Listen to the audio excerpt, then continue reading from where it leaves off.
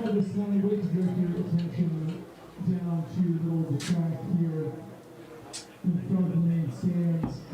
We would like to take a moment to honor our 2025 Mike Fanelli Scholarship recipients. Joining us to honor the recipients is Mike's wife, Renee. San Francisco State alumnus Mike Fanelli is the 10,000-meter record holder and was inducted into the San Francisco State Athletics Hall of Fame in 2011. Fanelli coached the USA national track team 3 times and coached 14 U.S. Olympic Trials qualifiers during his coaching career. We'd like to first congratulate our men's honoree, Dominic Klima.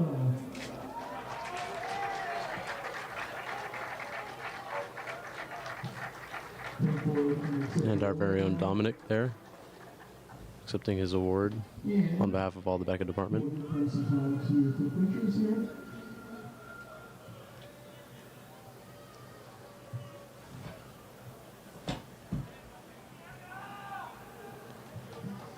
And now this time, for the first time in program history, we will also recognize a female student athlete.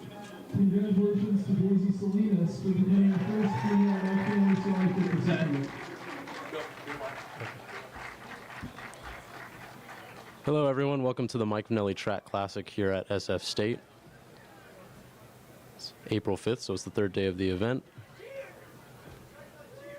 And right now we're handing out awards to our very own students. And Tom from the BECA department grabbing one as well. Thank you.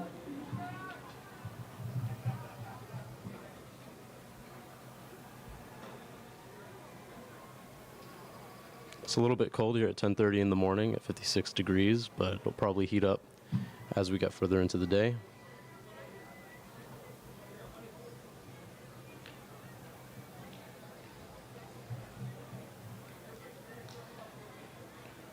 So the server down there, we're waiting on the timers to get back in position. Give us about 2 minutes before we start the 800s.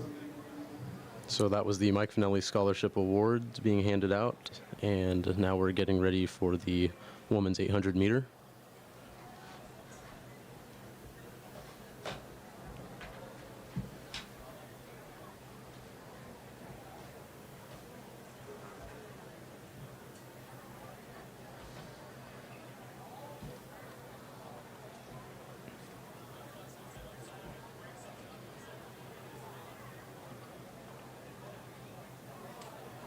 He said to read from the website what the classic is.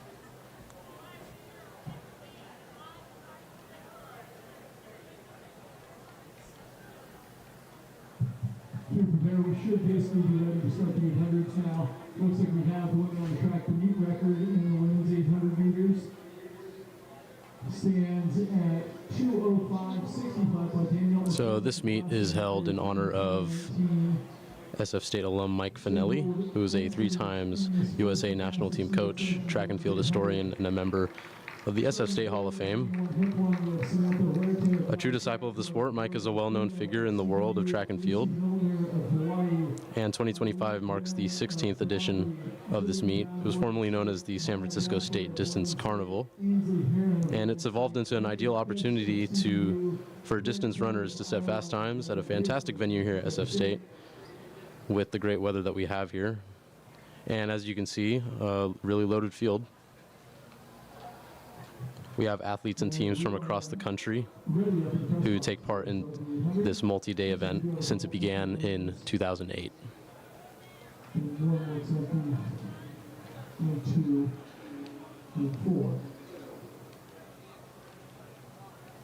If you want to know more about Mike Fanelli, you can follow his daily feature on track and field history on his Facebook page.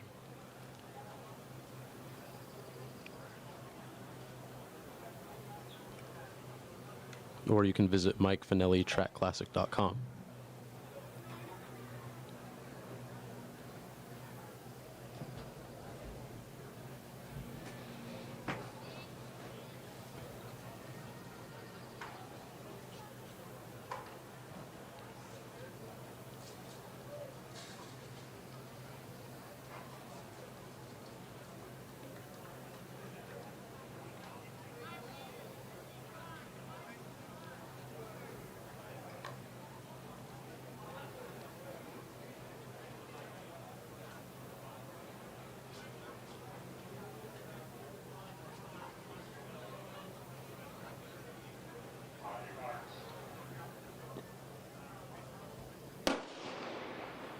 And we're off with the women's 800 meter. First 800 meters, it looks like we're missing a couple of the scheduled competitors, but we do have the Oregon State contingent. Starting first, we have Samantha Huerta from Valor Track Club. Second, Laura Acuna from CBU. Third, Lucy Milliner from Hawaii. Fourth, Eileen Bren from Bradley. And three Oregon State students, Jillian Brown, Maya Bakler, and Ainsley Heron. Patricus, another student from CBU, Claire Kelly from Iowa, and to finish out the order, Reagan Basler from North Dakota State. Was seated under 210, so they're at 400 meters. As now moving up onto the shoulders, we have one of the Oregon State women. And we've got a good pack here leading the front. So it is Lucy Miller. You can see the Oregon State students. From Jillian Brown, Oregon State, 64 seconds on the clock, so just under 210 pace, about 208 pace at halfway. A lot of these 800s tend to be positive split slightly, so we shall see if they can get a sub 210 clocking off that 64 opener.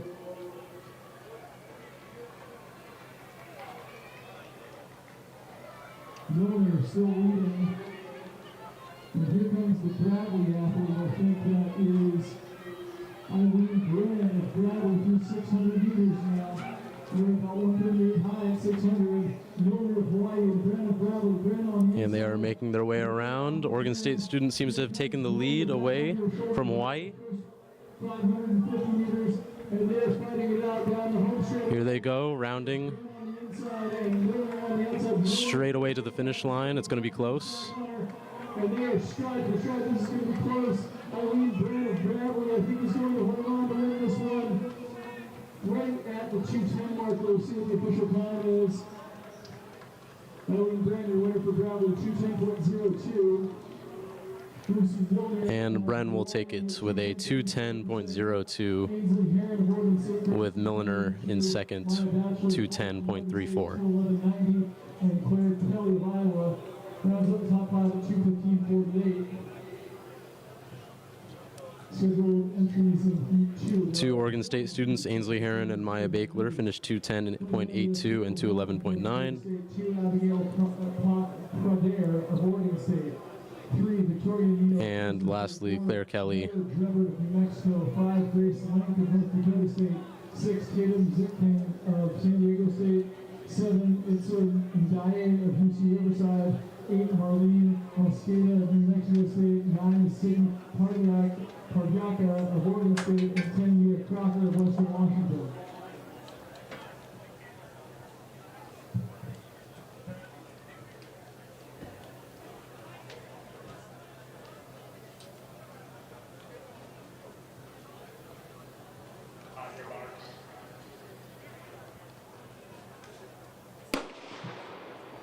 And we're off with another 800 meter.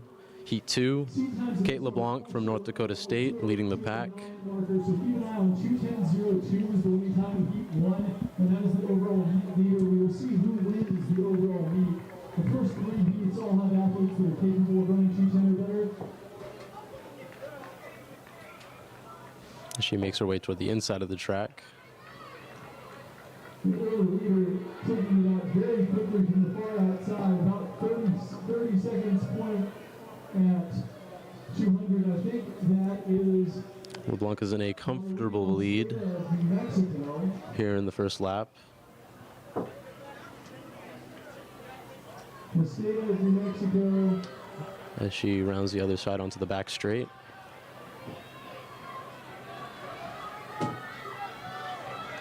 But we have Pradere of Oregon State. So Mosqueda and Pradere, as they come towards 63 seconds in this one, 64 for the chasers. she could be on pace to beat Quickly is going to try. the best lap from the last heat.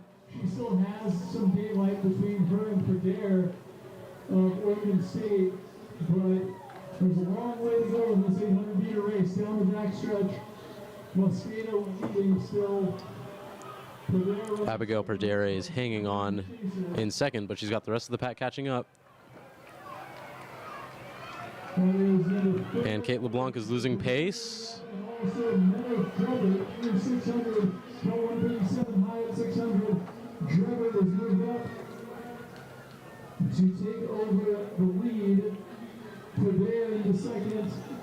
Abigail Perdere is coming back here as they round So Drebber, the outside again onto the back straight. Perdere moves out of the lane two and is moving out on the home straightaway. Abigail Perdere going in straight. And to the inside, Meadow Drebber.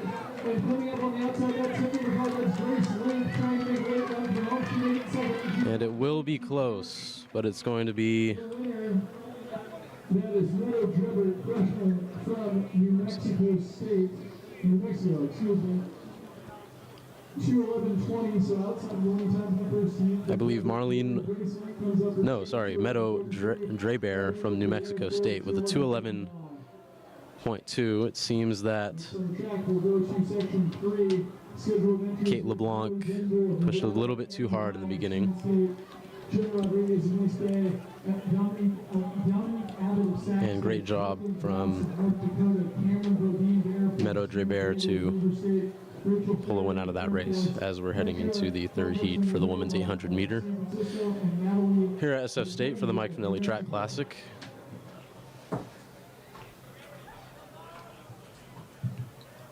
Starting order for this race will be Kylie Denver from Nevada, Annie Wild from Stanislaus State, and Jenna Rodriguez from Cal State East Bay from across the San Mateo Bridge.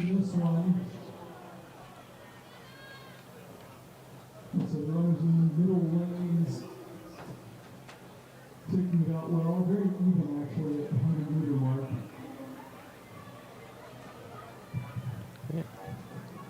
As they approach 200 meters.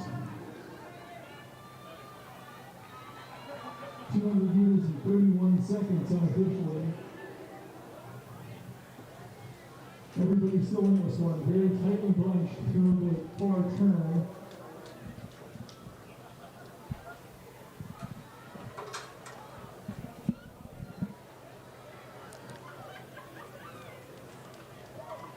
And it's looking like a nice compact pack here as they make their way past the commentary booth. On her outside is Dominique Abbott. Dominique Abbott now taking over the lead as they pass through 464 seconds. But everybody in this field's still there. So Abbott of Sac State in the lead now. On the inside, that was Kylie Denver of Nevada. Looks like the Reaper State, I believe, Hannah Bailey right there as well. We have Dominique Abbott from Sacramento State leading the pack as they're beginning in the middle of their second lap. Now a big move being made down the back stretch by number 9. Number 9, that is Petra Helen Mantova through 600. She's got a little bit of a gap. Has she pushed too early? We'll find out as they round the other side of the track and make their way toward the back straight. Other runners are beginning to push now. Abbott is pushing as well. Oh. It's going to be a drag race to the finish. It's going to be close.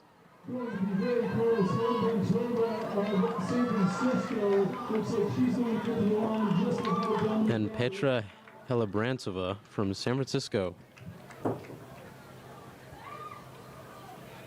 managing to grab the win out of that one, and we have a best time for today, the women's 800 meter with a 209.66.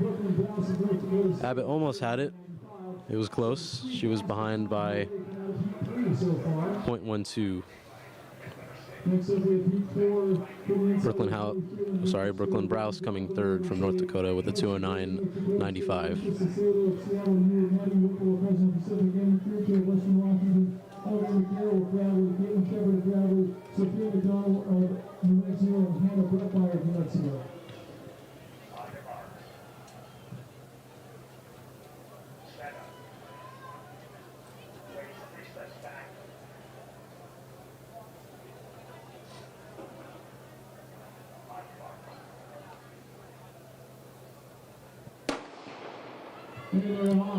And we're started with the fourth heat.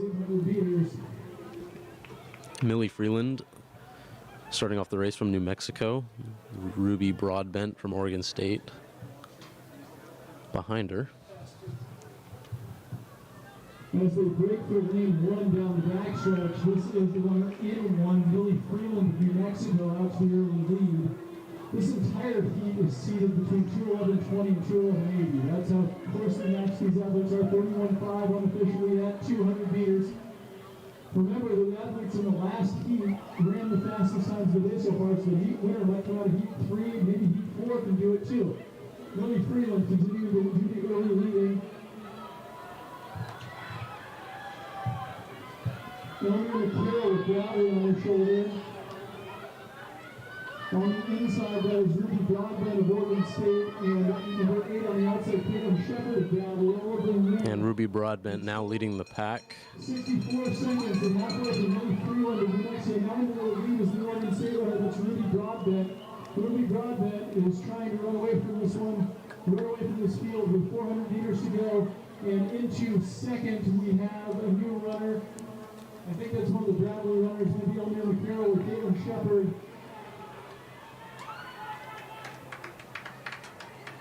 So it's Broadbent continuing to lead with Hannah Bruckmeyer of New Mexico now up into second. Ladies from Oregon State have been shown to be pretty competitive so far this morning. Let's see if they can grab a win with Ruby Broadbent, as once again they make their way toward the back straight. She's got a pretty comfortable lead, but this is where they really kick it up a notch as they make their way toward the finish line.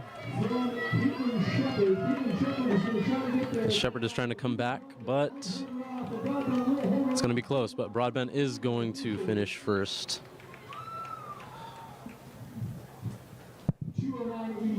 Well managed from her with a 209.86, and Shepard got close but ultimately came second with a 210.01, and third is Hannah Bruckmeyer from New Mexico with a 210.60.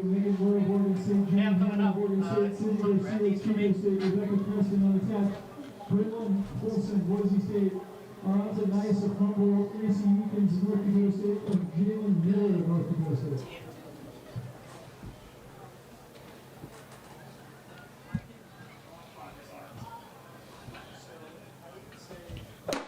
And we're off with the 5th heat of the women's 800 meter here at the Mike Fanelli Track Classic at SF State.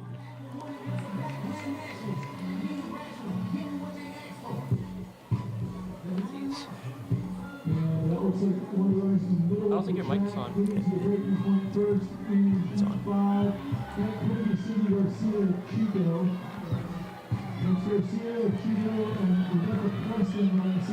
The starting order is Helena Meese from CBU, Lillian Hargreaves from Seattle U, and 2 more Oregon State ladies, Megan Lowe and Jamie Hamlin, in 3rd and 4th. But it looks like as they make their way on the back straight for the first lap, the Oregon State ladies have fallen back a little bit.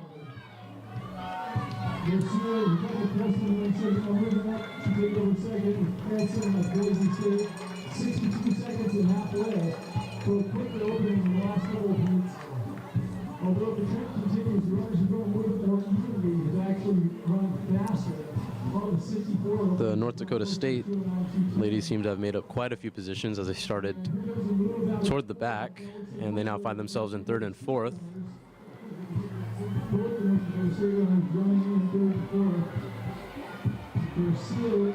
As they make their way toward the 600 meter mark. There they go.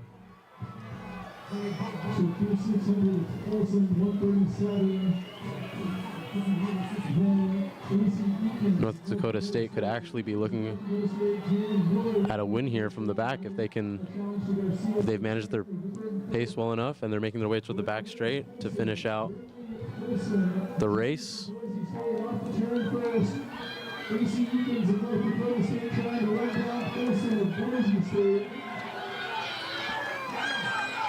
She's trying to catch her toward the finish line, but close. Not enough. Great effort, though, for North Dakota State to finish second and third, as we have Jalen Miller and AC Elkins with 2:12.11 and 2:14.08. But ultimately, Brinley Olsen from Boise State with a 2:11.64 will take the win on that one.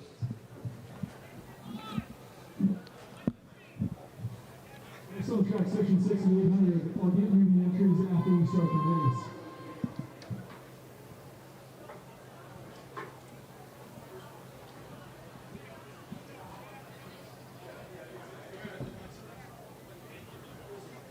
Maybe 2 seconds off the best time, but it was a entertaining race to witness for sure,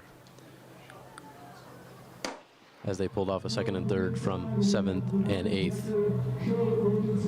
As we get started with the 6th heat of the women's 800 meter, we have Lee Marie Decker from New Mexico leading, but as we've seen, that can quickly change as they round the first corner of the track.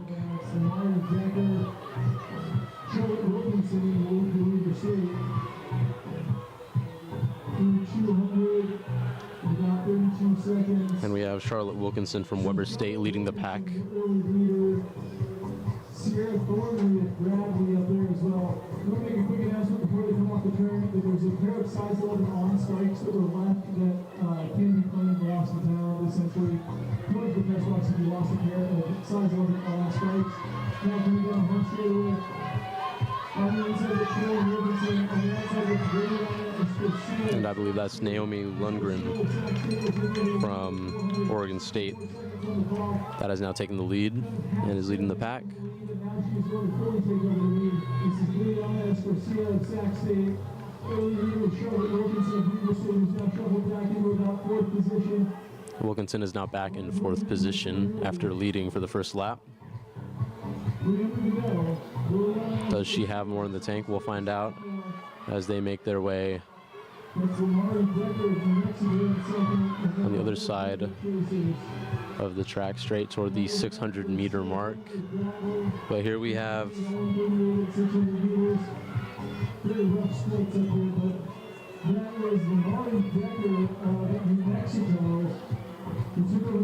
Lee Marie Decker has come back and is now in the lead as they round the track onto the back straight toward the finish line.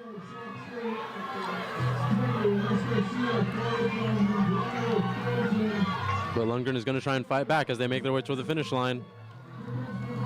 And it's going to be close.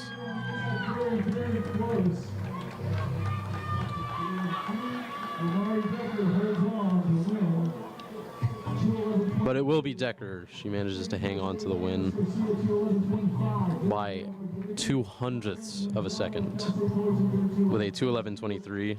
Next on the track, we'll go to section number 7 again. Just a reminder, if you lost the train, size 11 on spike. It was actually Liliana Escarcia from Sacramento State, who she was drag racing to the finish there. She finished with the 2:11.25. Third was Natalie Membreno from Cal State Fullerton with a 2:11.42.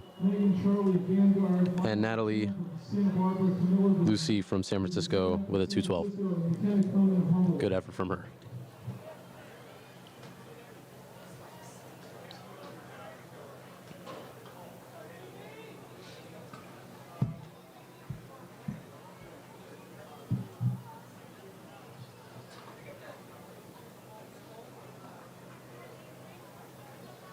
It's gotten a little bit warmer since we first went live. It's now 58 degrees here on this nice morning at San Francisco State University for the Mike Fanelli Track Classic.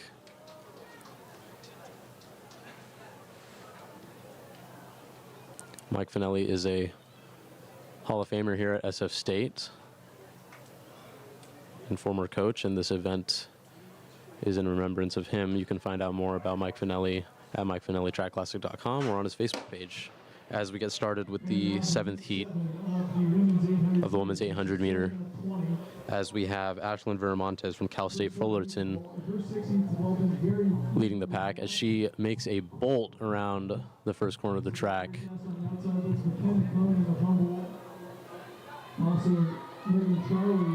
She bleeds into the inner lane. That gap becomes a little bit less, but from the rest of the pack, surely she has a decent gap. She's being followed by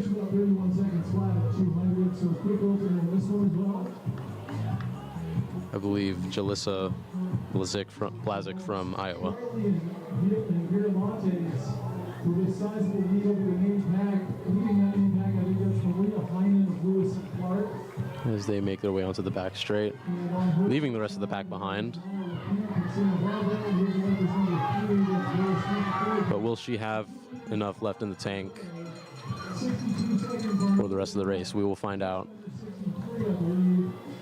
That is Megan Charlie of Vanguard and Ashlyn Viramontes of Fullerton. Viramontes tried to pass on the turns, and in doing so was running a bit of extra distance. And I believe that's Megan Charlie giving her a run for her money as they make their way onto the second to last straight. They are pushing each other hard here, but Charlie will take the lead. And unfortunately, it seems like Viramontes' pace is falling off. She might have pushed too hard too soon. You can see she's struggling right now. She's pushing hard. She's falling back toward the rest of the pack, but Charlie is looking in good shape as she is on the back straight. And she will win very comfortably. And unfortunately, yes, Viramontes has pushed too hard. She's fallen back into 5th place.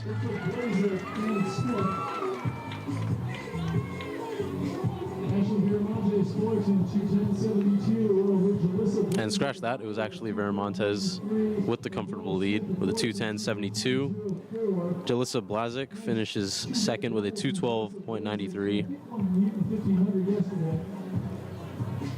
And Bella Smith from Cal State Fullerton with a 2:13.04. Next on the track will be Heat 8 of the women's 800.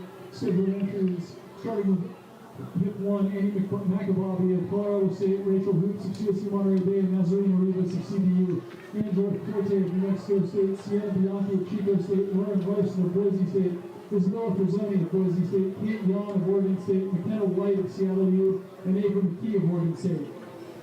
And it is lovely to see how busy the track is today. We've got teams from all over the country out on the field, warming up, stretching, get ready for the races to come later in the day.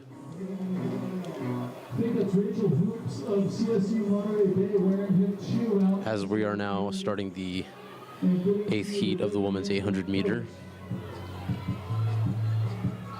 Angela Forte of New Mexico going behind her, and then Annie McAbobby of Colorado State in 3rd for 200 meters and 31 seconds. Rachel Hoops leading from Angela Forte.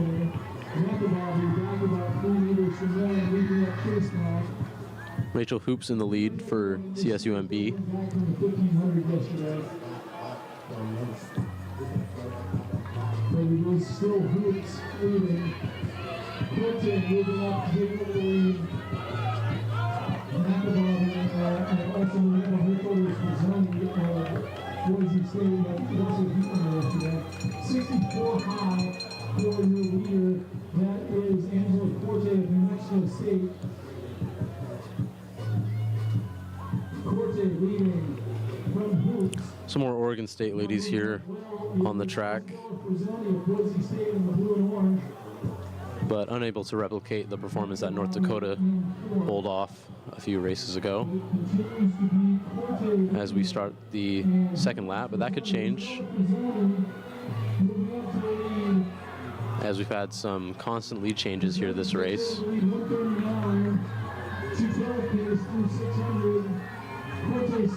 As they pass the 600 meter mark, And they're pushing now. It's going to be close.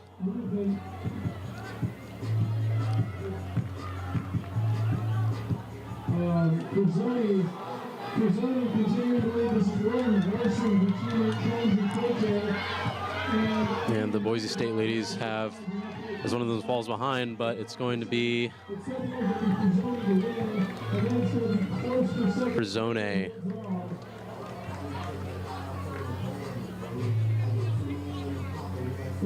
with a 2:12.27, pulling out the win.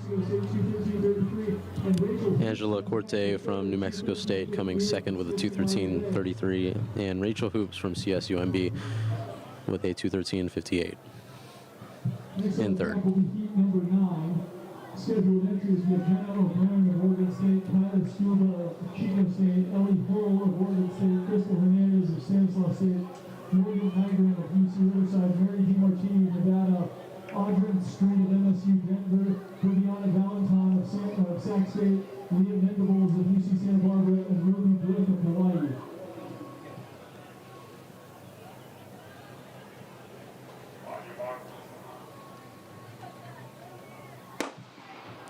And we're off with heat number 9 of the women's 800 meter.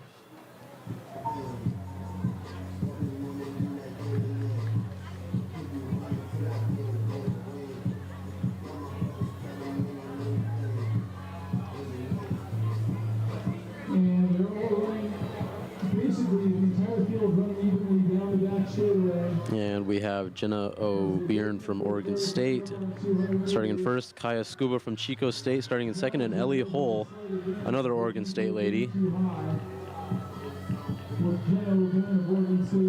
one of them has seemed to have fallen back, rounding the first corner. Other one is sitting in third as they make their way onto the back straight.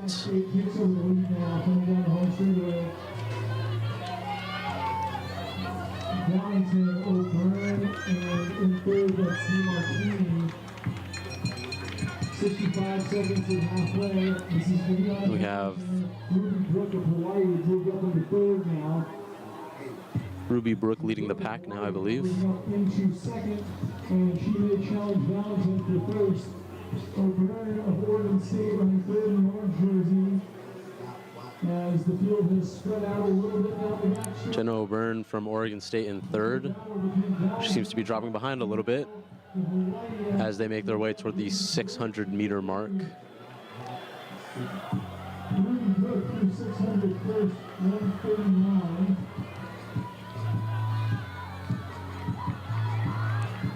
Ruby Brook still in the lead. Oh. I take that back. She's in second, but she's fighting as they make their way around the last corner to get back into the lead as they make their way onto the back straight. It will be close.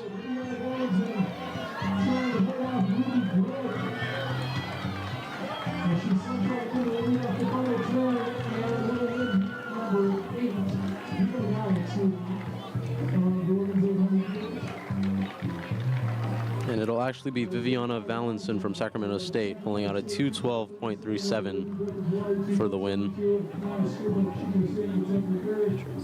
The launch up's over there. And Ruby Brook from Hawaii finishing second with a 2:12.72. And Kaya Scuba from Chico State with a 2:15.28 as we now move on to the long jump.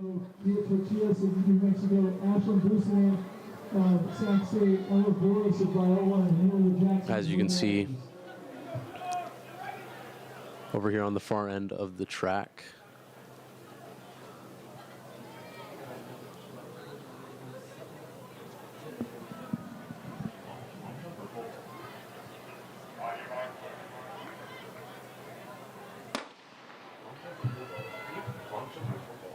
Long jump. And they're off in heat number 10 of the women's 800. Halfway mark of the women's 800 heats. You still have everybody in those heat suited for 215s. As they break for the pole down the back straightaway. Early leader is Ashley Grusinger of Sac State. as the 10th heat of the women's 800 meters starts. We have Elizabeth Farrell from Utah Valley starting in first, with Ryan Smith from Alaska Anchorage in second, and Holly Hutton from Western Oregon in third. This is Ashley Bruson at Sac State leading early.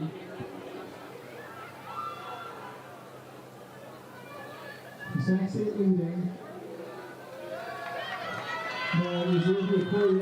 And we have Ashley Busceni from Sac State leading the pack, as that's immediately taken away as they round the far side of the track.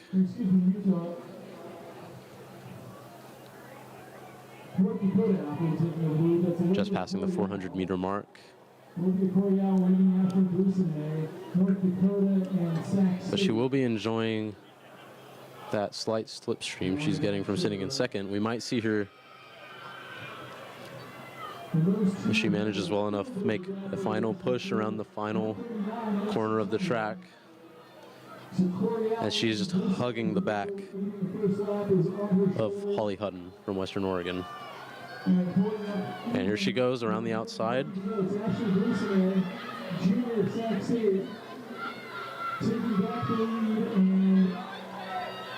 And she has taken the lead back as she makes her way onto the back straight. Ashley Busceni, but it's not over, as we have the other ladies pushing.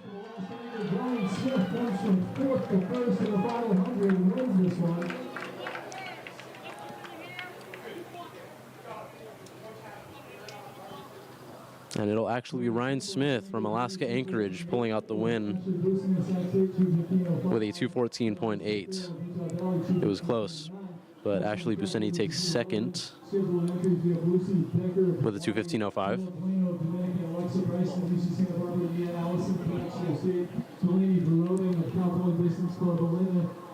And here at the Mike Fanelli Track Classic at SF State, we're now moving to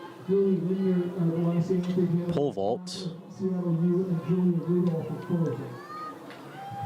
It'll be women's pole vault, shortly followed by men's.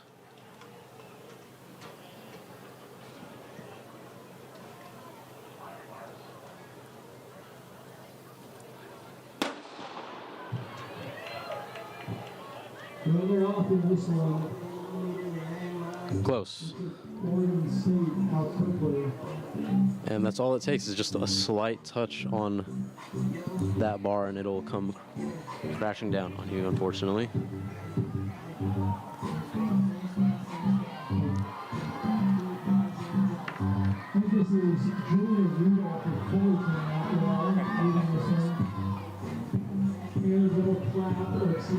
As we shift our focus back to the women's 800 meter.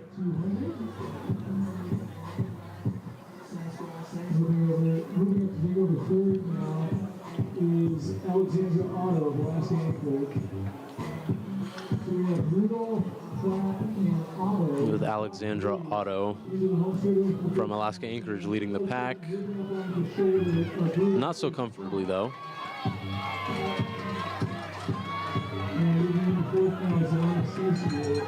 As they are rounding the 400 meter mark. It's Annabelle Clapp leading for Seattle University from Julia Rudolph for Fullerton. Alexandra Otto still in third, and then a group of three behind her. It includes Elena Stancier. Annabelle Clapp leads the race now from Seattle University. But Alexandra Otto has not fallen too far behind. Rudolph still in second, now moving up to take over third.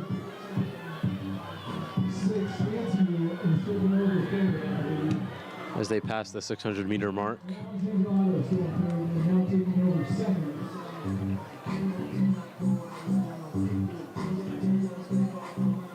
And that is a comfortable lead as they make their way toward the back straight. It's going to be tough for the rest of the runners to catch up with that.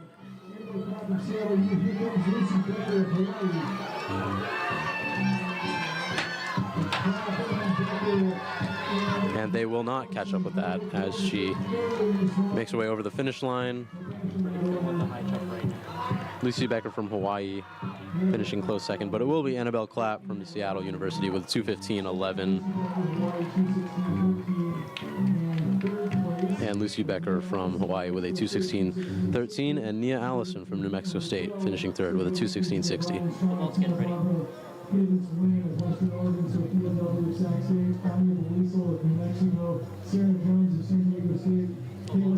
Shifting our focus back toward the pole vault, she makes her attempt over the bar.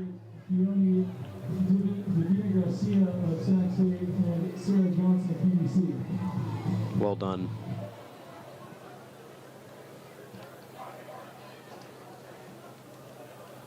Races.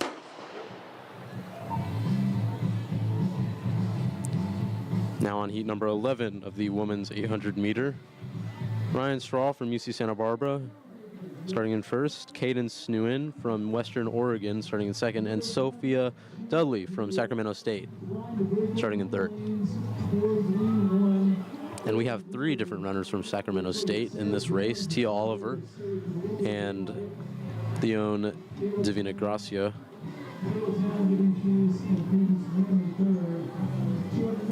Are the other two Sacramento State runners as they make their way past the 200 meter mark. That is a comfortable lead. But as we've seen today, pushing too hard can come back to bite you as you make your way toward the finish line.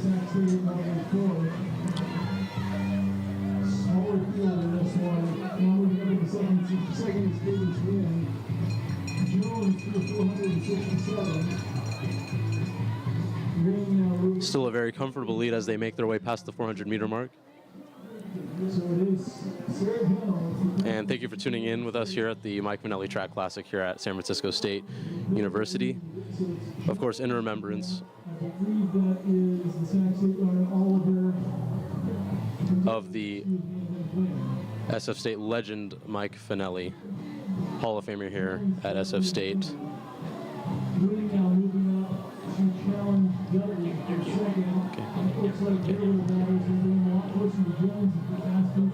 Okay. Thanks for tuning in with us here at the Mike Fanelli Track Classic here at SF State. Of course, in remembrance of Mike Fanelli, Hall of Famer here at SF State, head coach. Wonderful legacy he's left behind. It's the 16th event that we've held here at SF State. The wonderful weather we've had. It's 11:13 in the morning. We're glad that you could join us here for the broadcast as we shift our focus again toward the women's 800 meter as they are finishing the race. And it will be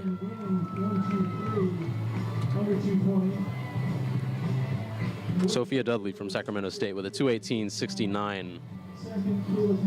Winning the race with Kayla Town from UC Davis with a 2:19.56 in second, and Caden Snewin from Western Oregon with a 2:19.90. Scheduled entries, we have Nelly Isidro of East Bay, Lucia Garcia of Los Angeles, Caitlin Donovan of UC Santa Cruz, Caitlin Mayer of UC Santa Barbara, Natalia Martino of Nevada, Arabella Flores. And if you like what we're doing here with BECA Sports, leave your comments on our broadcast, share it with your friends, spread the word. We will be covering live sports events like baseball, track and field, and basketball for the rest of the semester and continuing as we get started with the 13th heat of the women's 800 meter with Nelly Isidro from Cal State East Bay starting in first, with Lucia Garcia from Alaska Anchorage starting in second, and Caitlin Donovan from UC Santa Cruz starting in third.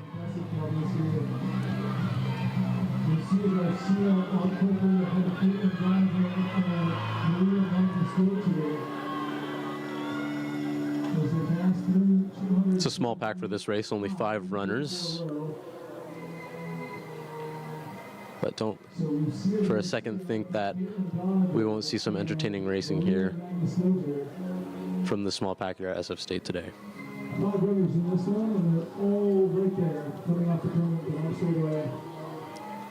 Making their way onto the back straight. All pretty close to each other, keeping pace. moving up the leads, you see Garcia. 68 seconds on the clock. And it actually seems like we have a lot of runners on the list that aren't partaking in this race. But we do have the 3 UC Santa Cruz students, Caitlin Donovan, Ava Meyer, and Sarah Teitelbaum. I'm sorry if I bombed the pronunciation of that last name.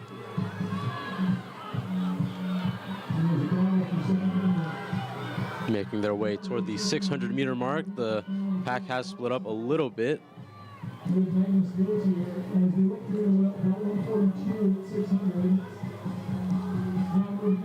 But we can see some of the runners are making their pushes now.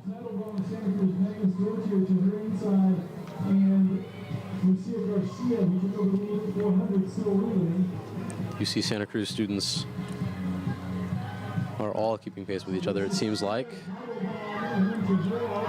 One of them has fallen behind. Teitelbaum is still in the lead. It's going to be close between the UC Santa Cruz students, but it will be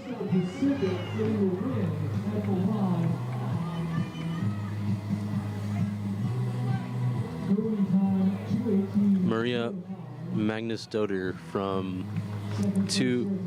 Fresno Pacific with a 2:18.09. Teitelbaum was close, but she finished second with a 2:18.37. And Lucia Garcia from Alaska Anchorage finished third with a 2:18.7.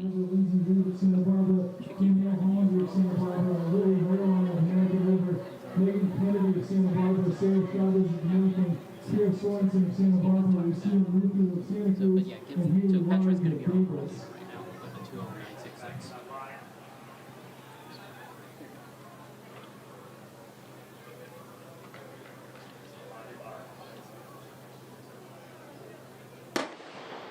As the women's 800-meter heat number 14 gets underway.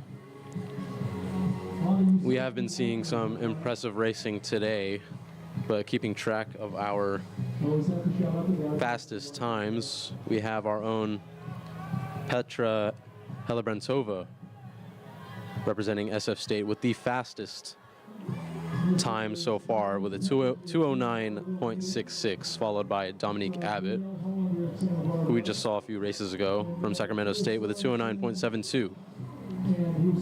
And lastly, Ruby Broadbent from Oregon State with the third fastest time with a 2:09.86. But we still have 5 more heats after this. Those times can be broken.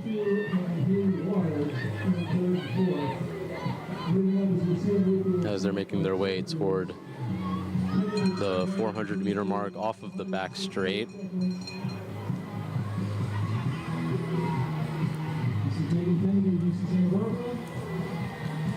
Lots of UC students in this race, hailing from UC Santa Barbara and UC Davis and UC Santa Cruz.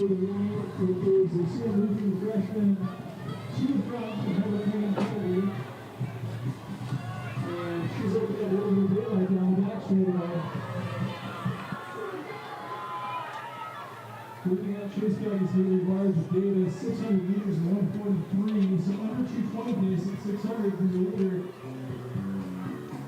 Lucia Murtu leading from Megan Kennedy and Haley Large. And the pack has split up a decent amount as they make their way onto the back straight towards the finish line.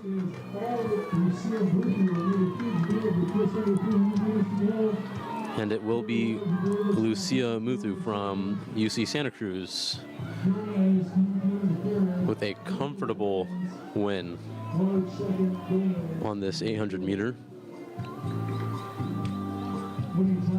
with a 2:18.11.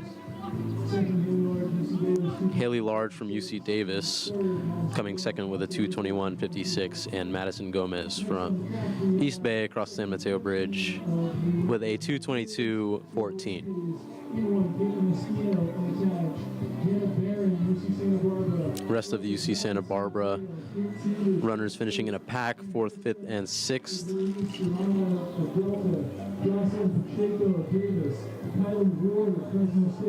Marley Plaznica of San Francisco, Victoria Hyatt of East Bay, and Rosie Harris of Santa Cruz.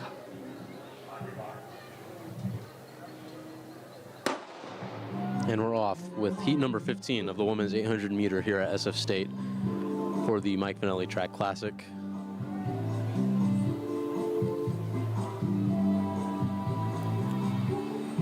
Starting in first, we have Caitlin Espino, second, Jana Barron, and third, Erica Dorn. From San Mateo, just south of us here at SF State. And our very own Marley Klosnica from San Francisco State, taking part in this race as well. Look for the purple colors. And Kate Sanders of Sac State in fourth in the green jersey. Dorn, Barron, and Sanders moving up into third and challenging for second. So Barron and Kate Sanders up to try to take the lead. Making their way off of the back straight toward the 400 meter. The pack is a little bit spread out.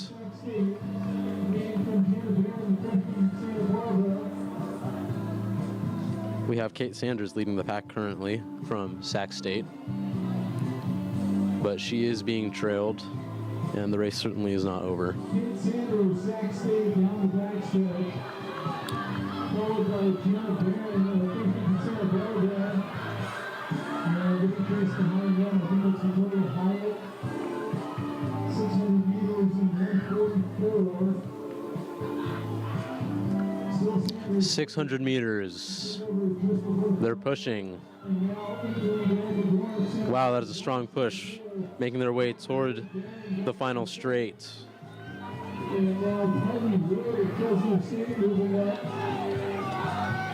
And this is Erica Brown of San Jose running away this on the last 150 meters. Gianna Barron of Santa Barbara trying to hold on to second. And as we have smooth operator playing right now on the track, that was indeed a smooth operation from Erica Dorn of San Mateo with a 2:18.45. Pulling the win out of that one, Jana Barron from UC Santa Barbara finishing second with a 2:19.28, and Kylie Ward from Fresno State with a flat 2:20. Coming in third.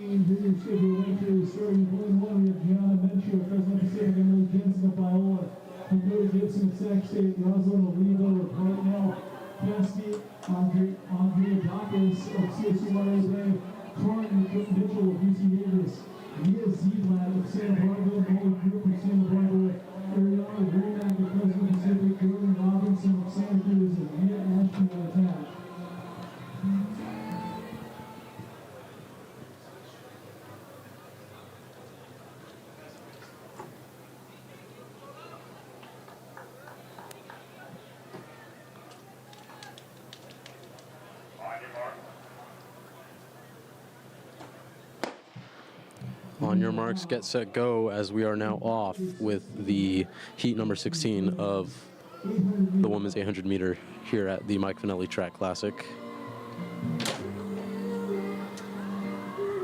Now quickly in the very inside, I think that's Gianna Mencher of Fresno Pacific on the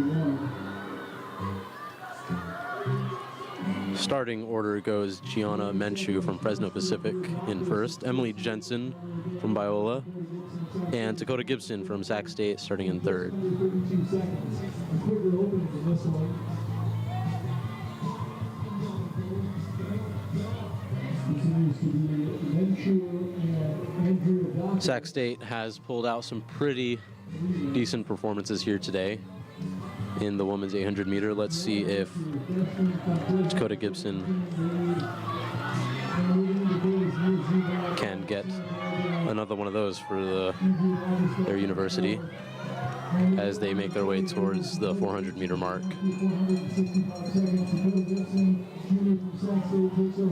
And that is Dakota Gibson leading the pack, I believe.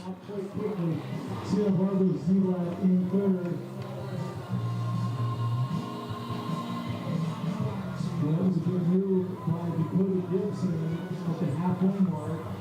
And she and early leader Joanna Lynch have quite a little bit of a lead, but they are leading the pace back down the backstretch. Zebra is now seated third position to her teammate. Now 60 degrees here on this fine morning at SF State. Getting a little bit warmer, but not too warm.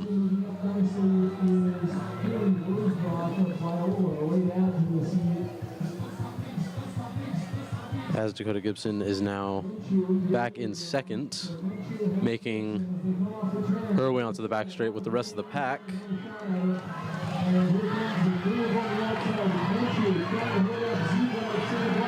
And it will be close. We have many runners pushing toward the finish line, fighting hard. There's Gibson fighting back.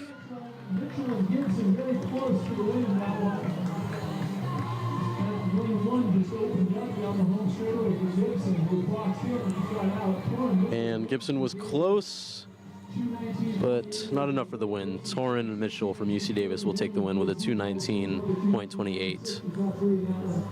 Gibson finishes second with a 2:19.41, and Mia Ziblat from UC Santa Barbara with a 2:19.96.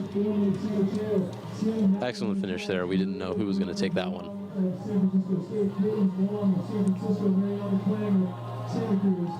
And it looks like we've got some San Francisco State runners here in this race.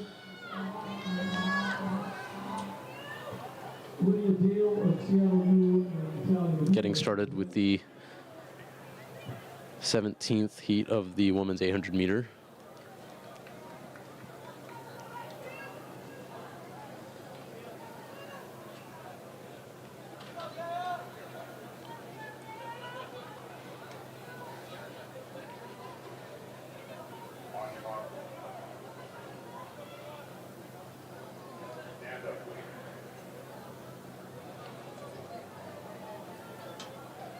As they readjust for the start of the race.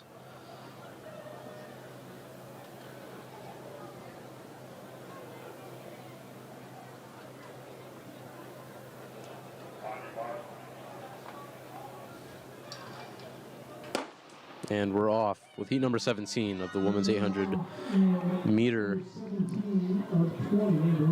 Starting order is Sophia Livingston from Pacific, Mila Sai from Seattle U, and Taya Kursik-Foreman from San Mateo in third.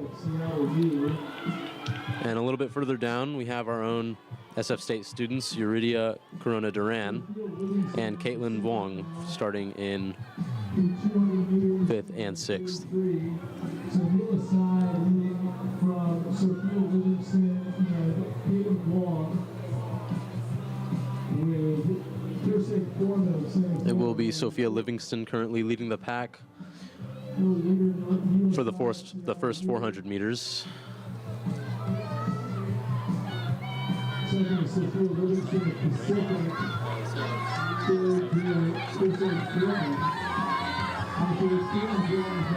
And I'm sorry, actually the second SF State student is Audrey Nakamura. Caitlin Wong, while going to school in San Francisco, does not go to SF State, but an SF native nonetheless. And the top three is pulling away from the rest of the pack, it seems.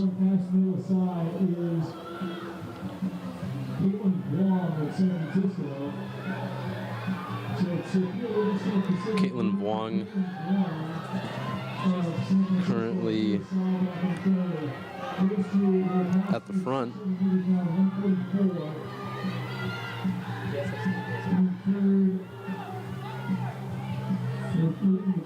track is Cedillo of Santa Cruz. Wow, and the top two have really pulled away from the rest of the pack. It is going to be close. Into the lead and into the home straightaway. Livingston qualified wrong.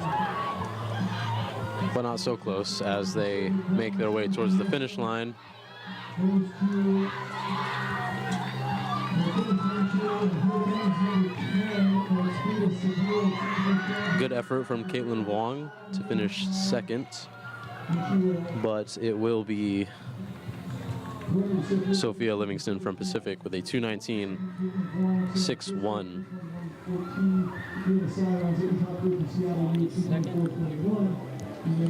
Wong is second with a 2:21.14, and Mila Sai with a third place finish at 2:24.21 from Seattle U. Rachel Simpson, East Bay, Maya Centeno of Associate Monterey Bay, Janina Roscoe of Hartnell, Ellie Spears of Rhodes, Meta Gallo of Chabot, Madeline Gasson of Santa Cruz, Colt Martin of Santa Cruz, Sierra Sword of Seattle U, and Jackie Garcia Sandoval of Seattle U.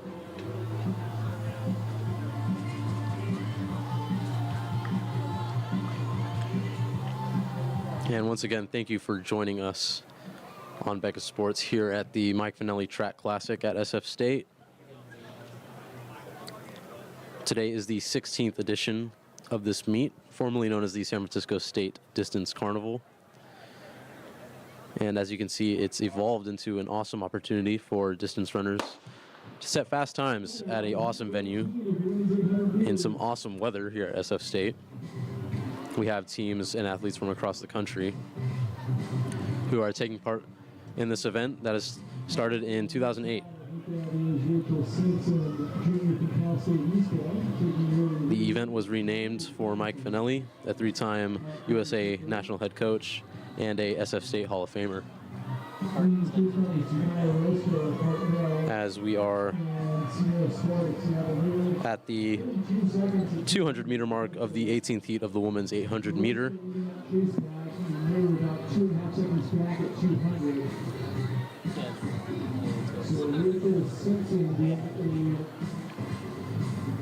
Rachel Simpson from Cal State East Bay currently leading the pack with a sizable lead from the rest of the pack, actually, making their way on the back straight toward the 400-meter mark.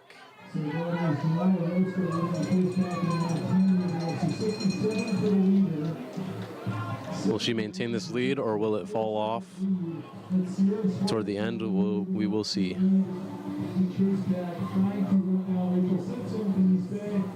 Simpson went out very hard and still holds a sizable lead with 300 meters to go. Swart trying to bring that chase back into contention. And that gap has not changed one bit as she makes her way towards the 600-meter mark. Approaching 600 meters. 145 on the clock for Simpson. About 148 for Swart giving chase. So she's made up a second of the 4-second advantage. Rounding the corner Looks to be cutting in for lead ever so slightly. towards the back straight. But Simpson still has a lot of daylight between her and Swart in second as she comes off the turn into the home straightaway. Less than 100 to go. And Simpson visibly pushing hard, but that gap is incredible.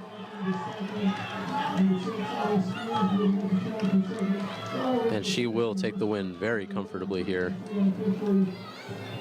The rest of the pack is close, though.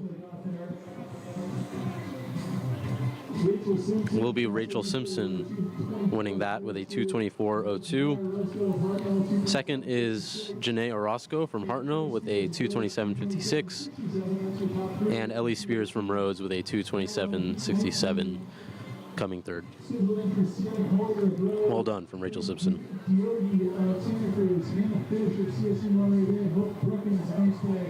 Morgan McKenna of American River, Senior Louisa Delta, Danielle Yost of CSU Monterey Bay, Abel Rettloffer of CSU Monterey Bay, Camila Elena Jimenez of Nuevos Valores, Ellie Hinsman of UC Davis Club, and Clarissa Hill of UC Davis Club.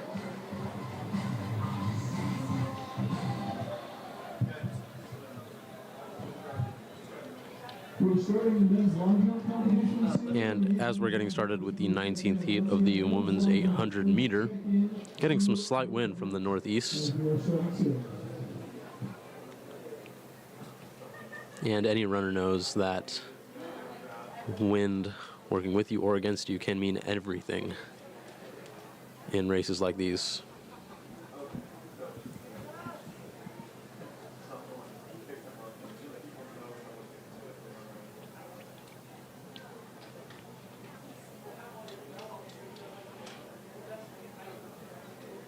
Starting order is Sienna Collier from Rhodes in first, Faith Diogi in second from UC Santa Cruz, Hannah Fish from CSUMB in third, and Hope Brookins, another Cal State East Bay student. Cal State took the last one. Let's see if Hope Brookins can make it 2 in a row. And we're coming to the backstretch in section 19 of the women's 800 meters. Early leader is Sienna Collier of Rhodes, being chased by Hope Brookins. They complete 200 meters in 33. As they make their way towards the 200 meter mark, Hope Brookins at the front of the pack We are as of now. just right around the curve. Top 4 really all there within about a 40 second.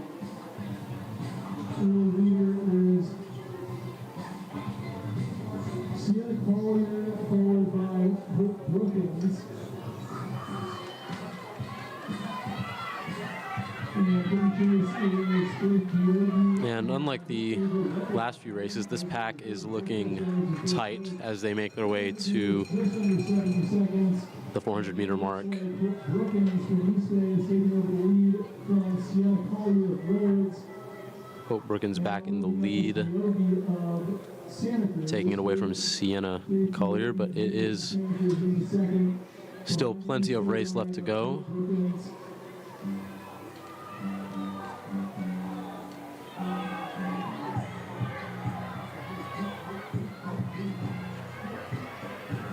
And that is Ellie Peterson of Davis Club, who's now moved up in the fourth and is challenging for third. She's in the third now, 600 meters for Brookins and 147. As they pass the 600 meter mark, Hope Brookins still in the lead with Sienna Collier trailing her. Will she make a push on the final corner and on the back straight? We will find out here. Now staying in space, Sienna Collier from Rhodes is falling back a little bit. That's Diogi of Santa Cruz. As they're coming around here in front of the commissary booth. Hope Brookins is pulling away, but it will be close.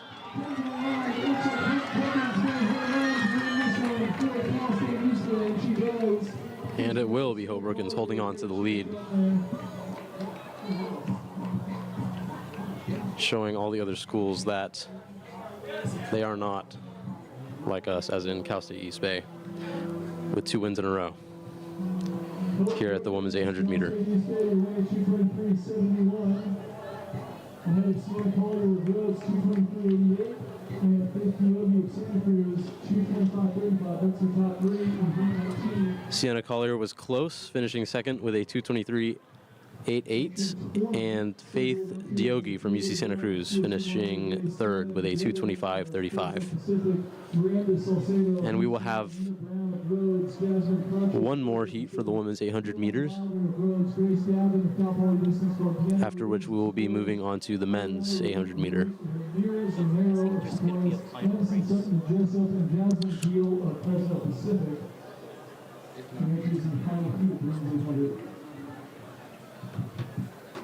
they have to be 2:01.66.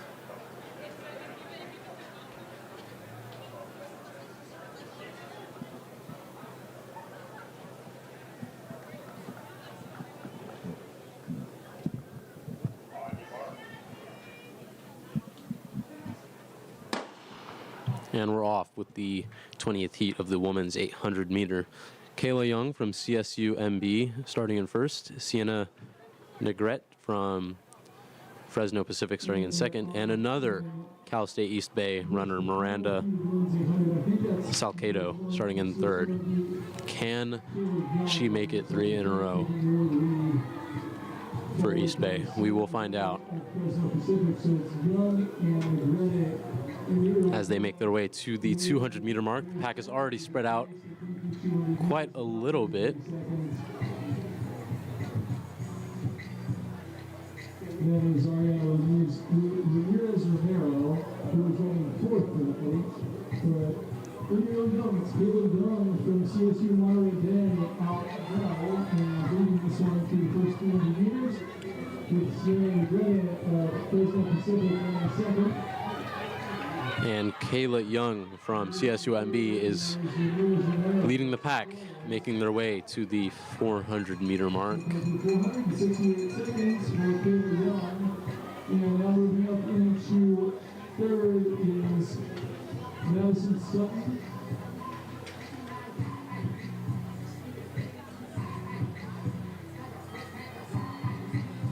And she is creating a pretty comfortable lead. Still Caleb Young and Sierra Negrete. But is she pushing too hard too soon? Running third, I believe that is Ariana Ramirez Romero. And as I say that, that gap grows even more, making her way to the 600-meter mark. 600. Caleb Young has led this from the gun and still has a sizable advantage with 150 to go. Rounding the final corner and onto the back straight. Very comfortable lead, but they will be pushing.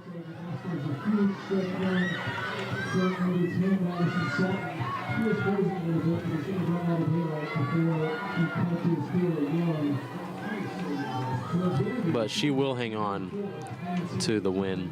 Kayla Young from CSUMB finishing in first.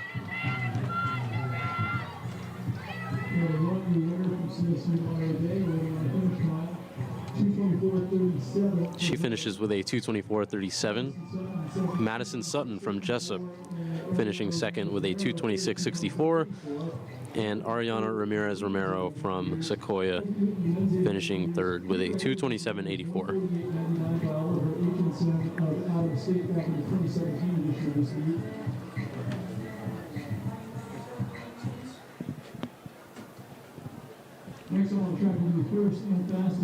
And for our overall results, our very own Petra Helebrantova was able to hold on to the fastest time today with a 2:09.66.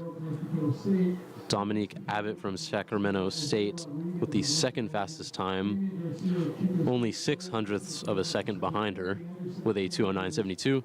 And Ruby Broadbent from Oregon State with a 2:09.86. And Jonah Bloom of Western Washington.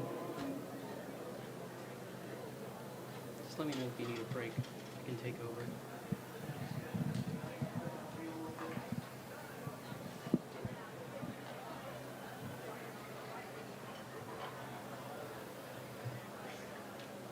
So Eric Anderson was scheduled to go in this men's 800. He finished second overall in the 1500 yesterday. Just ahead of Ethan Miller, was also scheduled to go in this one. Anderson's 3:45.02 actually broke the previous meet record, although he was beaten, so he was beaten record.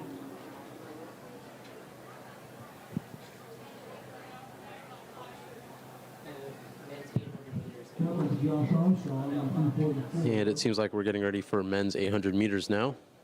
We're going to have 23 heats. Who I do not see running in the event here. In this first heat, starting order will be Ethan Moe from North Dakota State in first. Collins Kiprotich from New Mexico starting second. And Isaiah Rodriguez from Western Oregon starting in third.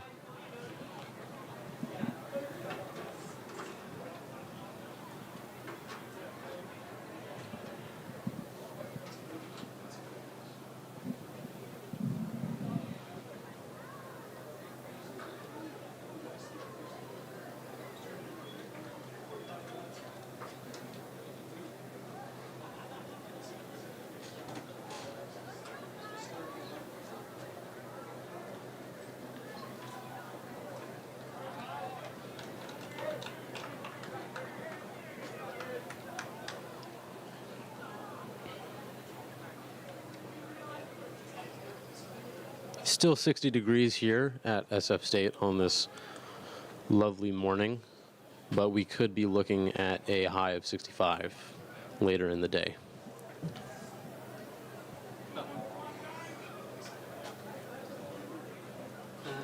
Get ready to talk about the venue, talk about Cox Stadium.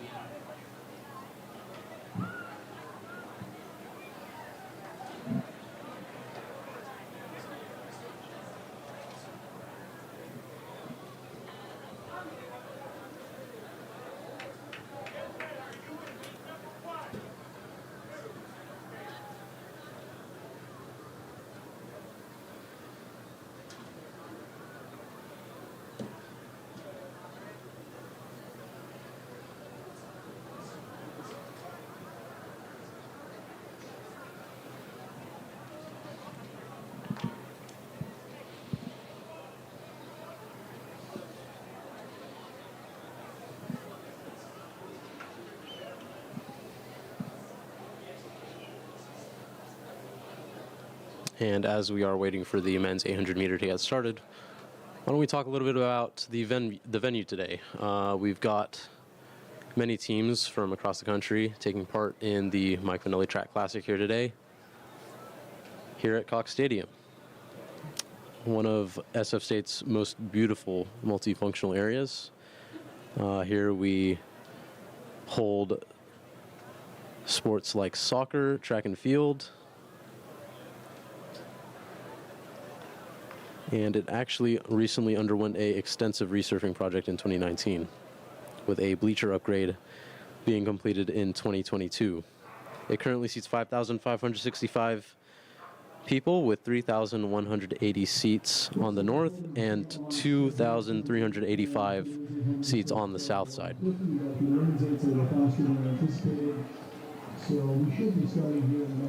As you can see, we're not at full occupancy here today, but many people here partaking in the event and spectating nonetheless.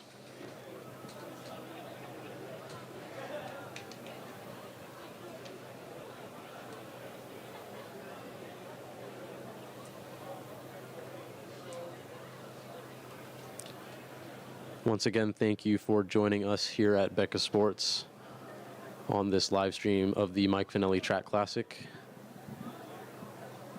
If you like what we're doing, tune into the live stream, send it to your friends, leave your comments. We appreciate all of it.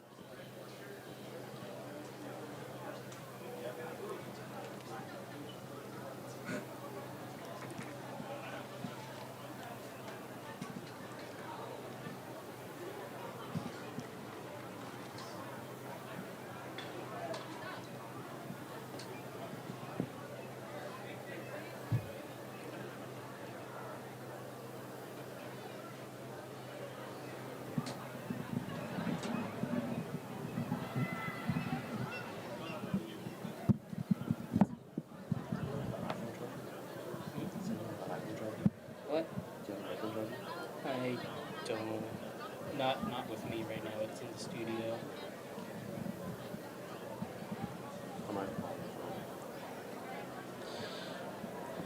For the live times and stuff. You know what? Now that I think about it, because I'm going to be using my phone, listen to the call on my headphones. That's probably going to be. You can communicate anything that you need.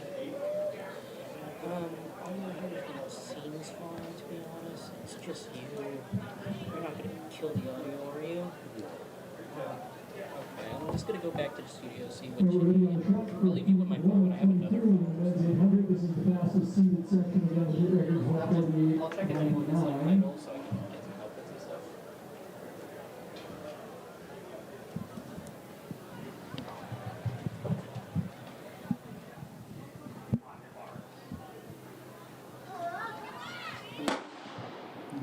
And we are off with the men's 800 meter with the first heat.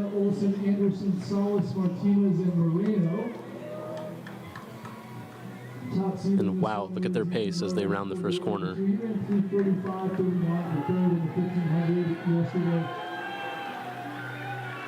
And Damien Garcia from Chico was the only leader down the backstretch. making their way to the 200-meter mark, and you just know that we're going to be seeing some awesome times here with the men's 800-meter at SF State. Turn for pole position. That is Damien Garcia from Chico, and that is Christian Martinez of Long Beach State, who's outside of the white jersey.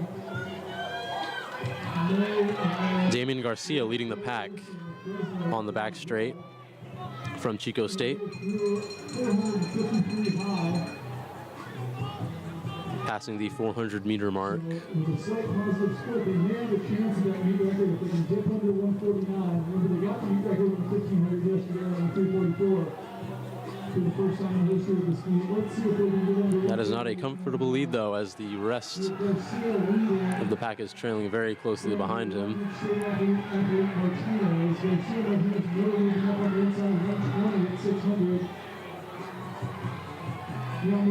Rounding the final corner, Damien Garcia still in the lead.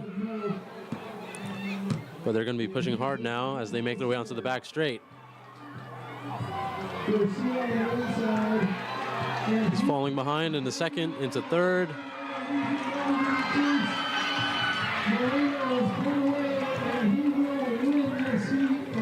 Over the finish line.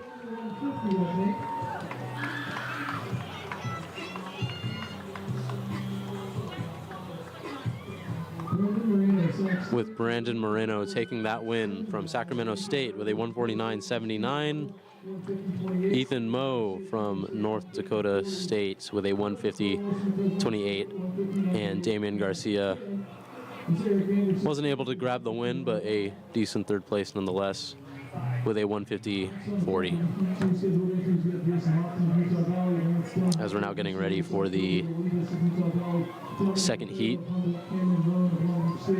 Iker Sanchez Lopez of New Mexico, Pierce Latone of Utah Valley, Aaron Hilbert of UC Santa Cruz, Keaton Sanchez of Western Oregon, and Abdul Solomon Farah of Utah Valley.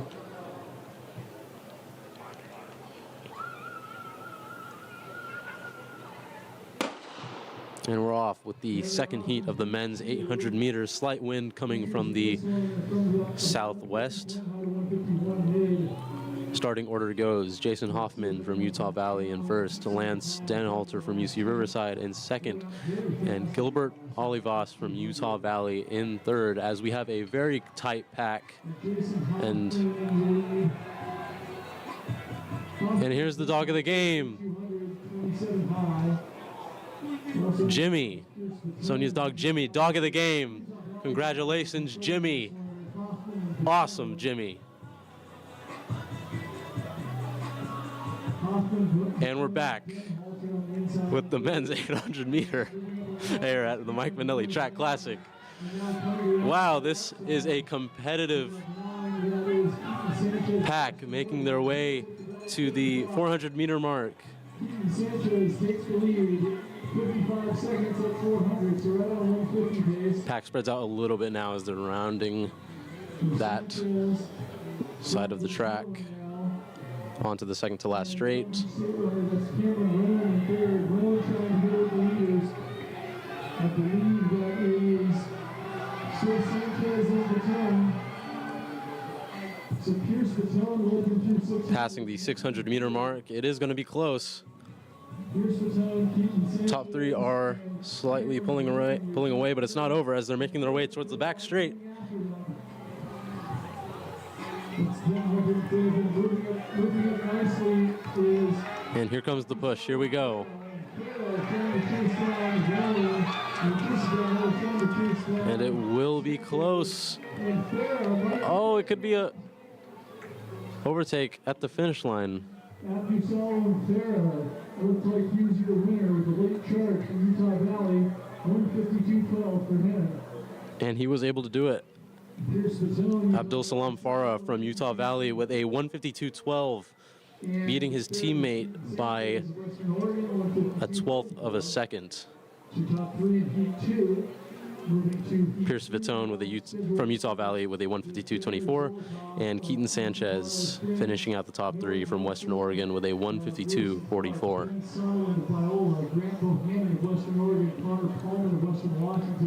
Eastern Pomeranian of Western Oregon, Levi Taylor of Long Beach State, Trevor Dean What a of race. San Francisco, Jonah Defoe of North Dakota State, and Jake Slade of San Now getting started with heat number 3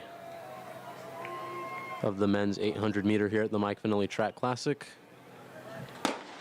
And we're off.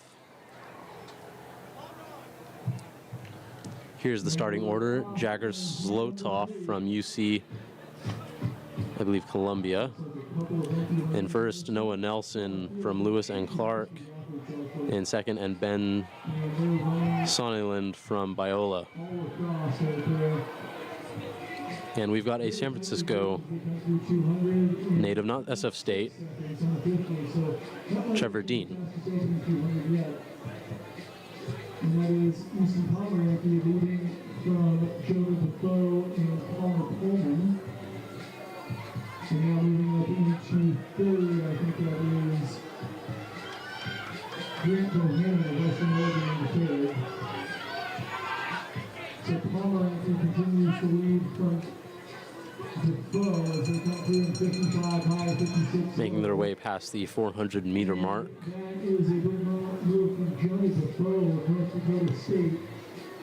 Pick number 9, Defoe of North Dakota State takes over for Pomeranian. Those two both give a little bit of a gap on the rest of the field down the back straightaway. And Defoe is powering away from the field a little bit. Pomeranian still not giving in.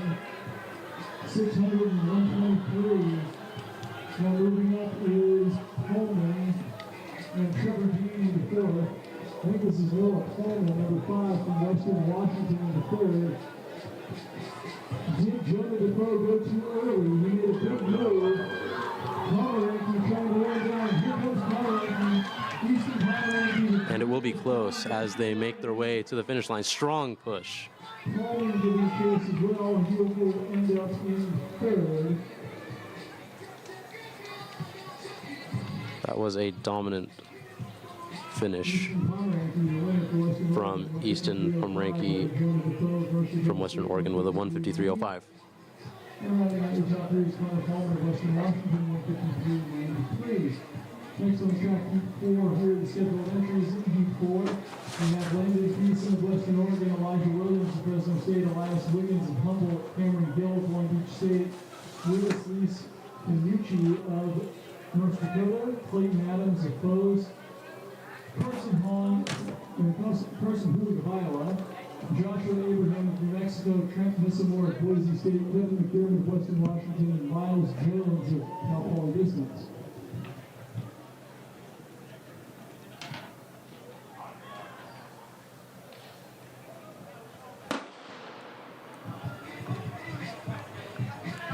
And we're getting going with the 4th heat of the men's 800 meter.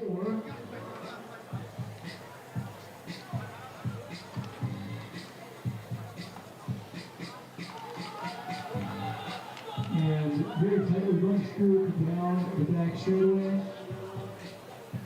On the inside, I think that is Joshua Abrams. So go ahead and send that way. Through about 27 mid through 200. It was Miles Jones actually to the front. Looks like Western Washington's hitting. And this is a tight pack indeed as they make their way to the back straight on the first lap of the race. Couple positions, but getting up followed by Jones, followed by Cameron Gill, one moving up on the outside. That's Carson Hoog of Iowa, 55 seconds at 400 meters. That is Western Washington runner Kevin McDermott, the senior, leading them out through 400.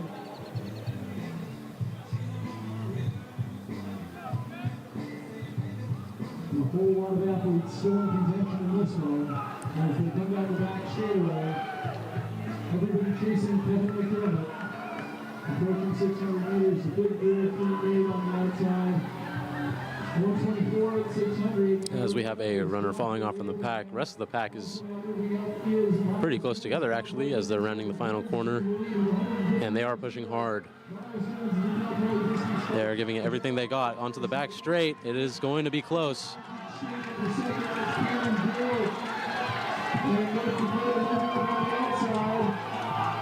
We are 3 wide here in this 800 meter. And It is close. Excuse me, that was Awesome finish there.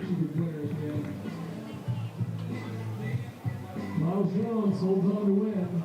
That was Miles Jones from Cal Poly with a 152.72. Fanucci from North Dakota finishing second with a 152.81. And Joshua Abraham from New Mexico finishing third with a 153.04.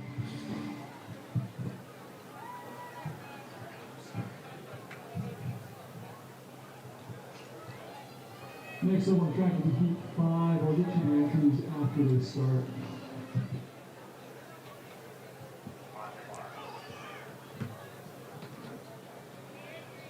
We have one. We have a laptop.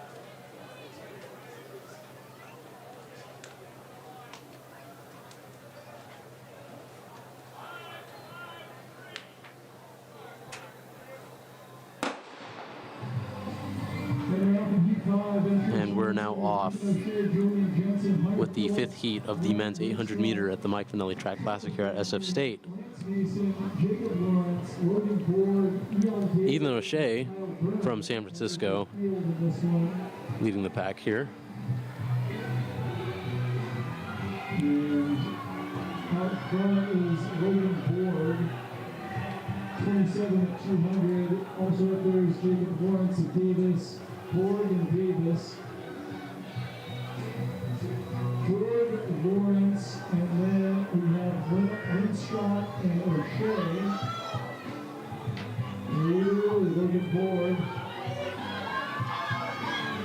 Making their way onto the back straight for the first lap. Pack is pretty close. Passing the 400 meter mark. With Logan Ford with Sac State leading out, David Lawrence of Davis now moving up onto his shoulder. Leonard Lindstrom of North Dakota is giving chase. Looks like a group of 5 starting to break away a little bit on the back end of that. That's Elon Daly of East Bay. Jacob Lawrence trying to move back on over now because he's going to share a few 600 with about 124 to go. O'Shea into the lead with Lindstrom into second. Stephen O'Shea of USF trying to hold off Lindstrom and the rest of the field. And they are rounding the final corner here onto the back straight of the final lap.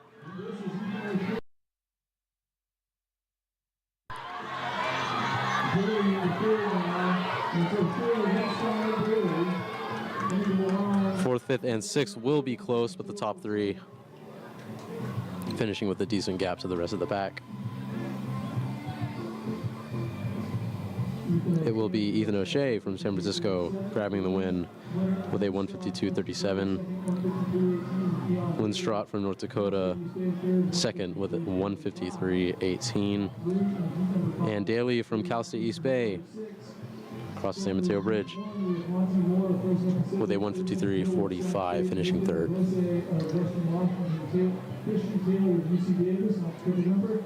Frank Ramsey of UC Davis Club, Corey Ford of Fresno State, Saul Meadows of Humboldt, Cal Montgomery of Iowa, Charlie Herbert of Alaska Anchorage, and Ian Eifert of Western Washington.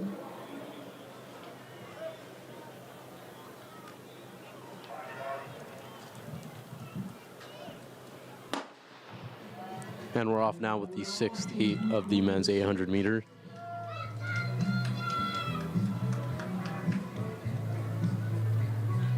Starting order goes Monte Moore from Fresno Pacific in first, Irvin Hill from Sacramento State in second, and Nathan Reese from Western Washington in third. Early leaders, Irvin Hill of Sac State, followed by Corey Ford. About 28 seconds at 200.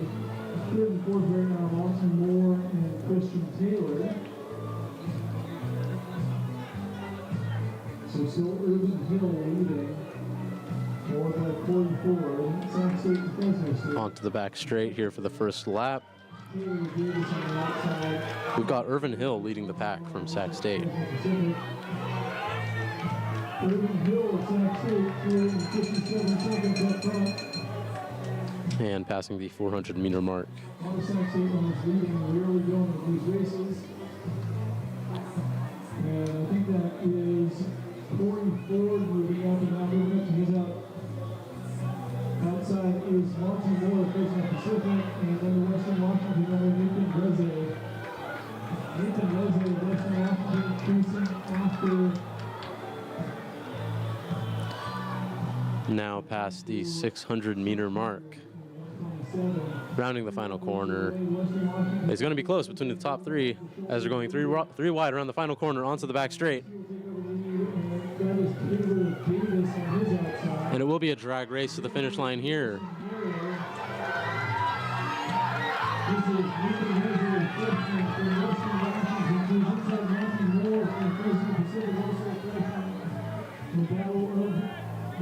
Awesome finish to that race.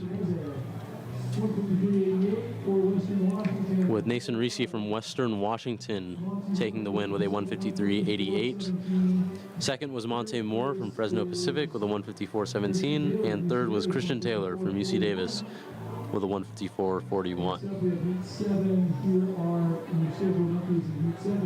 With Joe Blacknell of San Francisco, Daniel Taylor of Foes, Alexander Rosario of Seattle U, Parker Herbert of UC Santa Barbara, Emmanuel Wallace unattached, Michael Cooper, UC Davis, Lucas Tam, UC Davis, Aiden Ransom, Fresno Pacific, A.T. Valdez unattached, and Joe Fernandez of Western Washington.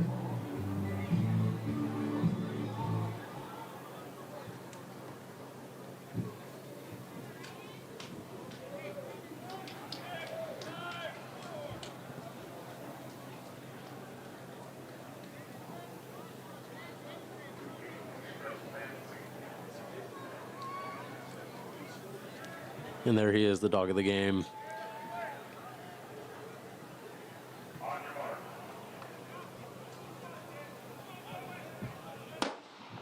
And we're off with men's 7th heat of the 800 meter.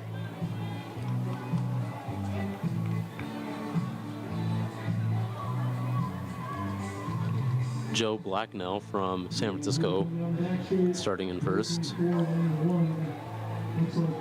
Nathaniel Taylor from Fos in second, and Alexander Osorio from Seattle U in third. Third right now is Alexander Osorio, and fourth Parker Herbert. The early leader is still Aiden Ransom of Fresno Pacific, with Lucas Tanner Davis. So Ransom and Tanner. Pace is looking strong here. Pack is looking strong as they're making their way to the 400 meter. It looks like anyone's game right now.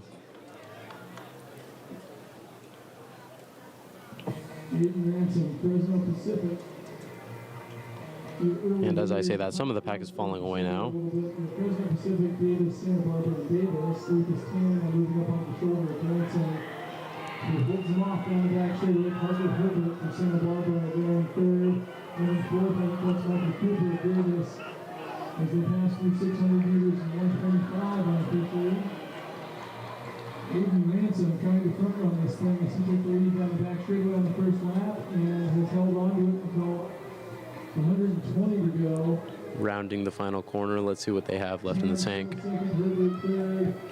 Onto the back straight. It looks like number 6, Michael Cooper, facing Aiden Ransom, and he's going to run out of track before he gets there. And it is a close finish. Ransom, wire to wire in that 800.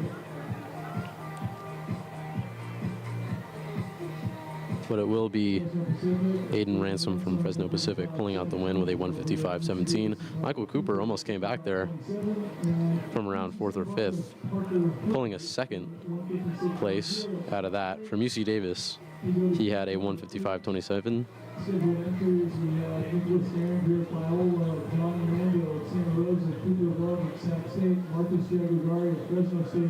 Ryan Martin of Sac State, Diego Montag of Dominican, Beck Schoenauer of Cowboy Distance, Brian Thacker of American River, Tyler Farnsworth of American River, and Louis Vandermeer of Humboldt.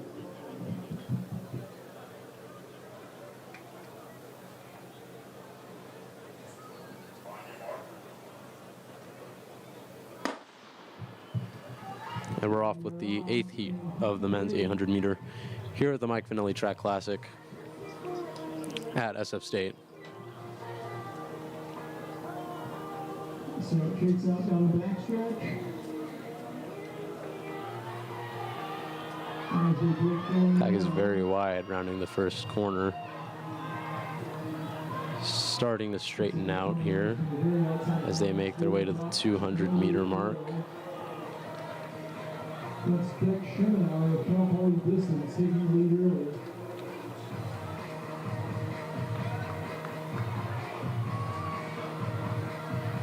Beck Schemenauer of Cal Poly Distance Club had the early lead On the back straight now, Pack is being led by the two runners from Sac State, Cooper Love and Ryan Martin, in first and third.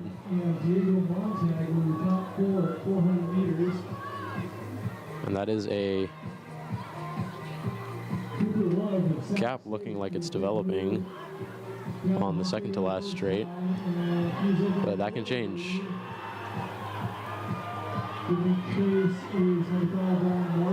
And we're getting some early pushes here from second and third.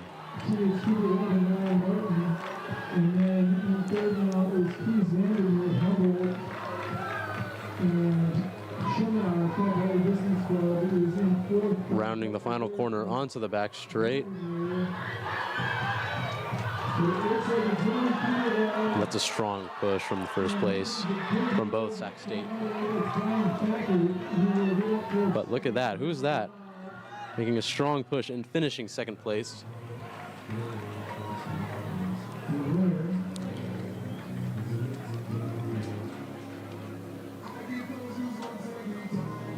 Start the entries for the next heat as results in that one. This next heat, we have Eric Ortega-Gamble, Orlando Soriano, and Santa Clara Humboldt, respectively. Liam Papabasolu of Santa Clara, Andrew Hunt. Cooper Love from Sac State finishing first with a 153.86. And that was Brian Fackert from American River with a strong push there at the end to secure second place with a 155.01. And the other Sac State runner, Ryan Martin, finishing third with a 155.43.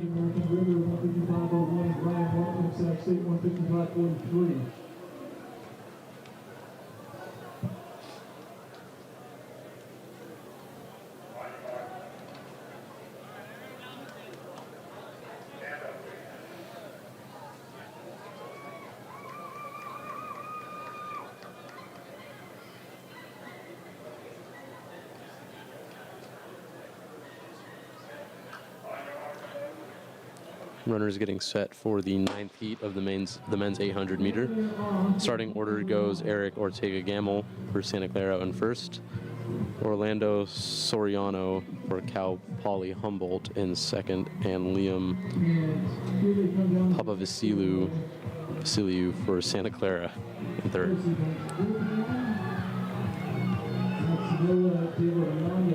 of Santa Barbara leading Orlando Soriano of Humboldt 227 mid. Taylor Yonda and Austin Cole up in the second for Santa Clara, followed by Soriano of Humboldt and Eric Bromley of Monterey Bay. That's your top four as they come into the home straightaway for the first time. Just a lap to go. So Taylor Yonda is still leading. And we've got the pack coming around here for the 800 meter, reaching 400 meter mark. Taylor Yonda trying to front run this one. Sophomore from UC Santa Barbara. Pack is starting to thin out a little bit. In the second, the Santa Clara runner, Flo in third, and then a group of four right behind them. Everybody's still in contention in this one.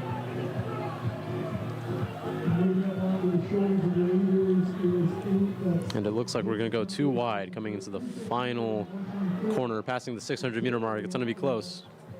Bromley, Taylor Yonda on the inside, who's led every step of this race so far. Bromley in second. Let's see if he can hold on as they come into the home straightaway. Onto the back straight.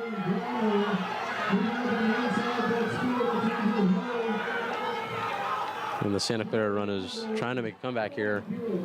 It's going to be close, but Santa Clara finishes second and third. Noah de Larionda from UC Santa Barbara taking the win with a 153.35. Andrew Ho from Santa Clara with a 153.67 in second. And Liam from Santa Clara with a 154.05, finishing third. Zachary Parker, UC Santa Barbara, William Farzan, running Zach, Jeremy Posner of Seattle U, Luciano Siracusano, Hoka Aggies, Jose Cota Hartnell, Reed Hedrick, San Francisco, Nathaniel Denny on attack, and Nicholas Pilardi, East Bay.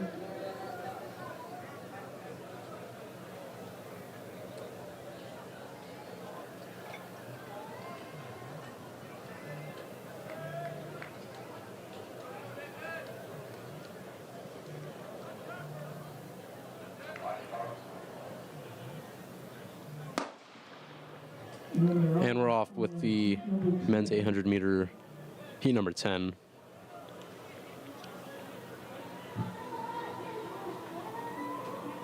Another San Francisco student, Reed Hedrick, starting in 8th.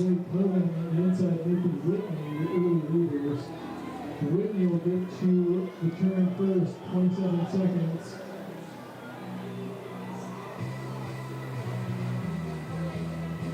Coda, Whitney, Siracusano in third.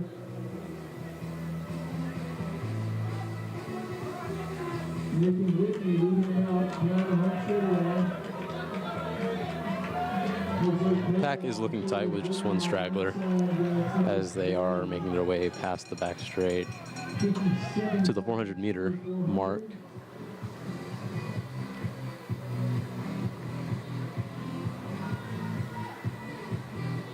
So that front three, we still have Whitney, Coda, and Nicholas Bawar, who's from East Bay, running third. Everybody in that pack still right there as they approach the 600 meter mark now. Over the bump there from Bawari on the back of the 2 leaders. Coda now up to take the lead through 600 and not 128. Now past the 600 meter mark, rounding the final corner. It will be close. We've got 6 different runners fighting for the win or top 3. Onto the back straight. Here they come.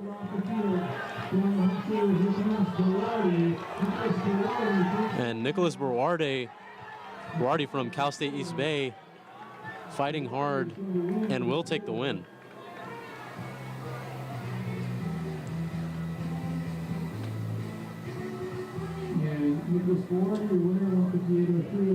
With a 158.03. Jose Cota finishing second from Hartnell with a 158.22. And third was Jeremy Posdon from Seattle U with a 158.86. And unfortunately, we must have lost Reed Hedrick somewhere along the way from San Francisco.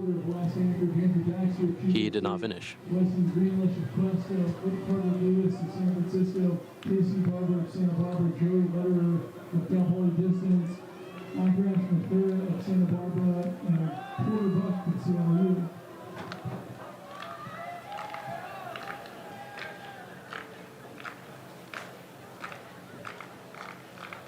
As we're looking at the men's long jump, look at that. Incredible athleticism.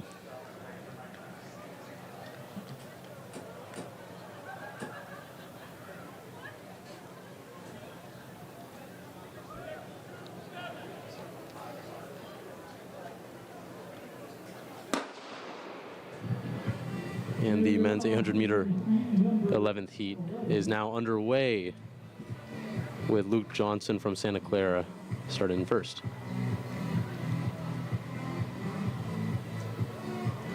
And here coming to the back straightaway. Looks like the runner from the outside of the track, that is Jay Weather with now probably distance into the lead. has fallen back a few places, though. He's now in 4th. That is Lewis Carter in second, followed by Luke Johnson and Akresh third. California distance club runner Jerry Rudder leading by a 7-point margin early. And number 6, moving up, that's Carter Lewis of San Francisco. Making their way past the 400-meter mark now. Leads have traded places quite a few times already in this first lap. Now starting the second. Rudder up front. Carter in the lead now. Rudder in second.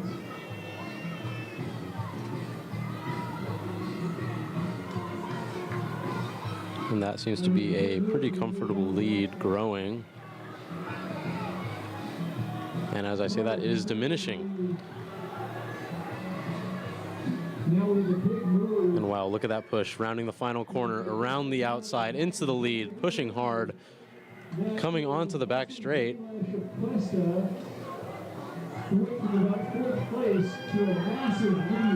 Wow, what a push. Left the rest of the pack behind. No chance for anyone else as he crosses the line. Dominant finish there. And that was Weston Greenelsh from Cuesta with a 153.87. Luke Johnson finished second with a 157.41, and Carter Lewis from San Francisco with a 157.53, finishing out the top 3.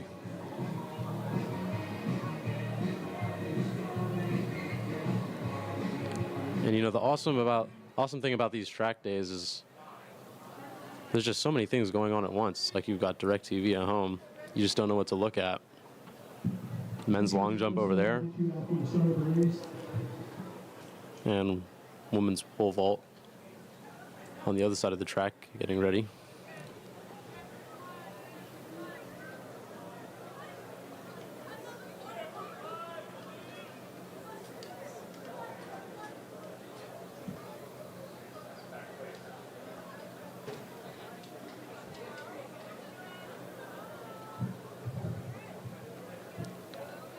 And we've got fans from all ages here spectating the Mike Fanelli Track Classic at SF State, even little babies,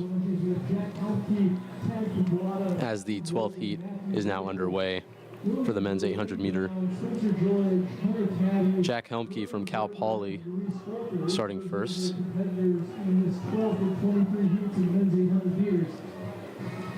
Early leaders, Jack Helmke of Cal Poly Distance Club. Cal Poly Distance Club athletes of what leading early is 28 seconds at 200, followed by Matthew Morgan and William Gerber. Those are your top 3 early. So Cal Poly Distance Club's Jack Helmke is... It's early in the race, but runners are already fighting for the lead here.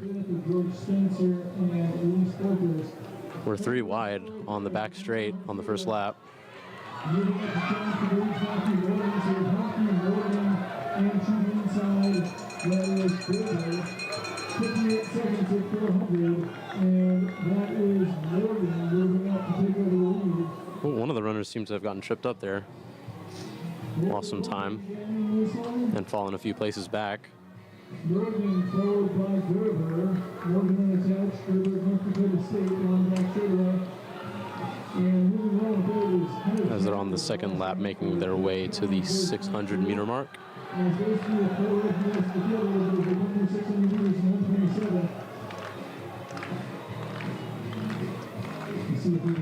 And the top 3 have pulled away. Let's see if there's going to be a fight here.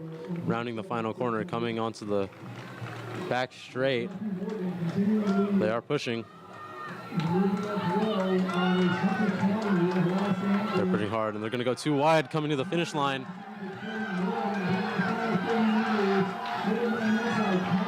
And that is going to be close.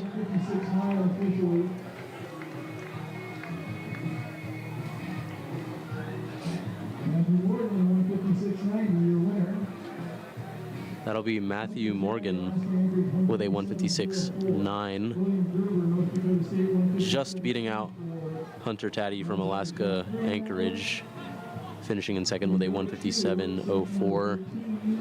And William Gerber from North Dakota State, rounding out the top three with a 157.84. Lance Schaff of Alaska Anchorage, Daniel Black of Rhodes, Jack Turner unattached, Billy Rockhold unattached, Gerardo Zuniga of San Francisco State, Enzo Chiarolo of San Francisco, Jared Ong of UC Davis Park, and Emmanuel Hill in attack.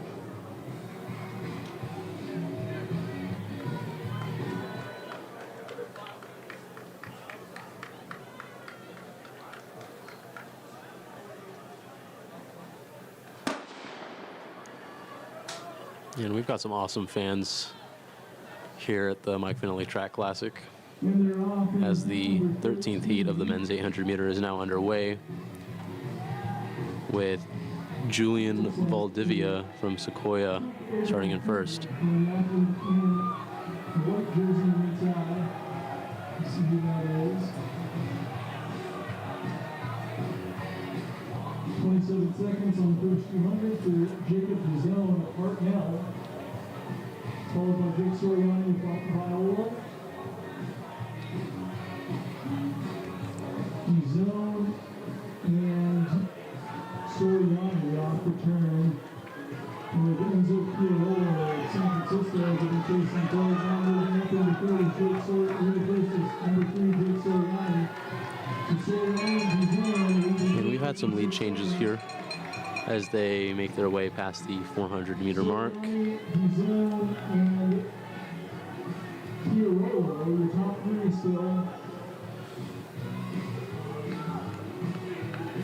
Our very own Gerardo Zuniga, representing SF State, kind of falling behind from the rest of the pack. Also moving up is Daniel Flash of Rhodes. Flash is into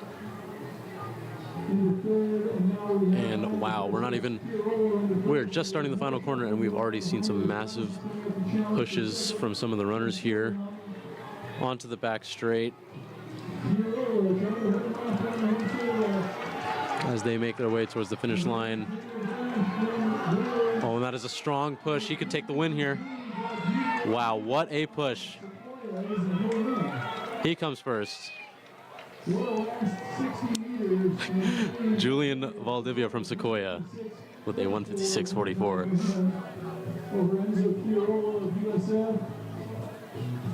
Incredible.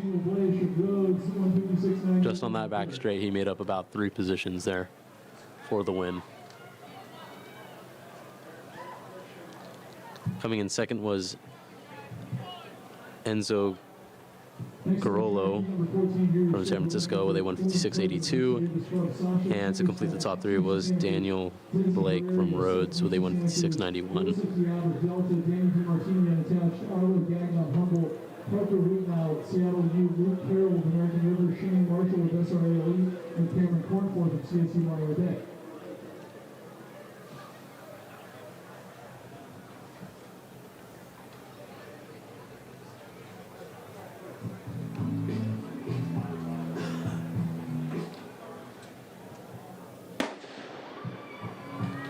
And we're off with heat 14 of the men's 800 meter here at the Mike Fanelli Track Classic at SF State. 14, the back straightaway for the first time in the men's 800 meters. Early leader is Luke Carroll from Joseph Diab. For 200 meters in 28 seconds. Diab and Carroll. Luke Carroll, the freshman from American River, leading now with Joseph Diab running second. In third, that's Cameron Cornforth of Monterey Bay. And there's only 6 runners making out this field. But maybe that'll mean some closer racing as they make their way past the 400 meter mark. Continuing to lead is the American River runner, freshman Luke Carroll. took over the lead on the back straightaway of lap number 1. There are 4 athletes in contention for the win here.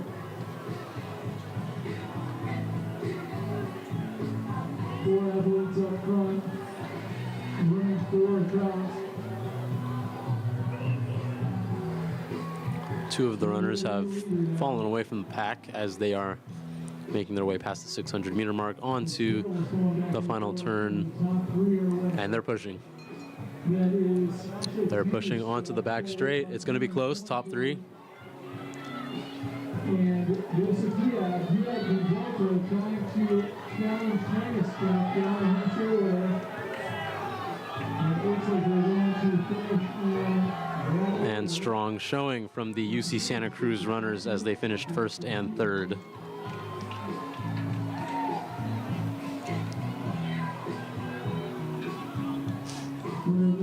That was Sasha from UC Santa Cruz finishing 157.76.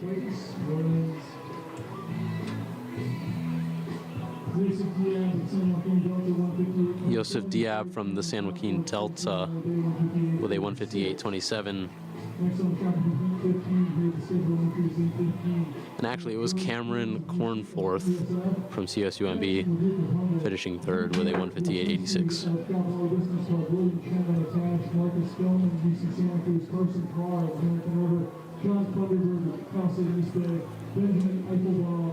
Elfenbaum of SF State, Christian Ledesma unattached, and Cyrus Justiniani at American River.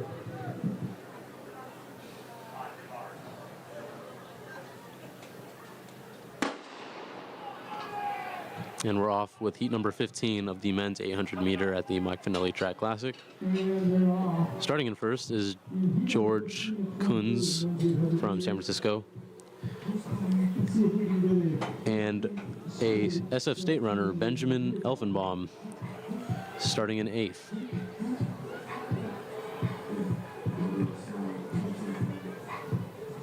And tightly bunched 200 meters, 29 seconds. Tight pack, passing the 200-meter mark. They thin out a little bit as they round the far side of the track.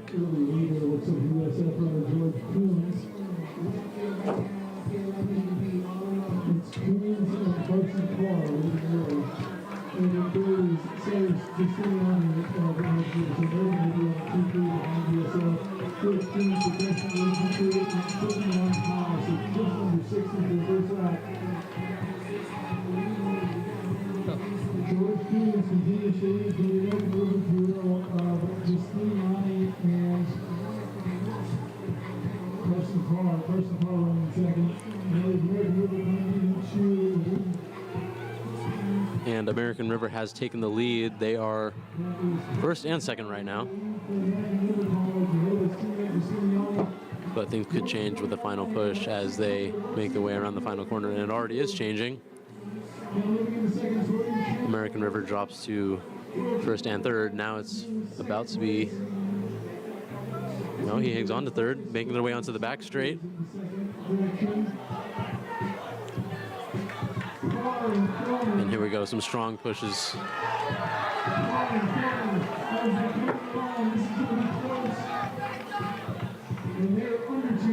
And it will be close, but American River finishes 1st and 3rd, with our very own Benjamin Elfenbaum finishing 5th. Carson Carr from American River finishing 1st with a 159.01. Marcus Fellman from UC Santa Cruz finishing 2nd with a 159.26, barely hanging on to 2nd. And Cyrus from American River finishing with a 159.35, just behind in 3rd. And actually, George Kunz from San Francisco finished 4th with a 159.75. Next on the track is section 16. Which of the entries after they start on this one?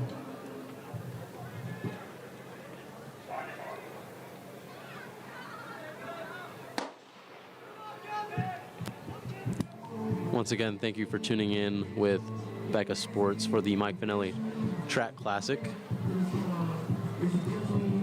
In this heat, we have Nathan Luke at San Mateo, Gavin Hahn of UC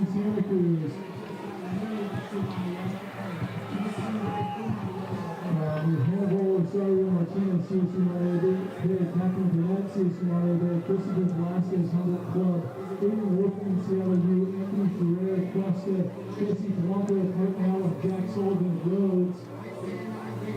Early leader is Anthony Frere. Some strong pace being shown here at the start of the 16th heat of the men's 800 meter. CSU modern day. And Nathan Booth with San Mateo running third. Anthony Frere of freshman takes complete 57 seconds. Past the 400 meter mark. Top two are kind of splitting away from the rest of the pack. Nathan Booth leading the chase group, but now there's a little shuffling behind him. And we have already breaking through the chase group and the runnings on the gap between leading two and the chasers. That is Anthony Frere of freshman.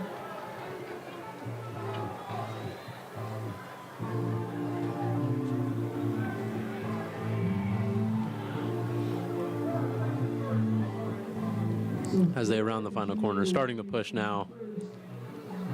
Top three are close. Onto the back straight. It is a drag race. We are going 3 wide to the finish line.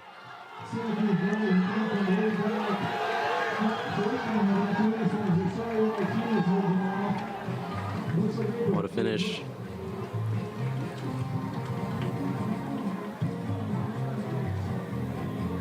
Hannibal Osorio Martinez from CSU MB taking the win there. Hanging behind in second place, but obviously conserving his stamina for that final push that gave him the win. He finished with a 1:59.27. Gavin Hahn from UC Santa Cruz finishing second with a 1:59.32. And Anthony Frere from Cuesta finishing third with a 1:59.97.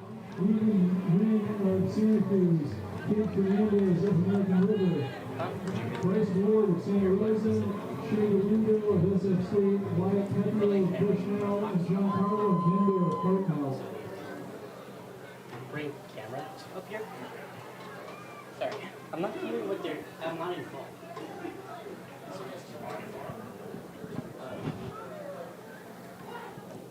I got another mic ready. As they readjust for heat number 17 of the men's 800 meter.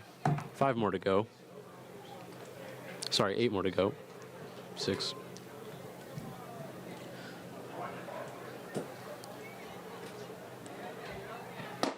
And we're off with heat number 17. Michael Lennox from UC Santa Cruz starting in first. And we've got a San Francisco State runner, Shea Galindo, starting in 8th.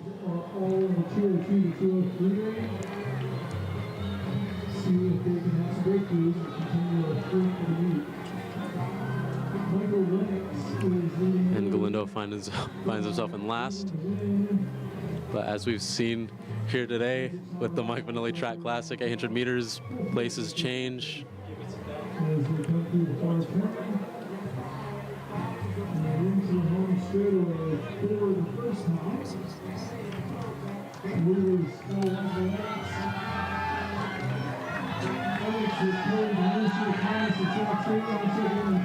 And this pack is pretty close as they make their way past the 400 meter mark. We might see some runners starting to fall off here in the second half of the race. But first place is making an early push, creating a decent gap from the rest of the pack.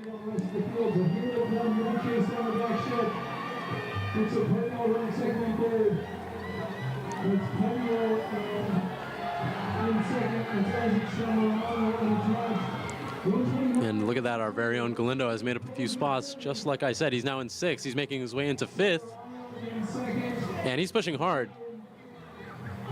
He's into 4th, rounding the final corner.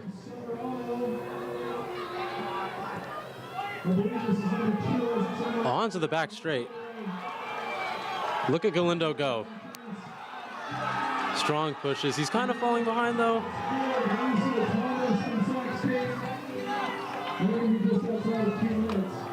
And he finishes 5th. Good effort from him. It will be Isaac Samarano finishing first with a 2-minute 91. Kelly Galicia Thomas from Sac State finishing second with a 2:01.42. Yosef Amaha from East Bay finishing third with a 2:01.60. And not a bad effort from Shea Galindo, our very own SF State runner, with a 2:02.12 finishing fifth. Marcos Soltero of Sequoias, Joel Nord of Lake Tahoe, Ian Mead of East Bay, and Nathan Brooks of Cuesta.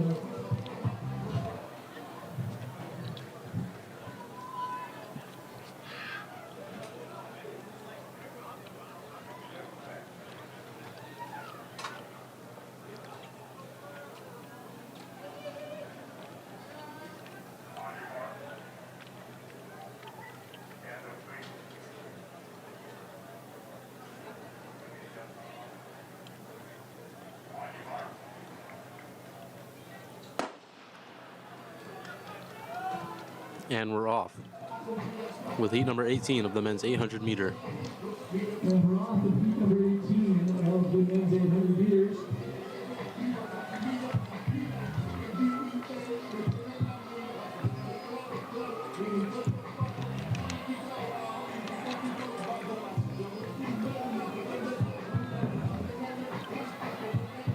And coming through 229 seconds, we think that's American River runner Dylan Waxamana probably out front.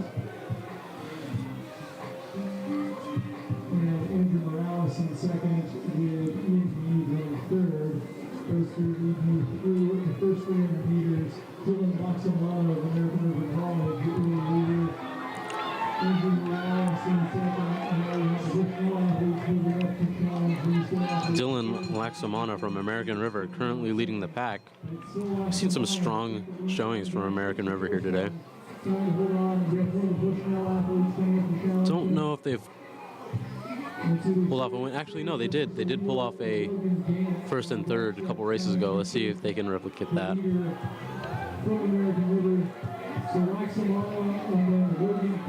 As he seems to be making an early push here, but he is being trailed. And he's about to be overtaken, coming past the 600 meter mark onto the final turn. He seems to be dropping away. He might have pushed too hard too early.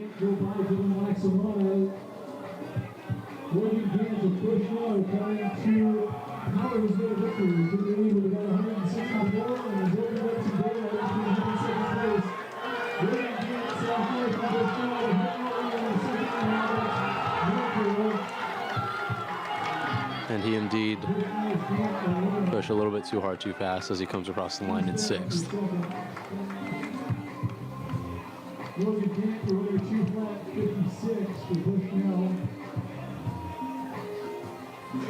Logan Gant from Bushnell finishing first with a 2-minute flat, almost. Ian Mead from East Bay, second with a 2:02.48. And third was Elijah Melkor from Hartnell with a 2:02.61. Jacob Kingswell of UC Davis Club, Colin Stockwell of UC Davis Club, Aaron Elridge of Hartnell, Logan Colts of East Bay, Mariano Bees of San Mateo, and John Paul Walsh of Cuesta.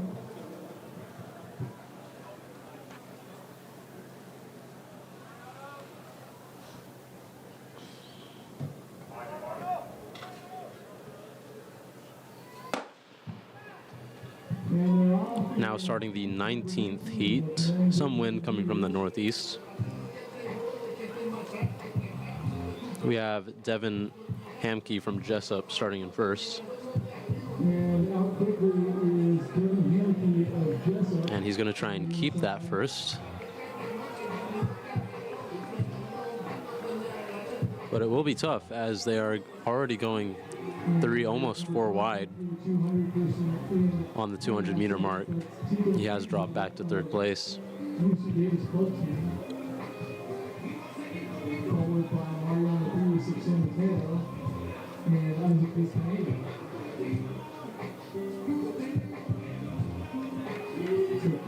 On onto the back straight now, too wide.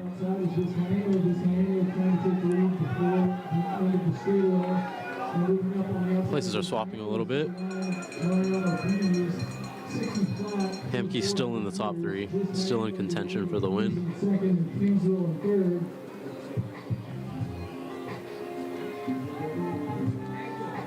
He's in second now. He could definitely come back and take this. How well has he managed his pace and his stamina? We will find out as he's dropping behind a little bit. And we're going to be there in the second. This man will continue to lead 600 meters to 131 unofficially. Past the 600 meter mark now. On to the last turn. So this man are leading. And second is Mariano Bees. Coming around onto the final straight. And it's going to be a drag race to the finish, but it doesn't even look like it is close. Well managed as he crosses the line.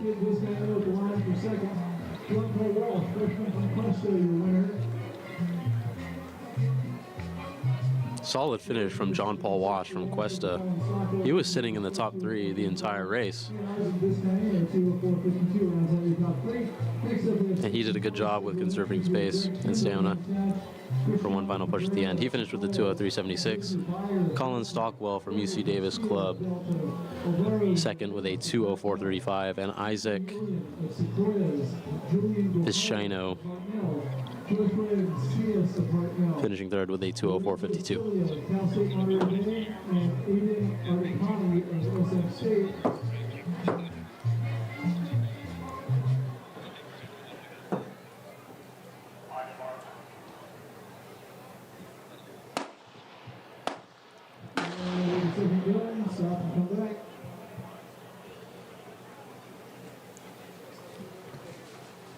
And we seem to have had a false start.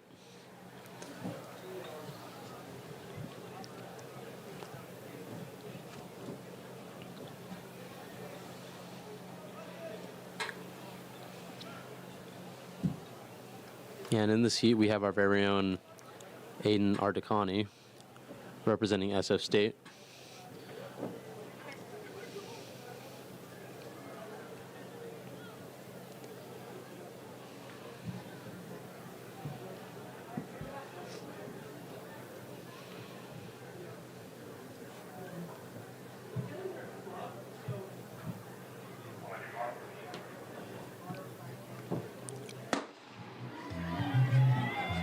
And we are underway with heat number 20 of the men's 800 meter here at the Mike Fanelli Track Classic.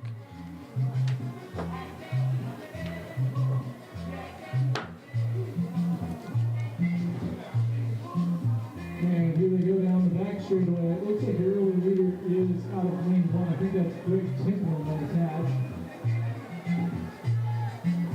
attached. Strong early pace being shown here, which makes up the formation for the rest of the race. Places do change here and there, but you do like to get yourself into a certain position, so that's why we see runners push a little bit harder at the beginning of the race, and then they kind of ease off a little bit toward the middle and save up for one final push coming around the last turn and onto the back straight, as Aiden Ardicani finds himself in between third and fourth as they go too wide past the 400 meter mark.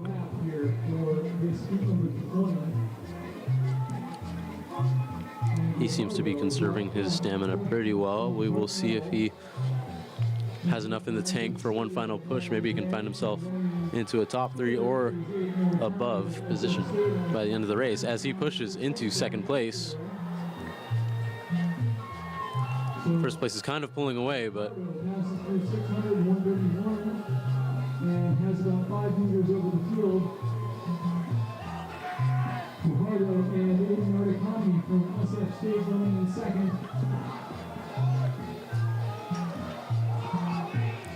Third is Alvaro Morelos right now. As they're making their way onto the back straight, it's going to be close. Aiden Ardicani is making a big push here. He could take the win. There he goes into first place.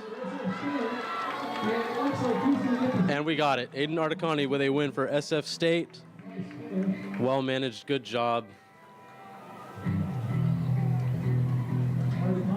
And we are here at the Mike Fanelli Track Classic here at SF State. Thank you for joining us with BECA Sports. And a massive win for Aiden Articani and all of SF State. That is our first win of the day.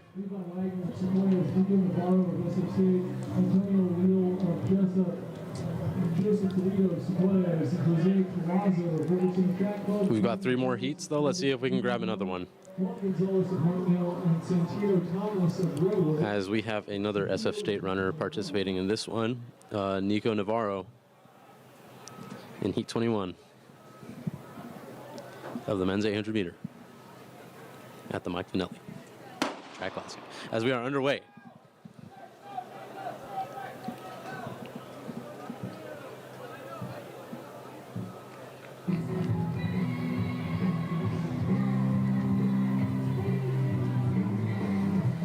Hartnell runners out very quickly. Hartnell and Eric Miller, that is Jacob Duff and Ty Erdl out quickly in this one. 27 seconds at 200 meters. Yeah, Nico Navarro finds himself in a good position in third. However, he's a little bit far behind second place. He's not going to have as good of a slipstream. And the rest of the pack will be enjoying that slipstream that they're getting from him. A little less wind resistance.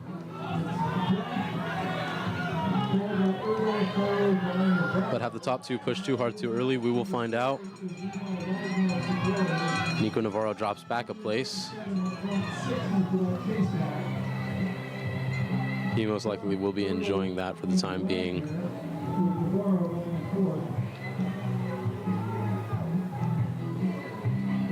And while the top 2 are showing some strong pace, as actually first place pace is starting to fall off a little bit as he gets overtaken from the American River runner Ty Ertel.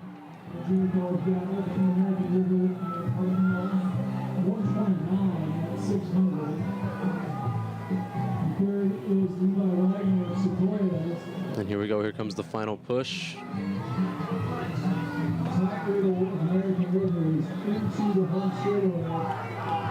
Nico Navarro is pushing hard in 4th place. Finds himself pretty far from the top 3. Well managed from Ty Ertel of American River. He's going to take the win here.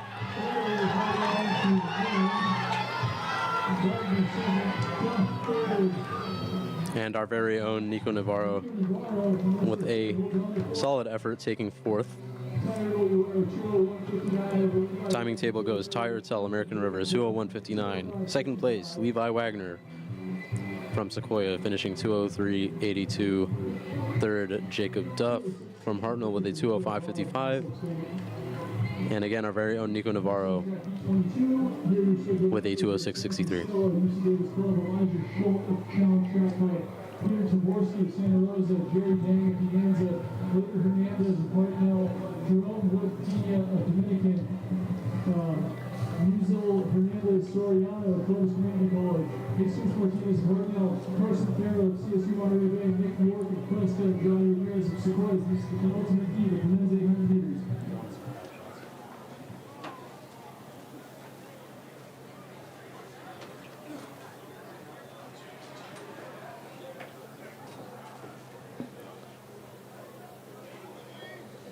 Awesome crowd we've got here at the Mike Fanelli Track Classic, as we are now getting ready for the men's 800 meter heat 22.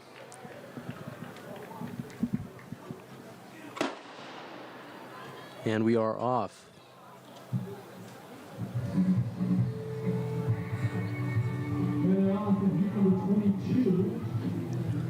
No SF State runners in this race,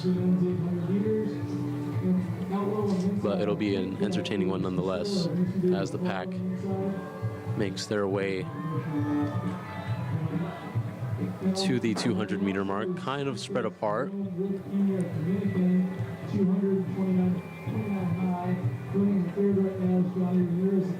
they're in single file line now.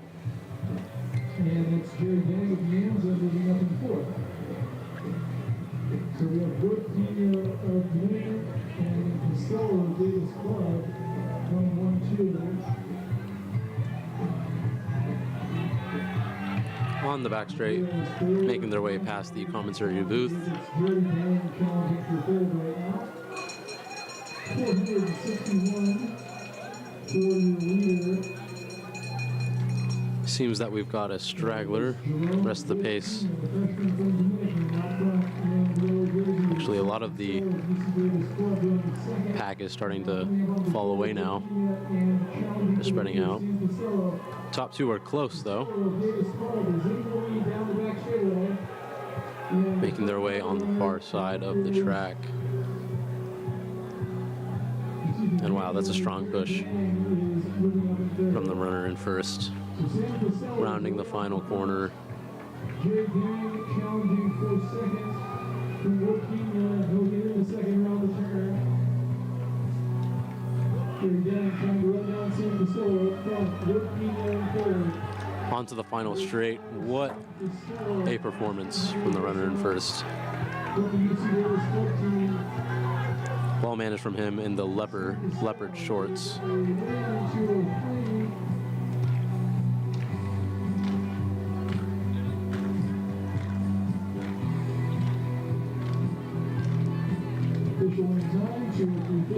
That was Sam Costello from UC Davis Club, finishing 2:03.53 in first. Second was Jerry Dang from De Anza with a 2:06.42. And third was Jerome Wood Pena from Dominican with a 2:08.85. Marcus Serrano of Hartnell, Matthew Cancillo of Sequoia, Spearing Land of Bushnell, Julian Mora on the tag, Mahan Bakari of Riverside Track Club, Aiden Gibson of Cuesta, Toby Wynn of De Anza, Cassius Green of San Mateo, Galen Okamoto of Hartnell, Ivan Martinez de Lindo of Hartnell, and Joseph Palacios on the tag.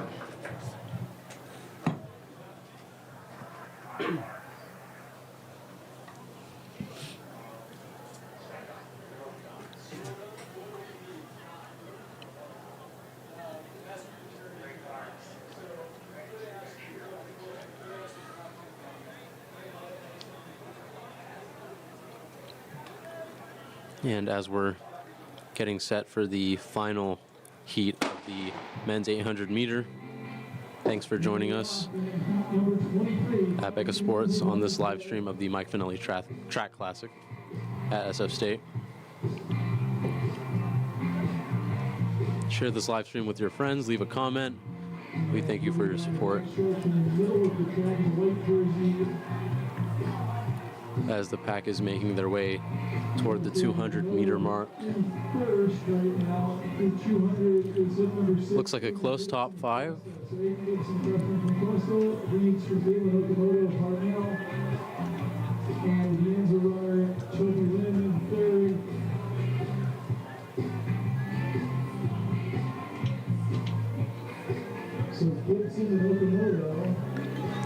Three Hartnell runners in this race: Marcus Serrano, Cassius Green, Galen Okamoto, and even Martinez Galindo.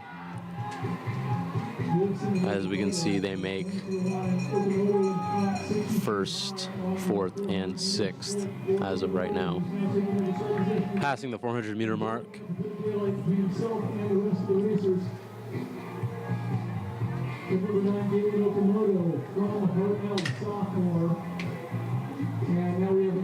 And the top two Hartnell runners are starting to make a push away from the rest of the pack. Are they pushing too early? We will find out as we make our way towards the 600-meter mark here at Cox Stadium. And we're going to have infighting at Hartnell as Okamoto is passed.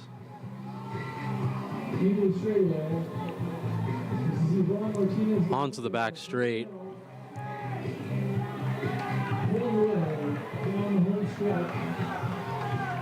And it will be close. Can Okamoto hold on to second? His teammate's going to take first comfortably.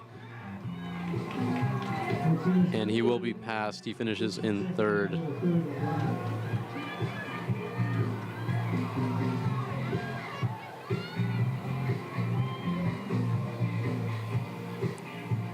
All-around solid performance for Hartnell. That was Ivan Martinez Galindo finishing first with a 206.90. Second was Aiden Gibson from Cuesta with a 209.88. And third was Galen Okamoto. Unfortunately, couldn't hang on to second. He finished with a 210.37. And the other Hartnell runner, Marcus Serrano, finished fourth with a 211.08.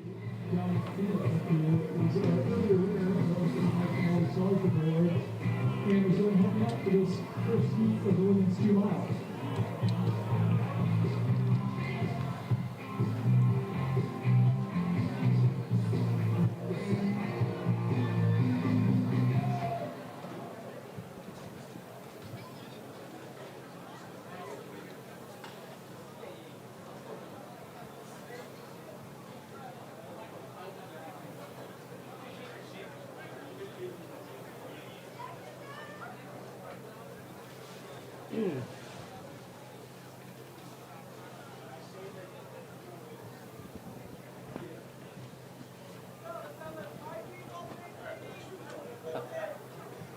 I'm gonna go ahead and turn on my mic. Is that okay?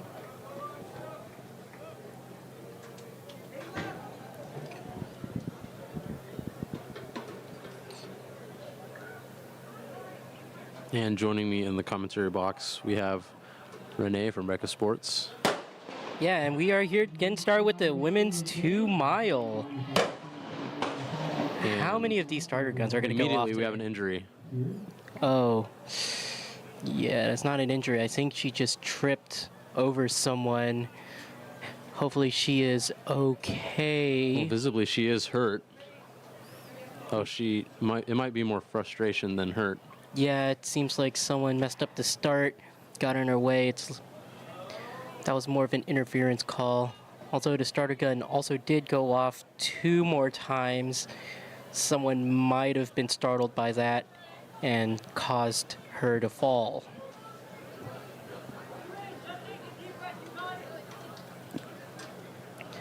So here we go once again with the women's 2 mile.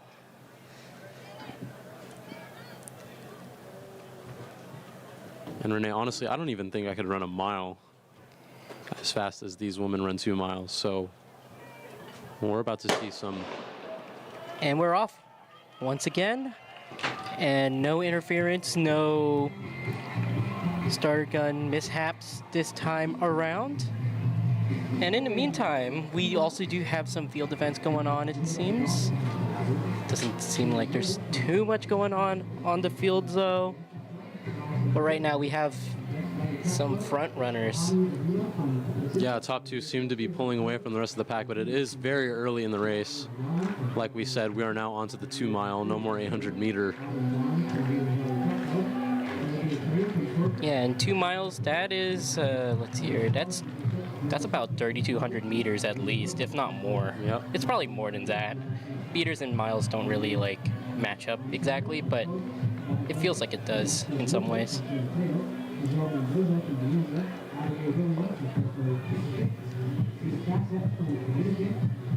All right, and hello, we are here out in the track. We are at Cox Stadium. My name's Renee. I'm here with Thad, who's right behind me.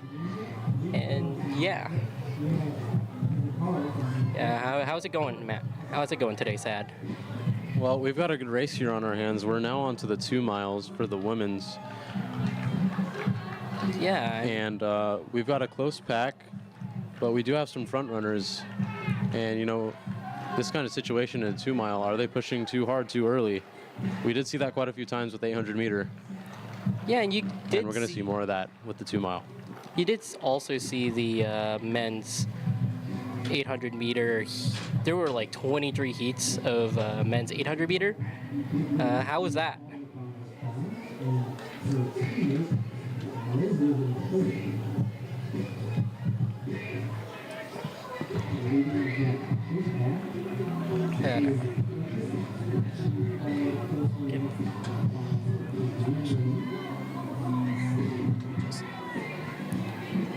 And we do have the ladies from Hawaii leading the pack right now. Well, it looks like at least one of them is leading. One of them is pulling away very strong. I don't know. This is 2 miles. This is the strongest of leads. Oh, she's over there. I was looking at the pack. I didn't realize there was someone from Hawaii just pulling away that far. Although this is only lap 2, so the front runners do need to pace themselves, especially with a pack that's going a little bit slower. They will have the advantage of draft.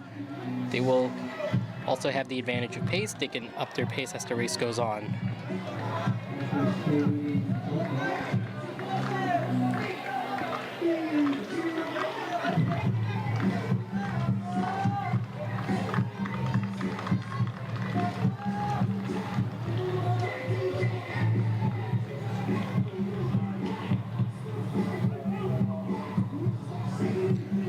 But yeah, what is your mile time anyway? I mean, the last mile I ran was in high school, and I think the best I was able to do was a 9-minute. Yeah, I think the last time I did the mile, I did about 8 minutes in a mile. I don't know if that's like good or bad. That's okay. That's pretty good. Yeah. But that was 6 years ago, and I was way more fit 6 years ago. So now I probably would have to walk a mile, if anything.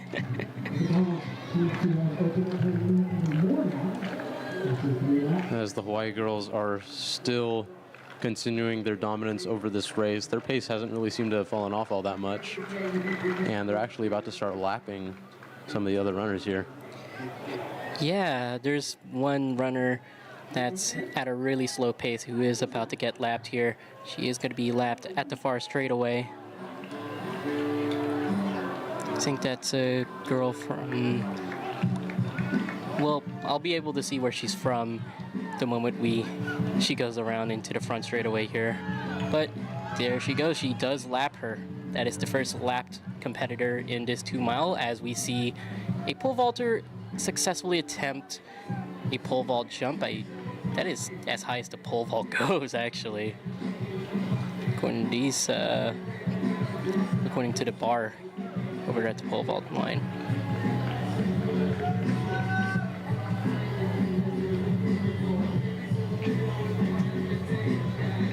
And you know, if you're not paying attention, you can quickly lose track of who's in the lead and who isn't. The competitors are getting really spread out now. Yeah, and it's still runner number 1. That's going to be Zola O'Donnell of Hawaii, still in the lead here. I think this is the mile mark so far for Zola O'Donnell. So we got another mile to go. Meanwhile, here comes the second Hawaii runner, Kira Mo, coming up to her mile, and that is competitor 19, so.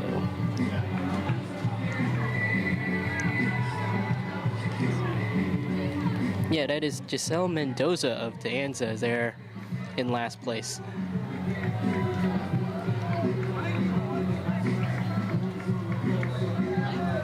Yeah, I mean, O'Donnell's doing a really good job. Like,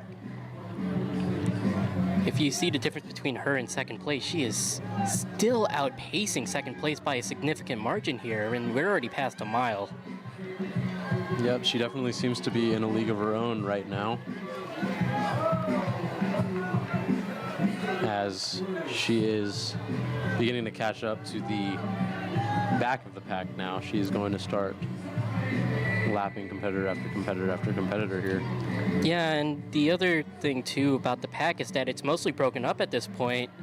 So O'Donnell doesn't really need to worry about having a pack following behind her throughout this entire race at this point, and she can cruise easily into a win as long as she can keep her pace.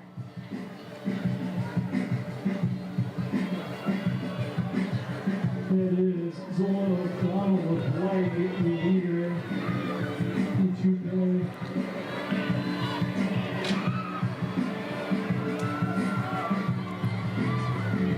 And third is Kira Lowe of Hawaii, and it looks like second. Yeah, go ahead. Skipping the 40, you look at the original start list, we see the screen cycle 3 in terms of that is. But yeah, I think what's really interesting about this track meet is that there's a lot of track athletes out there that are unattached to any university or college. I mean, there's also a mix of colleges here from Division 1 to NIA to Division 3 to even community colleges. There's quite a huge diversity of students here running at the Fanelli Track Classic today. That's right, and it's interesting, some of these unaffiliated students, or not even students, just unaffiliated runners that are running, you wonder what are their regimens, you know, how are they training, because they're not training with a school or with a program. They might be training independently.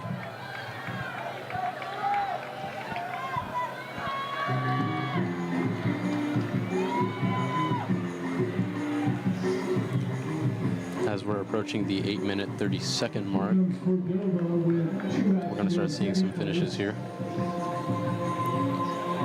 O'Donnell has about 700 meters remaining up front.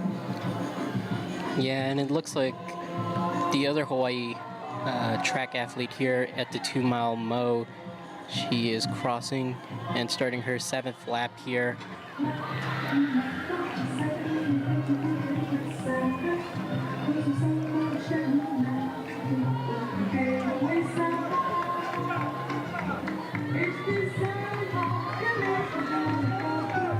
Honestly, I think I've lost track of first place already. Then again, everyone's so spread out here in this 2 miles that you can't really keep track of who's where at this point. But the front runner, well, once we see her, she'll probably be blazing past us. And there she is, O'Donnell, still in first place. Zoe O'Donnell of Hawaii coming up on the bell when she crosses the finish line. And that's Zoe O'Donnell for Hawaii crossing the finish line, And that is but not done with her race. going to be the last lap for O'Donnell, and she can honestly cruise at this point. She is so far ahead of everyone else. The pack right behind her, they're a lap behind. She's already lapped them. She takes the bell.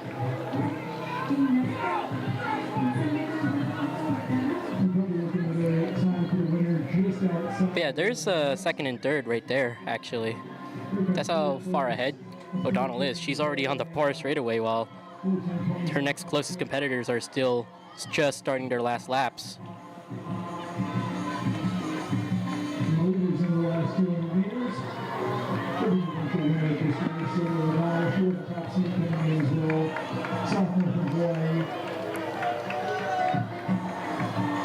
And at this point, O'Donnell can quite literally just walk to the finish line as she comes up from the last corner here, and she will still try to run this one out, set the best time possible.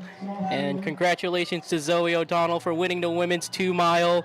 She's gonna hit a time of 11 minutes and probably 8.5 seconds, and that's gonna be it for first place at least. But there's still another 20 competitors that still needs to finish. It is an 11:08.57 for Zoe O'Donnell. Congratulations to her, as most of the other competitors are just starting their final laps here.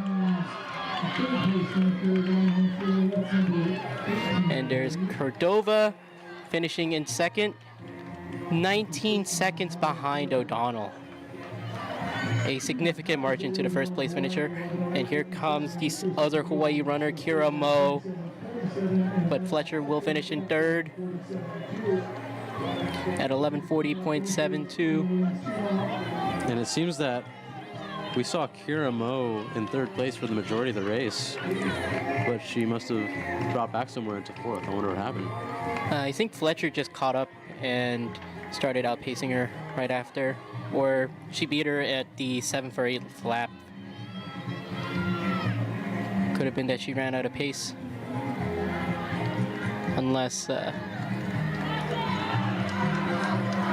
and then we have men practicing the relay while the women's 2 mile is still going on.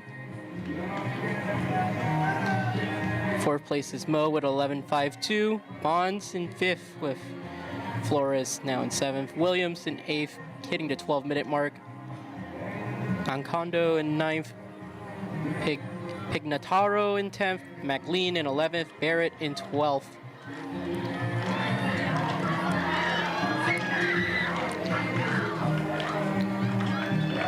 I think Garcia gets 13th. Griffith 14th. Ulrich in 15th, Meza 16th, Vasquez Lopez in 17th with a 12:42.8. And here comes the rest of the runners finishing up their 2 mile. 18th is Crine with a 13:05, Arana in 19th, Crumpton in 20th.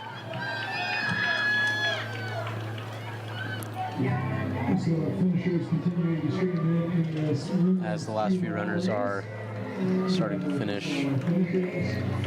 We're having a good day here at Cox Stadium for the Mike Fanelli Track Classic. Yeah, and it doesn't seem like every single runner has finished the 2 mile race. I think we're gonna have a couple DNFs from the race.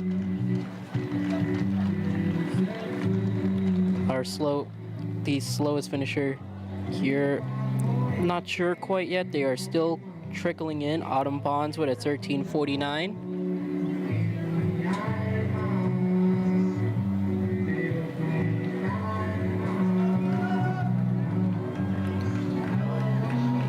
I think they're just gonna let all the runners finish out their laps here. You know?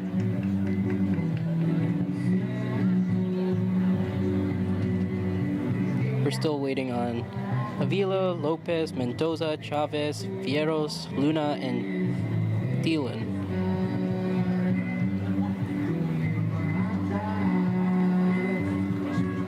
Last runner coming through here to finish out the first women's 2 mile today. And I think that's Giselle Mendoza. Respect to her for finishing the 2 mile race.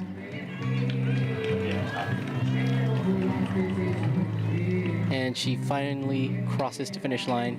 Congratulations to all the women here in the women's 2 mile.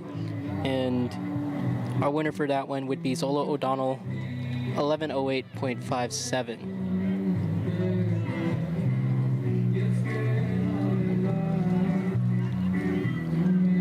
And with that being said, this is Thaddeus Ramsey for BECA Sports, taking a break, leaving you in the capable hands of Renee here in the commentary booth.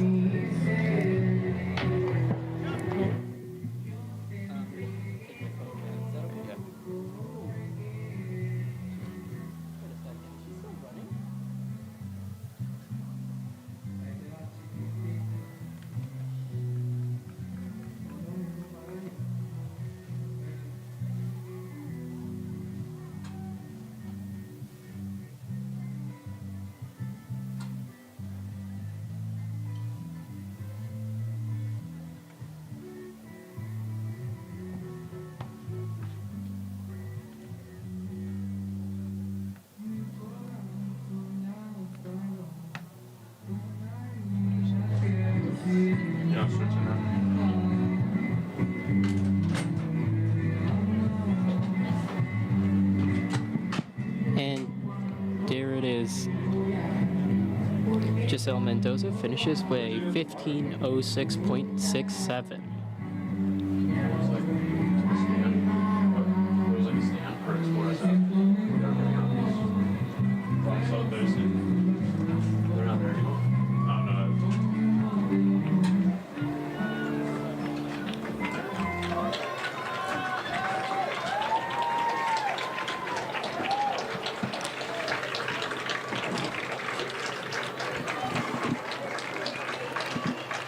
And here comes the last runner, actually finishing right now. That's not Giselle Mendoza, that is someone else. And the crowd is congratulating her for finishing the women's 2 mile as the men get ready for the men's 2 mile here. First heat of 2 in the men's 2 mile. Same distance as Minnesota. Oh, And we have the first heat of 21 athletes. I'll start the entries, and then when we get ready to fire the gun, I will wait and finish the entries after the running. This one, starting with one, oh, they changed the time for Giselle Mendoza to 17:10. That was actually her. Foul distance club, Frankie Hernandez of CSU Monterey Bay, Jeffrey Dang of foul distance club, Peter Denhauer on the catch, Sam Costello of UC Davis Club, Nolan Searles of UC Davis Club, Andrew Vasconcelos of Clovis Community College, Alvino Diaz Lopez of Clovis Community College.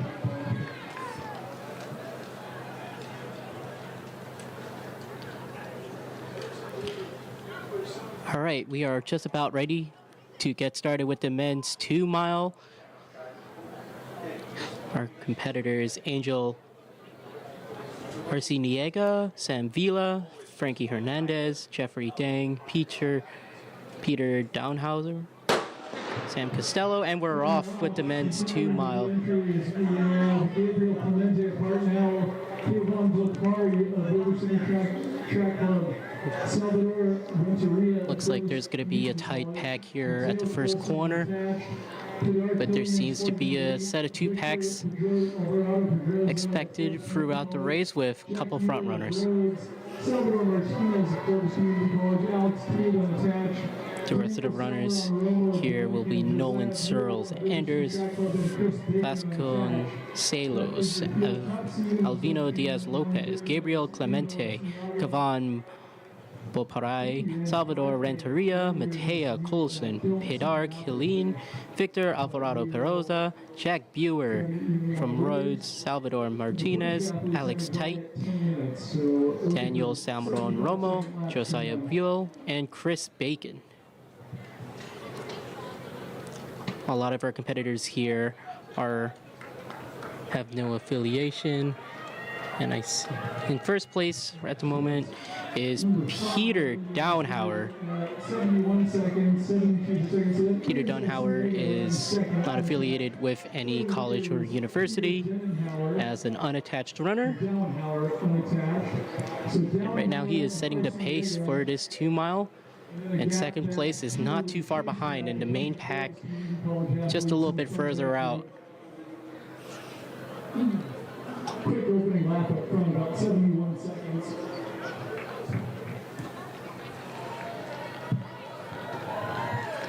In the meantime, there is a pole vault attempt going on, and couldn't get the pole to stick down there. He's gonna have to take another attempt.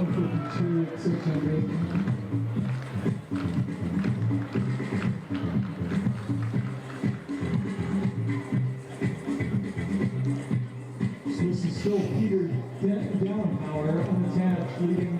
Coming into the final corner here of lap number 2. Peter Downhauer still in the lead, but second place runner, that is going to be Angel Arciniega, catching up. Third place here, competitor number 9. Alvino Diaz Lopez catching up in third place. Seems like the pack has mostly caught up to the leaders here. Peter Downhauer has to play protect here against not just Angel, but also against Alvino Diaz Lopez of Clovis Community College.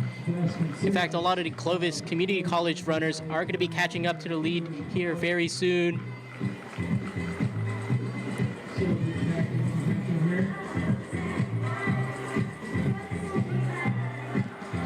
We got someone lining up here for the pole vault.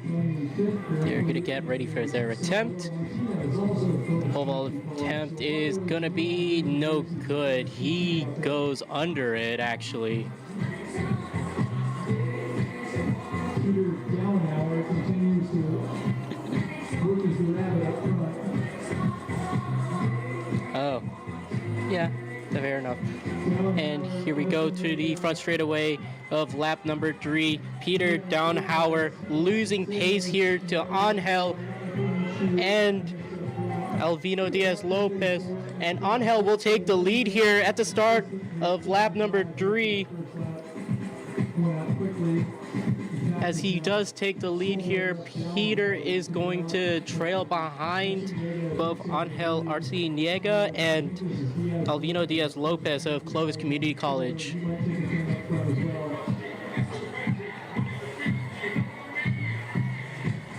Oh, and now it's actually going to be Alvino Diaz Lopez on the far straightaway taking the lead. And another Clovis Community College runner catching up to second as Angel is losing pace.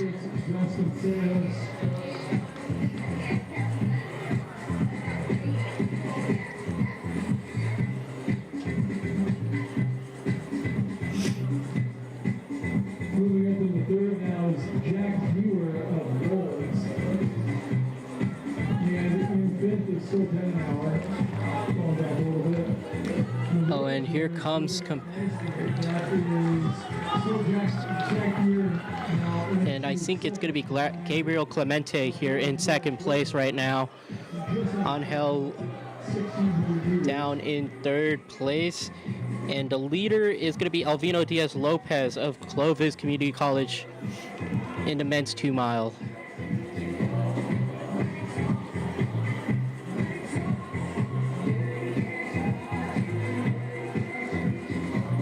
Seems like Peter Downhauer has fallen off here.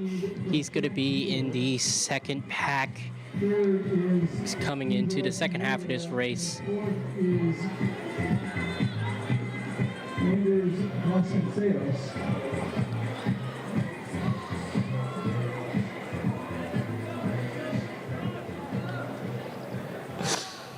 Diaz Lopez still leading.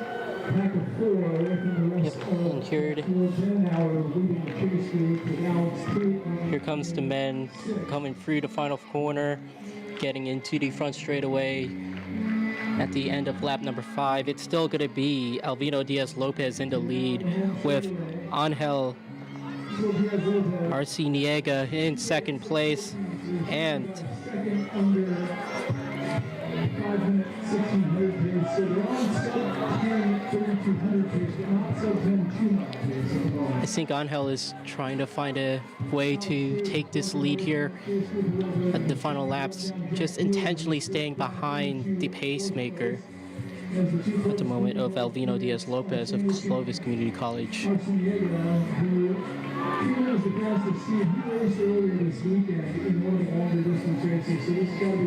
And it seems like Angel has decided to take the lead here.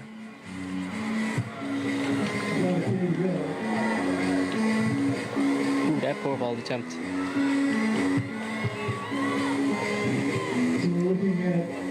That looks like a successful attempt. Goes over to pole. Over the two Clovis Community College teammates here, Diaz Lopez and Boston Sales. Running in that order, now Boston Sales moving up onto the shoulder of Diaz. And here comes Angel in first place. In the battle for 5th and 6th, with Tate right now in 5th. And Anders Vasconcelos in second place right now, with Alvino Diaz Lopez in third. And Angel Arciniega now taking a significant lead over Anders Vasconcelos.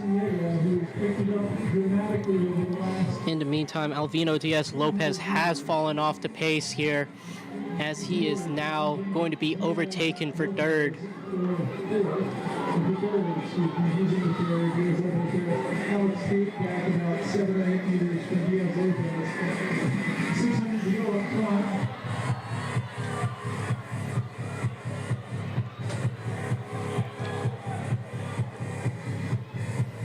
Looks like Arciniega is going to run away with this one. And here comes Angel at the final corner. going into the front straightaway here. He is going to run away with this race at this point, as he will be in first place here for the men's 2 mile. That is going to be the last lap, actually. Anders in second place at the moment. But at the moment, he is leading this race by a decent margin. And here he comes lapping the first competitor, actually.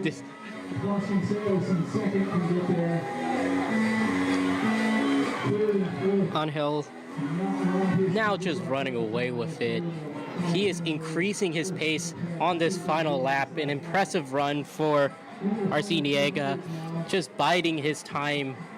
Took a brief lead, then letting Alvino Diaz-Lopez take the front, have him set the pace, and conserve energy for this final burst here at the Fanelli Track Classic Men's 2 mile.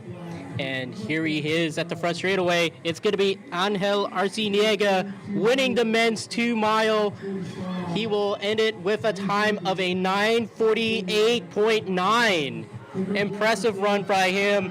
Second place is going to be Clovis Community College, Andres Vasconcelos. Oh no, Arciniega actually has a 9:41.01. I saw he made it at a 9:48.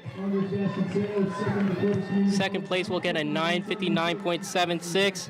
Jack Buer from Rhodes gets a 10-minute 4.8.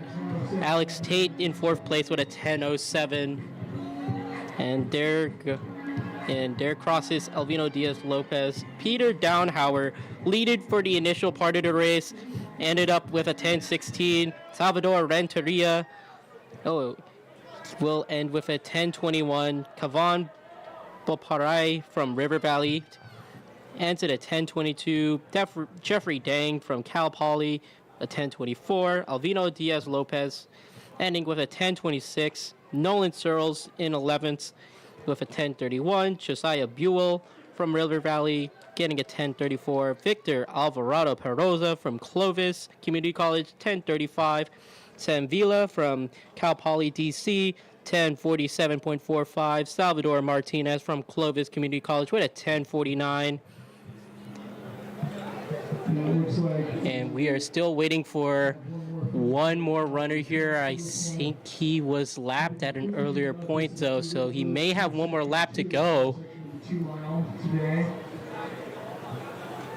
Note to athletes who are timing warm-ups and everything, we are a little bit behind schedule at this point.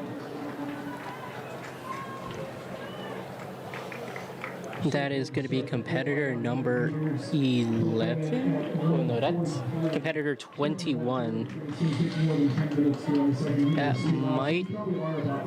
That might be Mateo Colson. Entries in Heat 2 of the men's 2 mile. In the meantime, Gabriel Clemente finishes with an 11:03 from Hartnell. Daniel Salmoron Romo from the University of the Dominican, finishing with an 11:07. Chris Bacon will be our last finisher of the day with an 11:53.9. Frankie Hernandez, Sam Costello, and Mateo Colson will not finish this race. In the meantime, we are going to get ready for the second heat of the men's 2 mile. Hudson Connors of Lake Tahoe, TJ Tang of UC Davis, Zachary Lieberlein of Jessup, Edgar Gutierrez of Jessup, Val Castro of Santa Rosa, Noah Tingeria of Pianza, and Carlos Gonzalez of Attack. The runners are going to get ready to get started here. Julian Mora with no affiliation, Joseph Thomas from River Valley, Galen Okamoto from Hartnell, Budge Jevers, no affiliation, Diego Navarrete Ocampo from San Francisco State, Oliver Baker from Cal Poly DC, Christopher Lee from Strawberry Canyon, Mason Gaspar from San Francisco State. Seems like They're about to start this men's 2 mile. I will name out the rest of the runners as we get started here with the second heat of the men's 2 mile. And Julian Mora here on the far corner, going to be overtaken by an SF State runner, actually. I think that might be Diego Navarrete Ocampo, just based off of the starting position. And that's going to be our pacemaker at the moment. The rest of the runners here for this second heat of the men's 2 mile: Eric Inouye, Ethan Loomis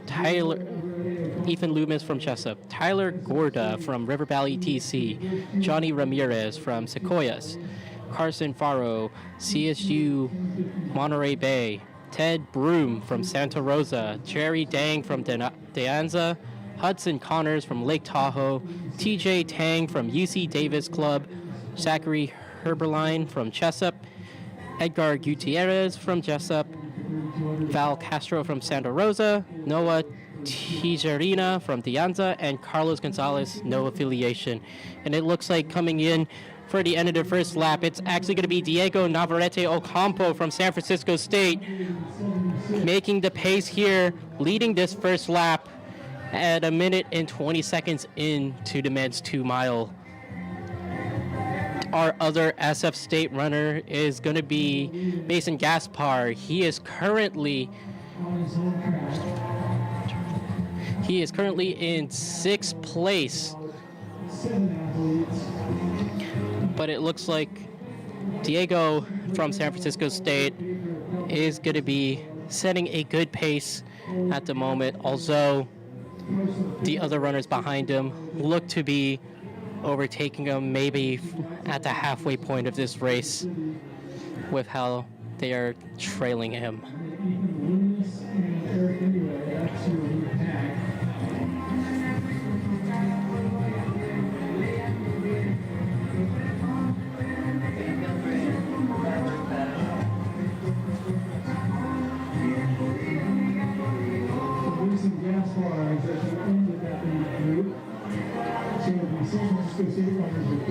And as we head back into the front straightaway, it'll still be Diego Navarrete Ocampo from San Francisco State leading this one, but in second place at the moment is Mason Gaspar, also of San Francisco State.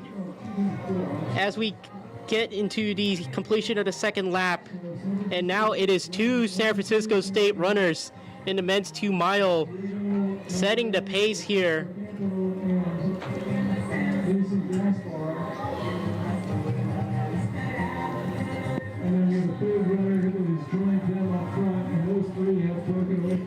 And looks like there is a third runner in that mix between the 2 SF State runners at the moment, and he is looking to overtake Diego by the third corner. Let's see if Diego will allow him to overtake him.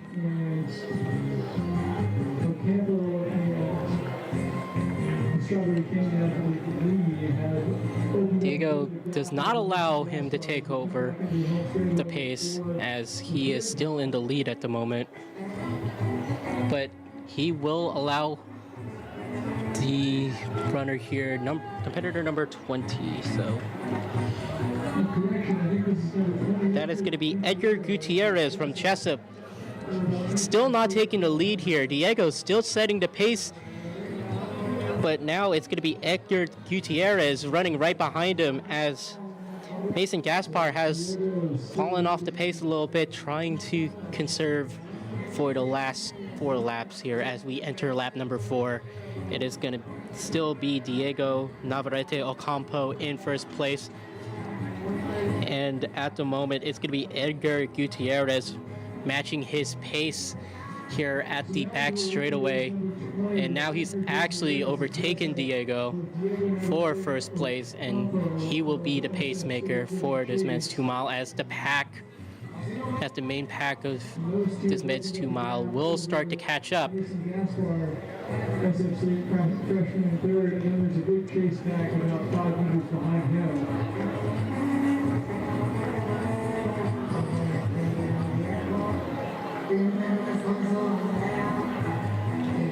And now as the runners get through the front straightaway, coming off the fourth corner, Diego Navarrete Ocampo looking to take back first place of the men's 2-mile from Edgar Gutierrez. But it's going to be Gutierrez setting the pace here for lap number 6 as Mason Gaspar will be falling off and trailing the main pack, but still part of it. And we have a new leader of the chase pack. Looks like it could be one of the Anza runners.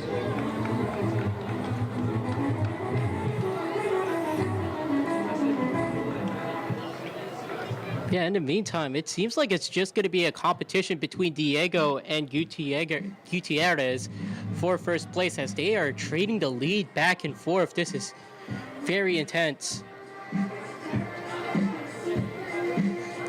And Gutierrez is going to overtake first here on the third corner. And as first and second place take on the final quarter, Diego Navarrete Ocampo is going to try and overtake first place here, but Gutierrez has some good leverage here, taking the fast part of the track. And Ocampo will have to settle with trailing the leader here for at least another lap. Maybe try to make a final attempt at first place on lap number 8. As we have 3 laps to go here. Oh, never mind. Diego Navarrete Ocampo takes back the lead here on corner number 2. Tight race for first and second place right now. It's absolutely heated. Back into the lead, pushing the pace up front. Remember they were 5 to 10 at 1600. We'll see where they end up at the end of this race. Somewhere in the 10 to 20s. Is on the schedule with their own. One day to go. At this point, I think the leaders are starting to get close to starting lapping So the same 2 pushing on out front. our current last place competitor. That is going to be Still about 15 meters, 20 meters back. Not sure exactly what that is across the 300-meter line. Well, 2 laps to go and hit the finish line this time. yeah, now there's going to be 2 laps to go here as our 2 leaders are going through the front straightaway. It is still between the same 2 competitors. They have gone back and forth with the lead. So about a 4-second advantage for Diego Navarrete. But Ted Broom is looking to try and catch up to the leader here. The leaders, I mean, as he is in 3rd place at the moment.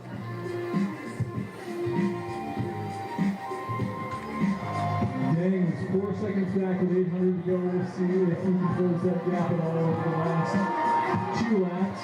Diego Navarrete Ocampo trying to hold on and win this one on his home track. And it looks like it's still going to be Diego in the lead here, but it's going to be Gutierrez trying to overtake Diego, and he does. Edgar Gutierrez once again takes the lead here.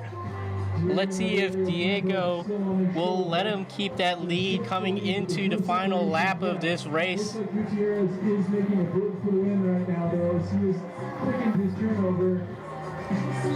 But they are not. They're going through the front straightaway here. The white flag will be waving for this final lap.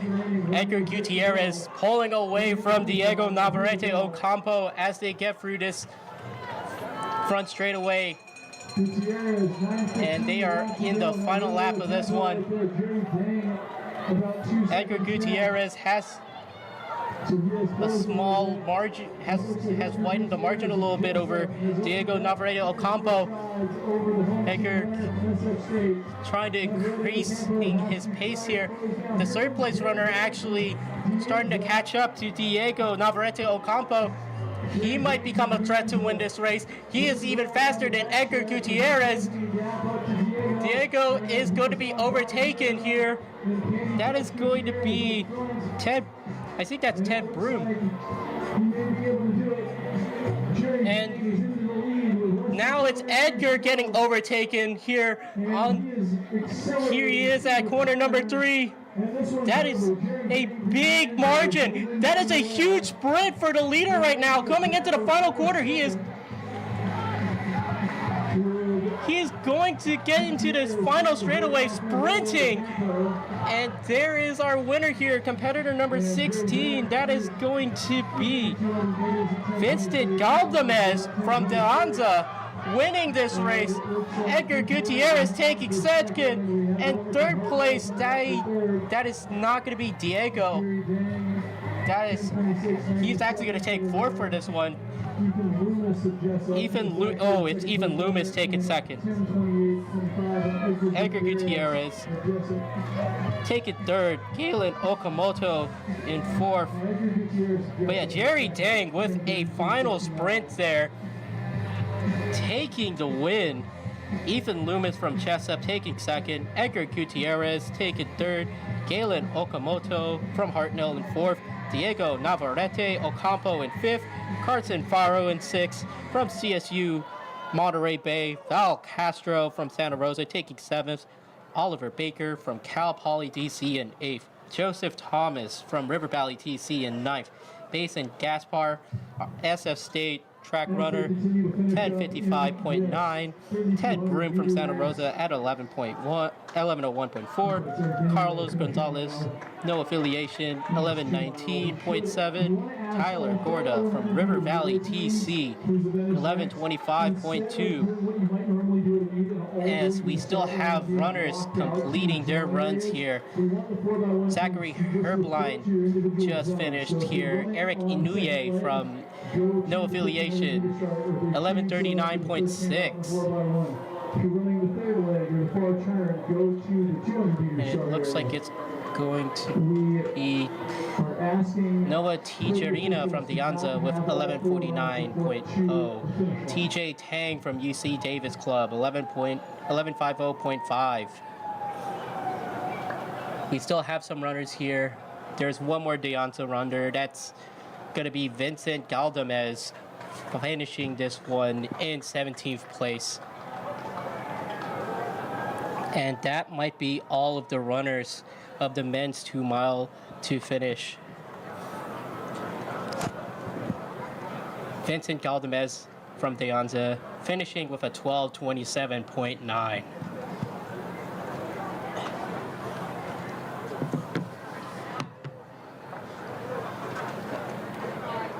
You ready to come back in? Oh, I mean, how much longer are we going to go? Until 3, apparently. Well, we're only working with 2 cameras right now. Next event on the track will be the women's 4x1. Full scheduling reminders. It's been a long time since we gave everyone the schedule at the start of the meet. Remaining events that we have. Yeah, that was the men's 2 mile heat number 2. As follows: we have women's 4x100 meters, 1 heat of that. We have the men's 4x100 meters, 2 heats. We will then move to the women's 100 hurdles and the men's 100. 10 meter hurdles, women's DMR, men's DMR, women's 400, men's 400, women's 100, men's 100, women's 400 hurdles, men's 400 hurdles. Then women's 4x4, men's 4x4 to close out the track and field. Oh, we have a fun one here. If you're running in the 4x1, please report to your zone. Not everybody needs to report to the start and finish area. Next up on the track will be the women's 4x100 meters. Meet record in the women's 4x1. Stands at 45. Coming up next is going to be our women's 4x100 meter relay.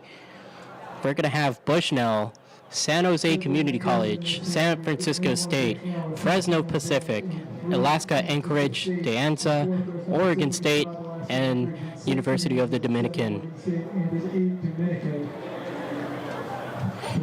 Or is it Dominican University? Shout out to Dominican. I had a niece that went to Dominican. She graduated from there a little bit ago. It's a small college, but it's a nice college.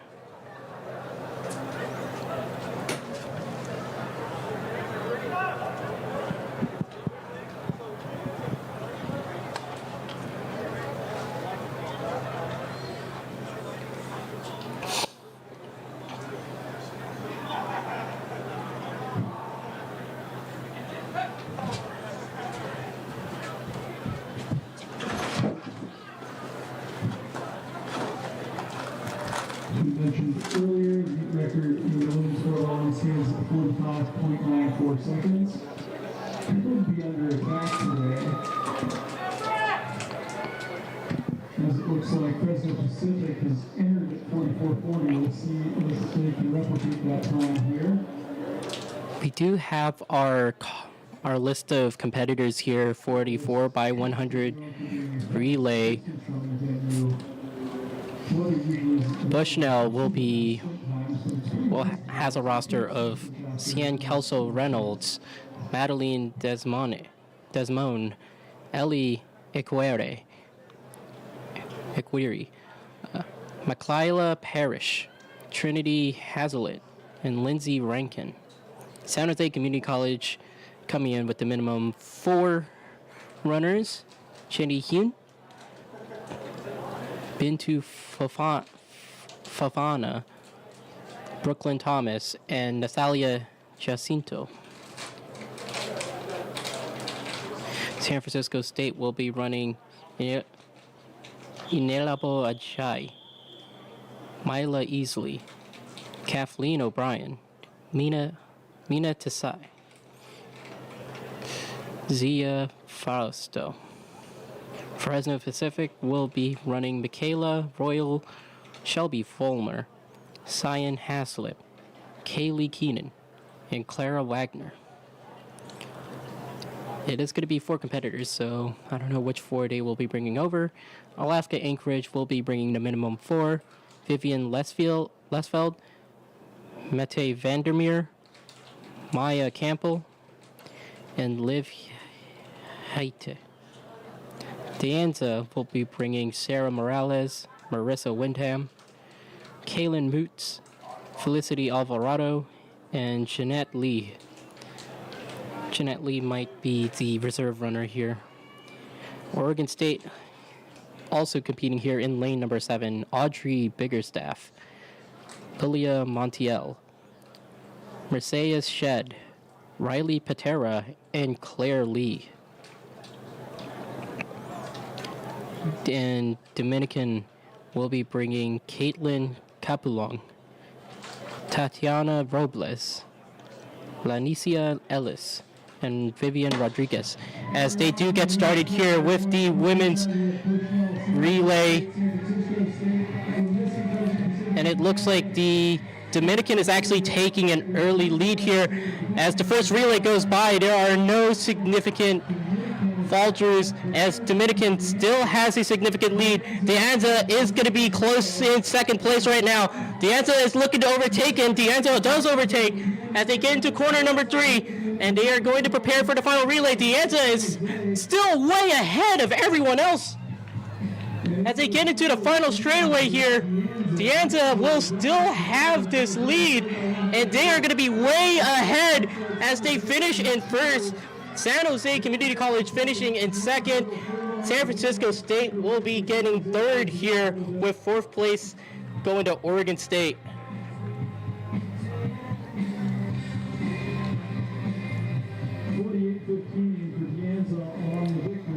San Jose State second, 48.91.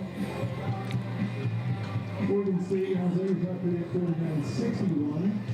Oh, it's actually Oregon State taking third. It was quite tight between Oregon State and San Francisco State for third place, actually. So it's good. They are ruling at Oregon State finishing before San Francisco State, but they do have the exact same time. The difference is, well, nearly the exact same time. The difference is in hundredths of a second. Well, not even hundredths of a second. It seems like it's thousandths of a second.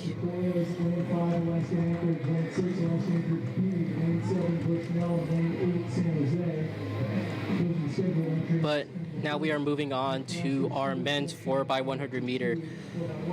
Lane 1 will be Fresno Pacific. Lane 2 will be Deanza. Lane 3 will be Sequoias. Lane 4 will be Alaska Anchorage, Team A. Lane 5 will be Alaska Anchorage Team B. Lane 6 will be Bushnell, and Lane 7 will be San Jose Community College.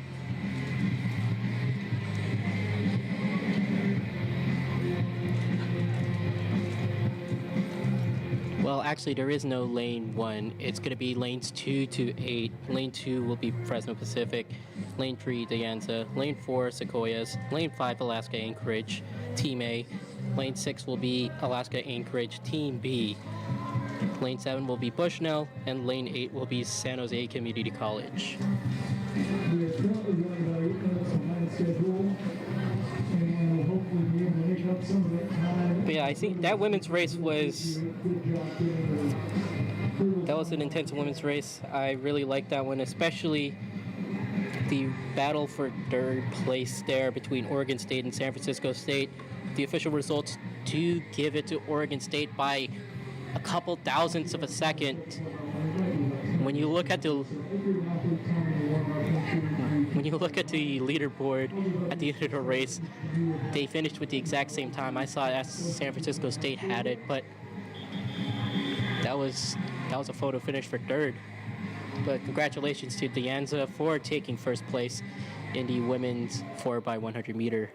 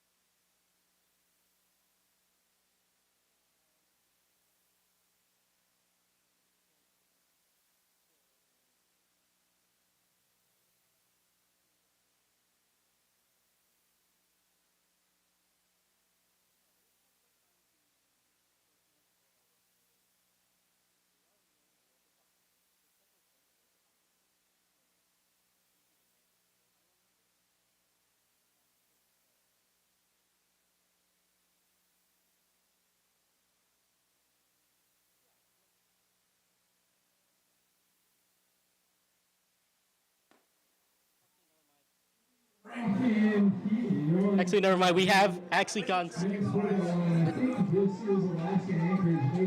What's going on here? It's just there's just one team out there doing the 4x100.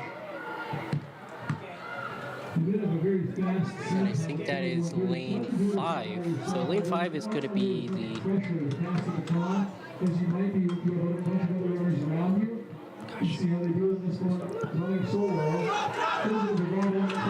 Oh, it's Alaska Anchorage Team A. I think they're the only team running right now. And they're going to set a time of 40.9. Let's see what it is. 41:45 is the time to beat for the meet record. 40.7. And they're the only team competing for the men's 4x100. Anyways, Dom, thanks for coming up here. Good. How's your day going, Dom? Pretty solid. Just helping out at the meet today. I've been on aux, so hopefully that sounded pretty good throughout the day. I did a little bit of announcing, so that was fun. And just having fun watching all the guys and the girls out there. This is our like second biggest race of the year besides conference. We have a whole lot of fun at this one. So yeah, just having a fun time helping out. Yeah, and I did hear that you won the Fanelli scholarship. Yeah, that was pretty cool. I wasn't ready for that one. It's a big honor. You know, the Fanelli scholarship has been going back for a long time, like at least I think 6 or 7 years.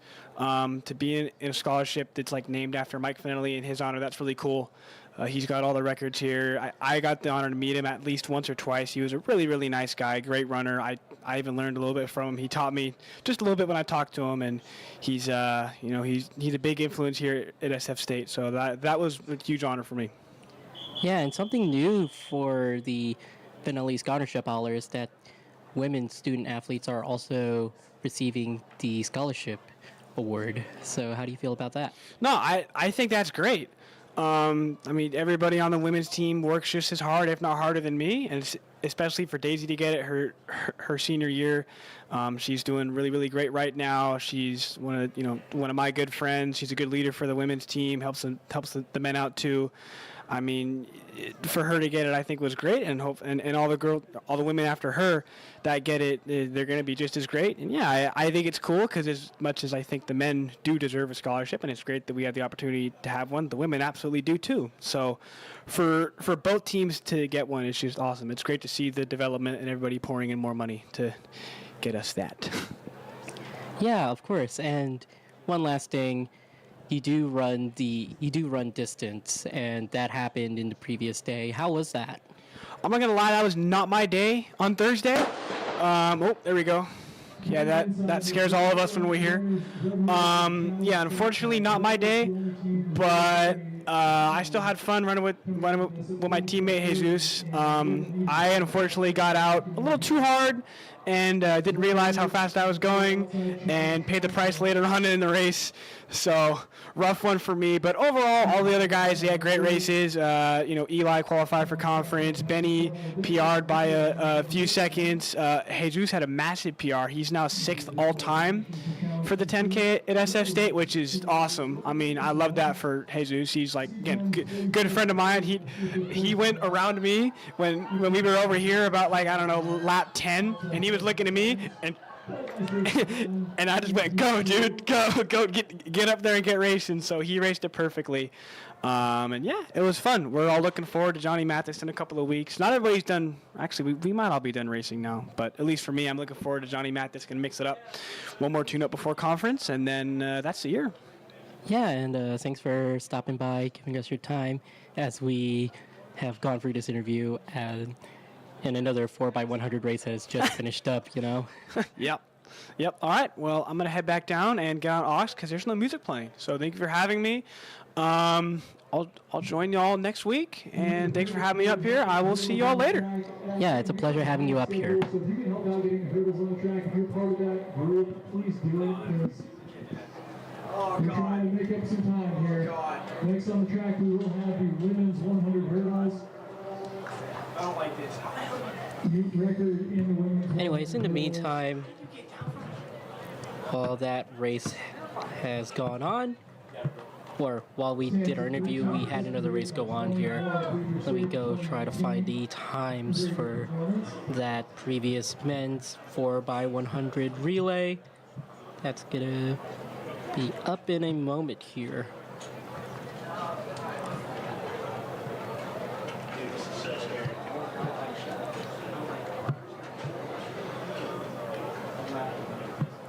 You're good, Brett.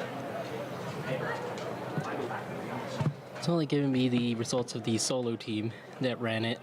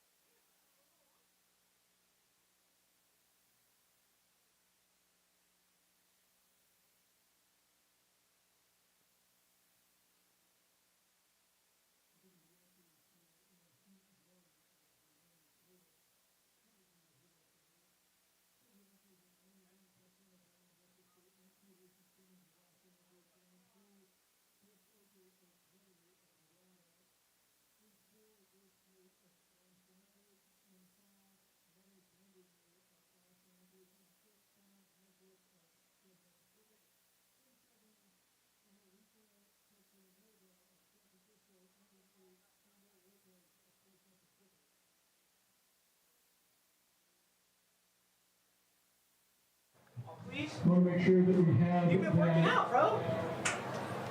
hurdle crew to put the hurdles in the right position. Thank you guys for doing that. And then be on standby because you're going to have to move the hurdles in just Oh, we heard the next race is a women's 100-meter hurdles. That's going to be really interesting. You're going to need time to set up all the hurdles here, obviously.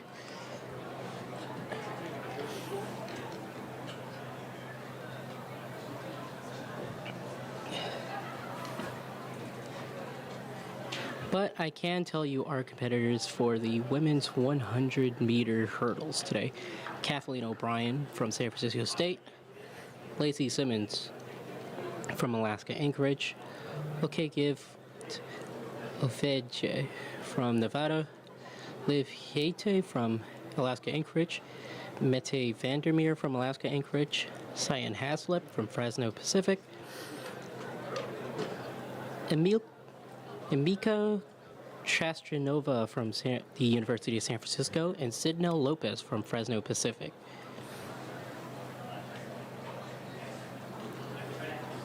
That'll be our competitors for the women's 100-meter hurdles for today.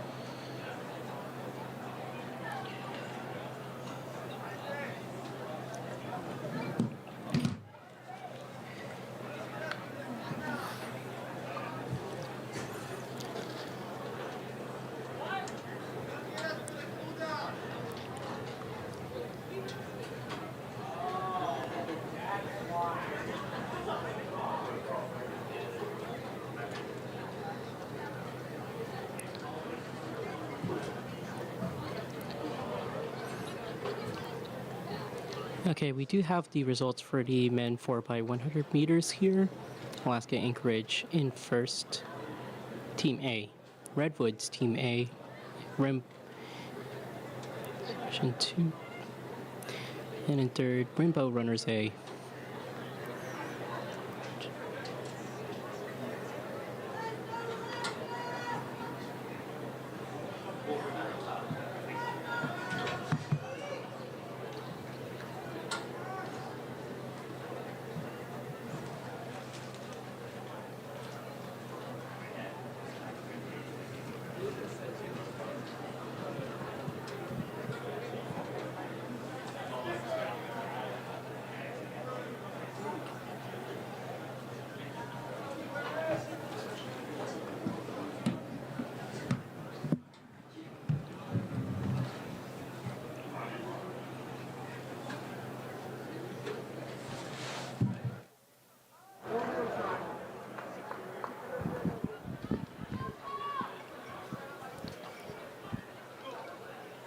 Okay, so we do have most of our competitors here. We are missing our competitor from lane 3. That's going to be Give Oveje being removed from the race here.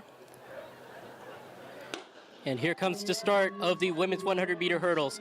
And right now it's going to be Midi Dan Vermeer, or is it Vini Vermeer in first place, or... And there's the finish there. I mean, some hurdles were missed. It's actually going to be lane 4 in first place. So that might be Liv Hiete from Alaska Anchorage getting the first place win. Vandermeer in second, and Simmons in third. Liv Haite getting 14.06. Vite Vandermeer in second with a 14.86. Lacey Simmons from Alaska Anchorage in third, getting a 14.87. Cyan Haslip from Fresno Pacific with a 15.14. Kathleen O'Brien from San Francisco State with a 15.7. Now we have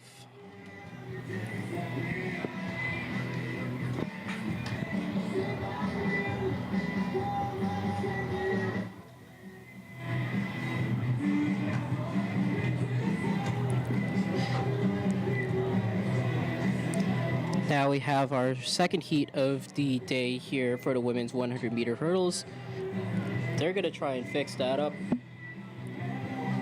for the start of this next race.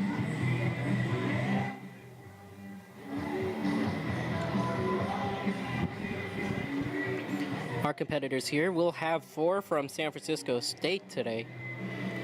Taylon Schroeder in lane 1, Yanis Harris in lane 2, Vivian Luong from lane 3, Lydia Binger in lane 4, Milani Ward from Fresno Pacific in lane 5. Actually, we'll have 2 San Francisco State disqualifying here.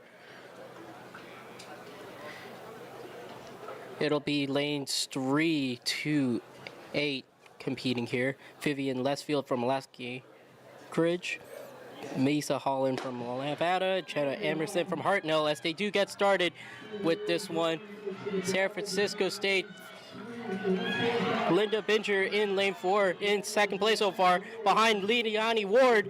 Miliani Ward will win it, and they will be 15 seconds from Fresno Pacific. Miliani Ward will win it with a 15.1. Lydia Binger in second place, 15.2. Vivian Lesfield from Alaska Anchorage with a 15.4. Jenna Emerson from Hartnell with a 15.6, and Misa Holland from the University of Nevada finishing in 5th place, unless she has disqualified.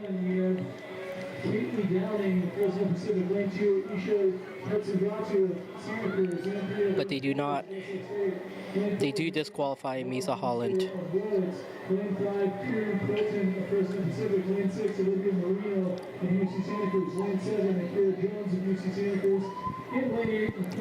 Our next race will feature Catalay Downing from Fresno Pacific, Isha Kasanagotu from UC Santa Cruz, Alea Flores from San Francisco State, Megan Weilmunster from Rhodes, Kyron Coylton from Fresno Pacific, Olivia Marino from UC Santa Cruz, Akira Jones from UC Santa Cruz, and McKinley Eddington from Alaska Anchorage. They are missing competitor number 5. That's going to be Kyron Coylton from Fresno Pacific. She will not be participating in this 100-meter hurdles heat number 3, as our competitors are getting set.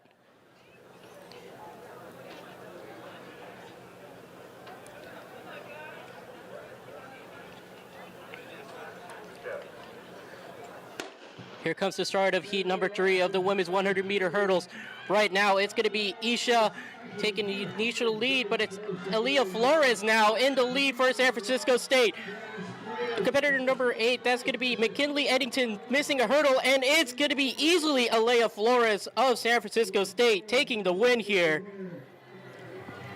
Her official time is going to be 16.03. Weilmunster from Rhodes taking second with a 16.5.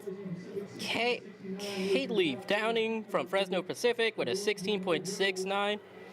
Isha from UC Santa Cruz with a 16.72. McKinley Eddington taking 5th from Alaska Anchorage with a 16.75. Akira Jones from UC Santa Cruz with a 17 flat. And Olivia Marino with a 17.4.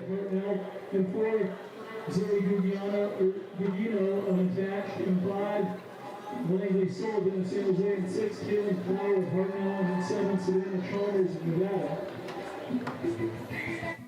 Oh, you ready to come back? Do you want to just handle the rest? What? Do you want to just handle the rest? Because I don't even think we have more than enough. All right. Yeah, that's fine. I can do that.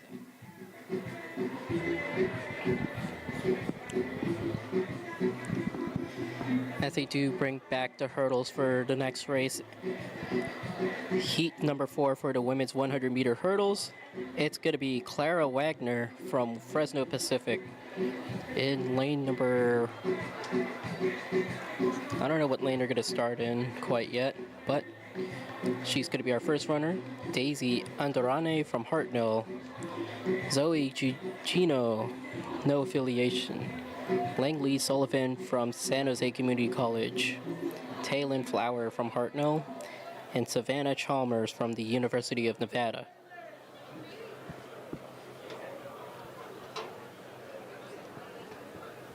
Okay, so it's Clara Wagner in lane 2. Daisy Andrade in lane number 6. Oh, no, Daisy is disqualified and Zoe is disqualified. So it's just Clara, Langley, Taylin, and Savannah. And now there's the start of heat number 4. And now it's going to be Langley Sullivan. No, it's actually Taylin Flower taking the lead here. And Taylin Flower will take the win here from lane number 6.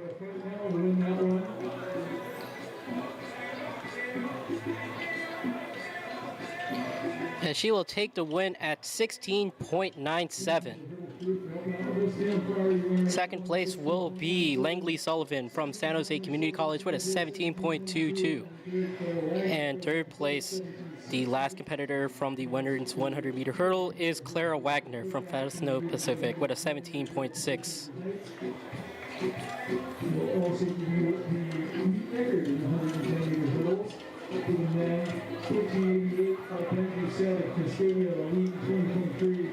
That's a very good time. And they are going to be moving the hurdles back to prepare for the men's 100-meter hurdles. Also, we have 3 sections. Simple entries in heat 1. We have Satiros Figueres of UC Santa Cruz in 1, and 2, Bryce Tuchner of Rhodes, and 3, Rock Big Knack of Seattle U, and 4, Hugh Stokes of Rhodes, in 5, Rome Johnson of Sequoias, in 6, Malik Vega Tatum unattached, in 7, Alejandro Herrera Gonzalez of Sequoias, and in 8, Michael... They're adjusting the hurdles for 110 meters. Top seed time coming into this one is Hugh Stokes of Rhodes running lane 4 at 14:62. See who shows up for these 110 races. We have a lot of good lines. Our competitors for the first heat here, it's going to be Sotirios Kojioris, Bryce Tuchner, Rock Jijnak, Hugh Stokes, Rome Johnson, Malik Vega Tatum. I think that's Alex Barrera Gonzalez and Michael Johnson III. No. Anyways, our competitors are not quite here yet. The hurdles are still being set up. Crowd is kind of just relaxing here, just taking a little bit of a break as we have just finished the women's 100-meter hurdles.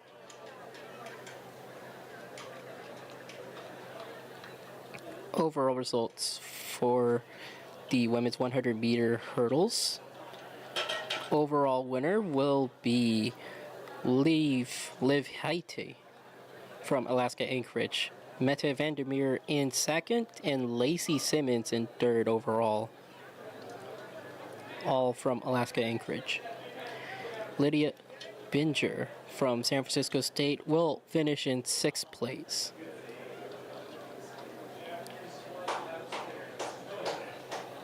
Kathleen O'Brien from San Francisco State, finishing in 9th place. Aaliyah Flores from San Francisco State will be finishing in 11th, with Milka Chastanova from the University of San Francisco finishing in 10th.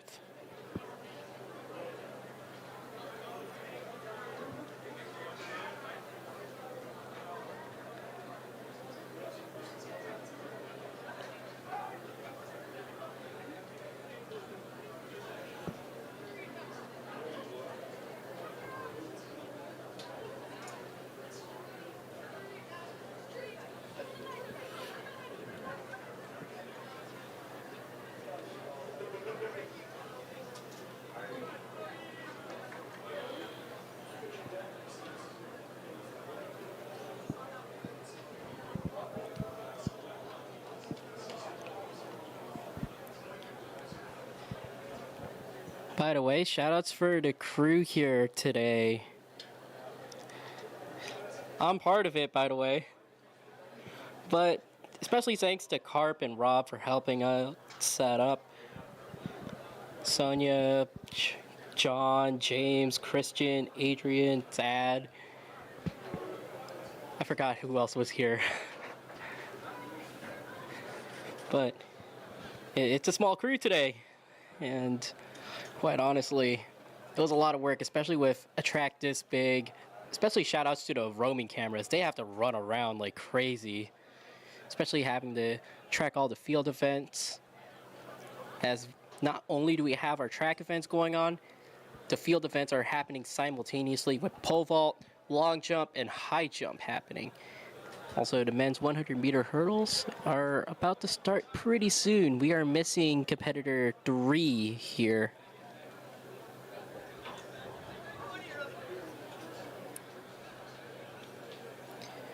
So we are missing Rock Gignac from Seattle University.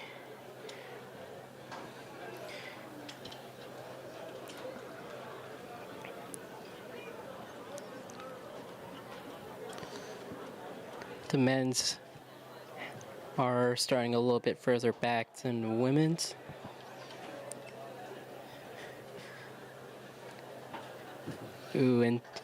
And there's one of our camera guys right there. Out right by the scoreboard. And it seems like the men's are good to go to get started.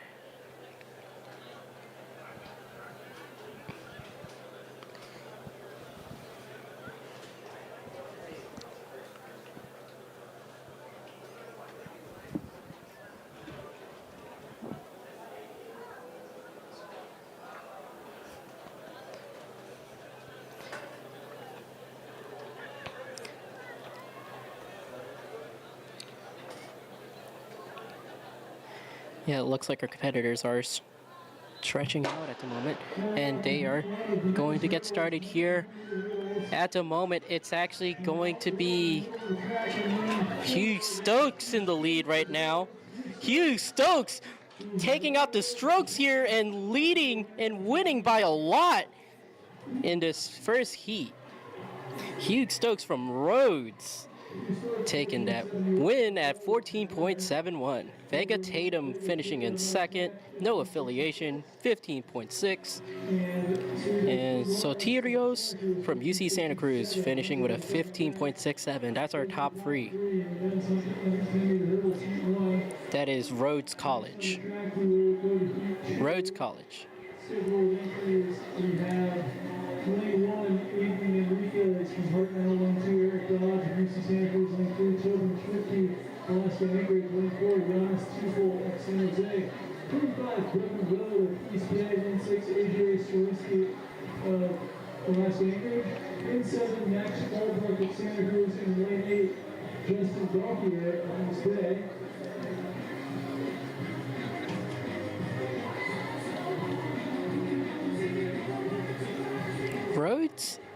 Rhodes College is actually from Tennessee. They're in Memphis.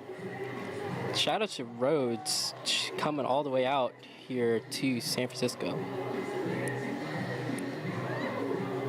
Yes, I'm not kidding you. It is Rhodes College in Memphis, Tennessee. They are a small liberal arts college. I'm just as surprised as everyone else, to be honest. Anyways, we have our next heat coming up for the men's 110-meter hurdles. Adrian Manriquez from Hartnell, Eric Dodge from UC Santa Cruz, Toden Schmidtke from ASCA Anchorage, Yanis Tufel from San Jose Community College, Brevin Rode from Cal State East Bay, AJ Susiek from Alaska Anchorage, Maxwell Holbrook from UC Santa Cruz, and Justin Gauthier from Cal State East Bay.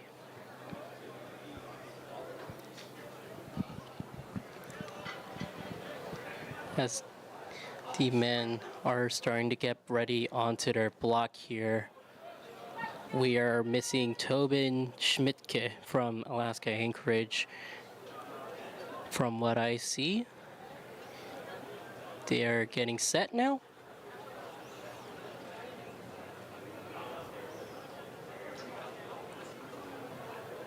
Crowd quietly anticipating the start of this one.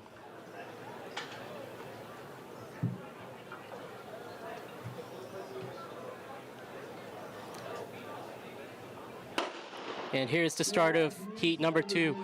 It's going to be AJ Shuschek from Alaska Anchorage in the lead right now. And there's going to be a tight one between AJ and Brevin Rode. Or not Brevin Rode, it was Yanis that was keeping it close. But that'll be AJ Shuschek from Alaska Anchorage taking the win with a 15.69. Yanis Tufel from San Jose Community College finishing with a 15.92. Brevin Rode from Cal State East Bay with a 16.4. Maxwell Holbrook from UC Santa Cruz finishing with a 16.46. Justin Gauthier from Cal State East Bay, 16.56. Tobin Schmidtke from Alaska Anchorage, 16.92. And Adrian Manriquez, I don't know if they're going to give him a time here.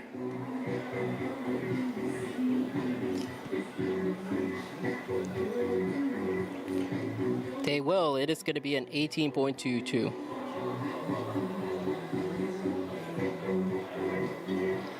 And we will get started with our third and final heat of the men's 110-meter hurdles. Our competitors for this third heat: Richard Crakes, Anthony Enriquez from Hartnell. Crakes is from Sequoias. Kwame King, no affiliation. Tony Espinoza from Sequoias. That'll be our fourth heat for the men 110-meter hurdles. Actually, Richard here is not going to be starting this one.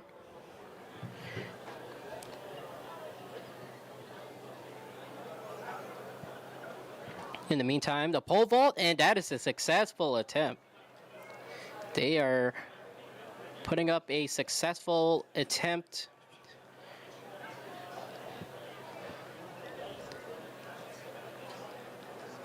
I can't tell how high that is, but that is a pretty impressive height to get that.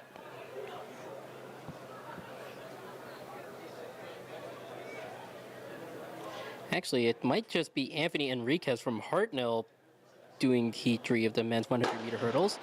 And it's just going to be Anthony Enriquez. Let's see how fast he'll finish this one. Trips over the second one. He's not getting over all these hurdles properly.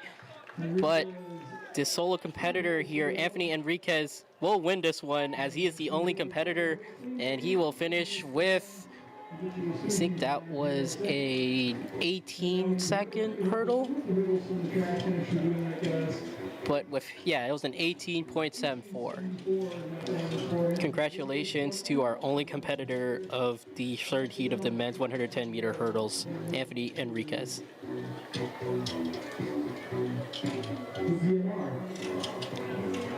Oh, that is that is the Sequoia's logo. Espinosa. So we have 2 heats each of the women's and men's distance medley relay. Maybe we can use this to make up some of the time that we are now behind. Actually, we've caught up a lot, so we can see how our supposed to start right now. We won't be that far behind the schedule when we do get this one underway.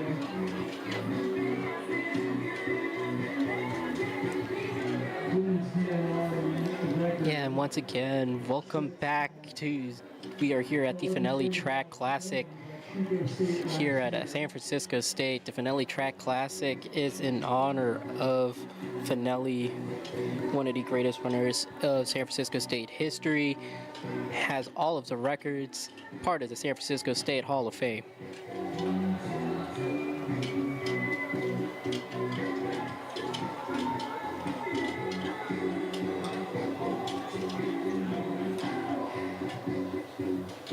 So the idea of our teams, you will be checked in and coming towards the start line now. Your event's next. Once these hurdles drop the track, we're going to get you on the track, so we try to get back on schedule here.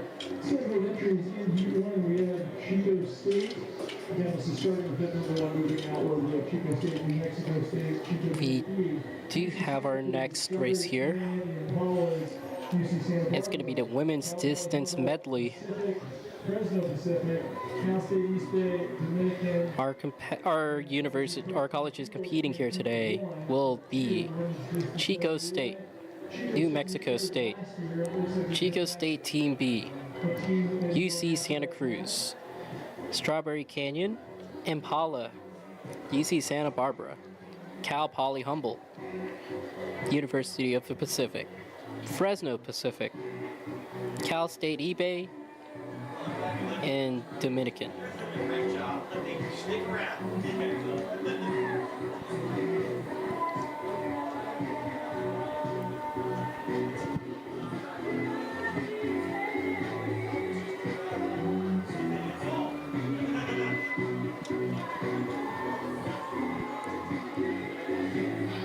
In the meantime,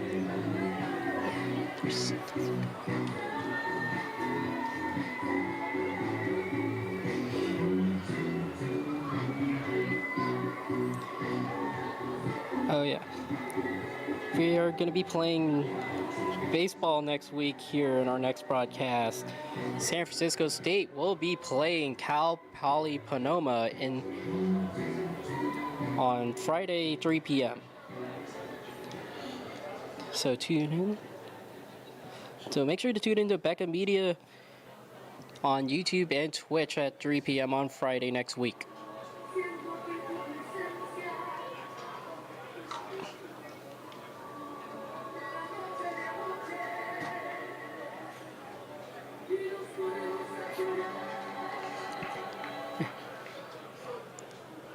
Yeah, they're gonna have to reset that pole. He just failed his attempt at that pole vault.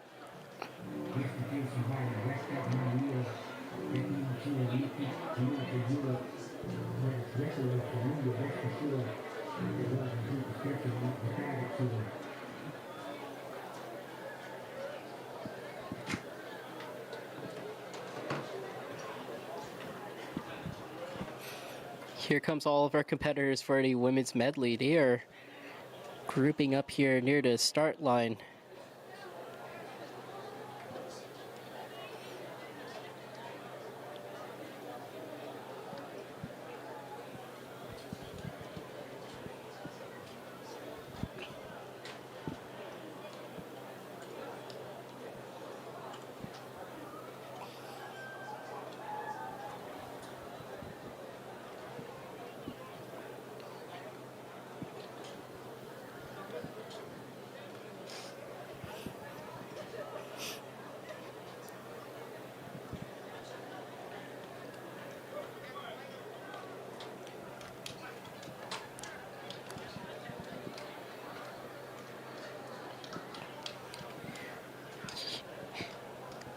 Yep, they only have the initial set of runners here at the start of the women's distance medley.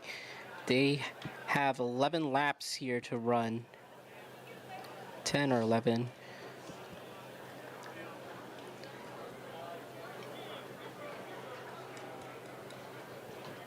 And each team will have,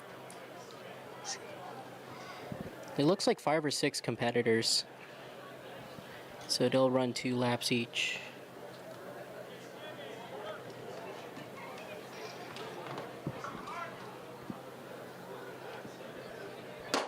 And they will get started here with the women's distance medley.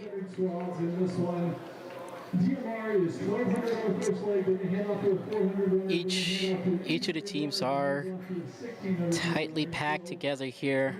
They are not looking to try to make big separation right now. Essentially 2.5 miles. And the whole pack is running together again on the backstretch. 200 meters, 35 seconds. A pretty quick opener out there for them. We'll figure out who is who as they spread out a little bit over the course of this 10-lap event. We know it's going to be a fun event to do the distance medley relay, allowing distance runners to get involved in the relay, and incorporating some sprinters in the 400 running. And here comes the end of the first lap. This initial run, they will have 9 laps left to go here. Our leaders so far, it looks like it's actually going to be New Mexico State in the lead.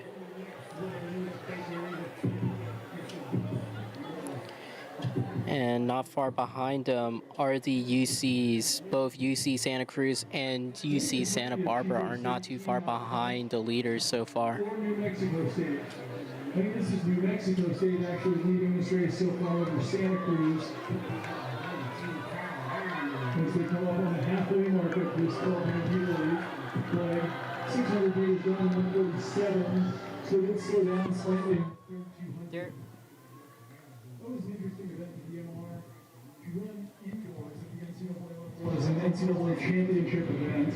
Yeah, and when it comes to the handoffs, they will hand it off right where they started pretty much. As we have all of our other competitors grouped up at the front straightaway, right next to the San Francisco State tent.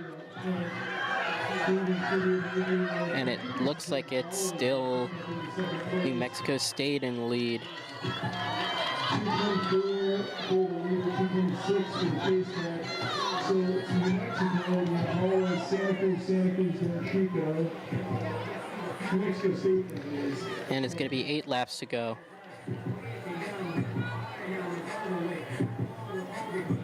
New Mexico State with a solid lead in the 1200 meter leg.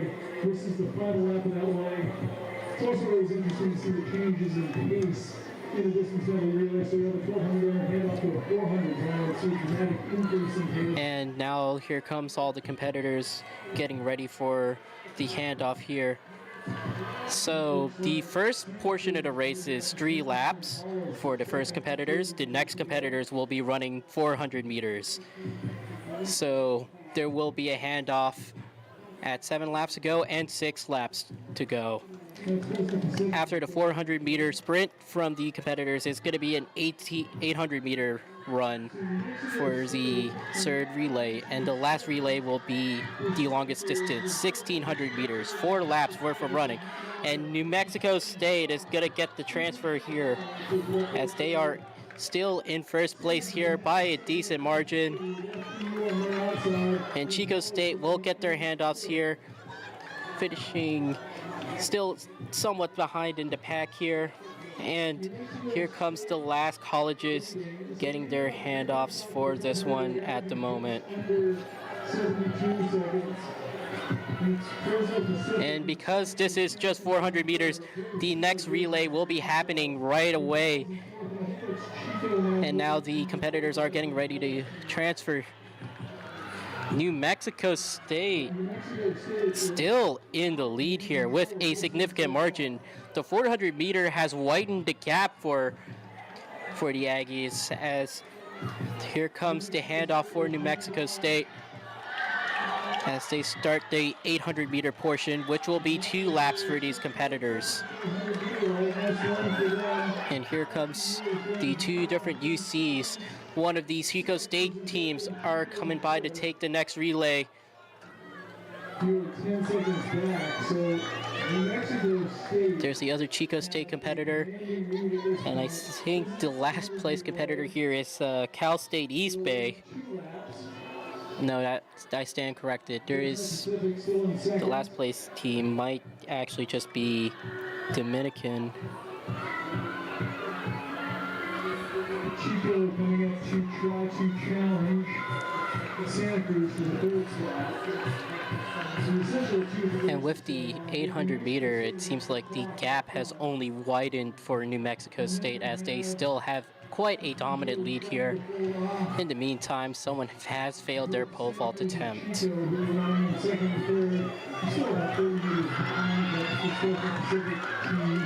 As they are so far out in front.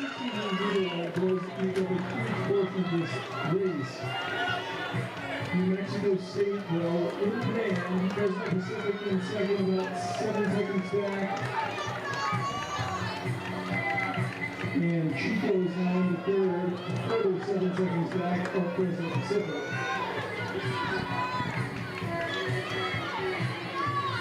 It actually does look as though Fresno Pacific is closing the gap to New Mexico ever so slightly. They're still a long way back. But we still have a mile run at the end of this. 1600, I should say. So New Mexico State, the leader, Fresno Pacific giving chase. Chico in third now. About 80 meters back.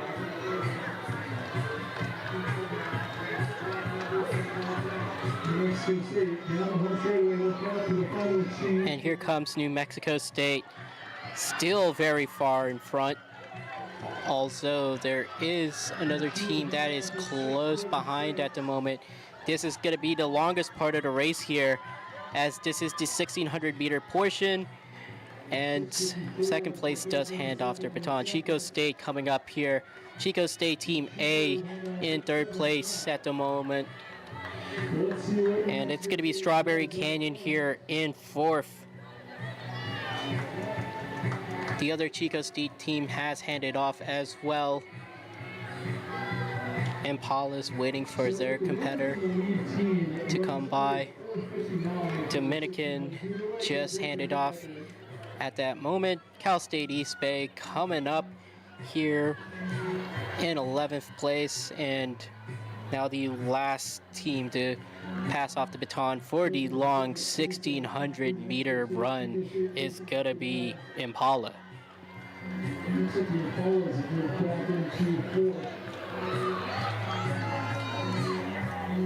And that's going to be the last handoff for the race, as New Mexico State is still very far in front. Although second place is starting to catch up. That is going to be Fresno Pacific. 8 seconds back is Fresno Pacific in second.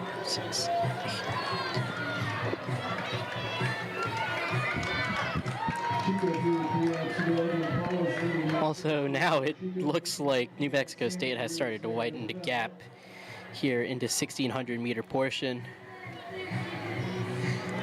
as both first and second place are in the front straightaway. There are 3 laps to go in this one.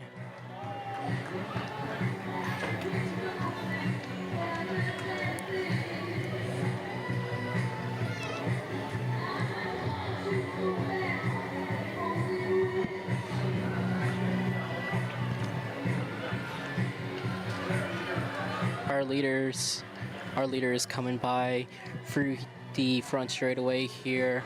New Mexico State looking comfortable at the moment with such a dominant lead. The gap between first and second. New Mexico State at a 9:14 time right now. And that's going to be Fresno Pacific. That is a 14-second deficit for Fresno Pacific so far. Third place is going to be Chico State. Fourth place is now also Chico State. Chico State running 2 teams for this one. 600 meters remaining when they come past the Fifth place at the moment is actually going to be Strawberry Canyon, as Cal State East Bay is running in front of the last running team, University of Dominican. I stand corrected. It's actually Impala that's the last place runner, or behind Dominican. Here comes New Mexico State into the home straightaway.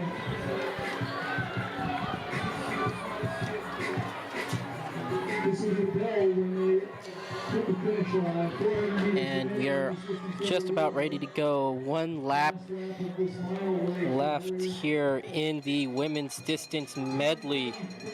And New Mexico State still has quite a comfortable lead over second place, which is going to be Fresno Pacific.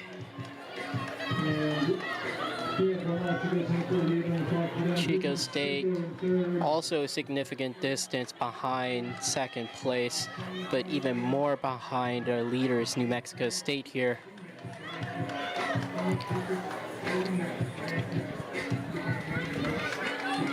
But as it's going right now, New Mexico State's gonna comfortably win this meet.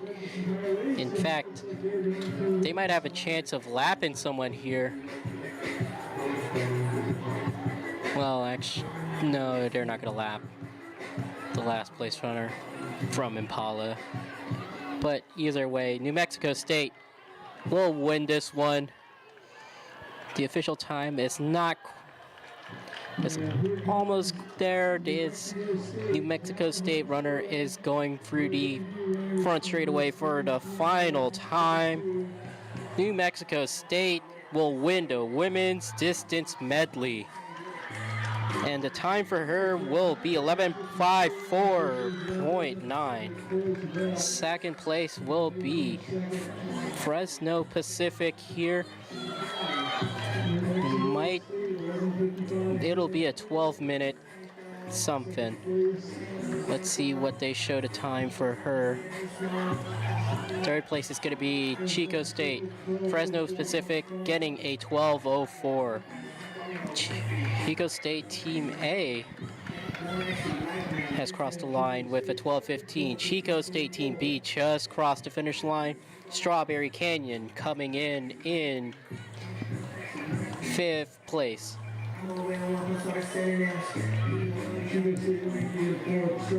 it looks like one of the UCs has finished up here. Cal State East Bay is just going to start crossing the finish line here, along with Dominican. UC Santa Cruz ends with a 12:41.68. And the last runner is going to be Impala. I think they're going to come in just over 13 minutes. Cal Poly Humboldt and University of Pacific and UC Santa Barbara did not start this race. And that concludes Heat 1 of the women's DMR. Move on to Heat 2 now.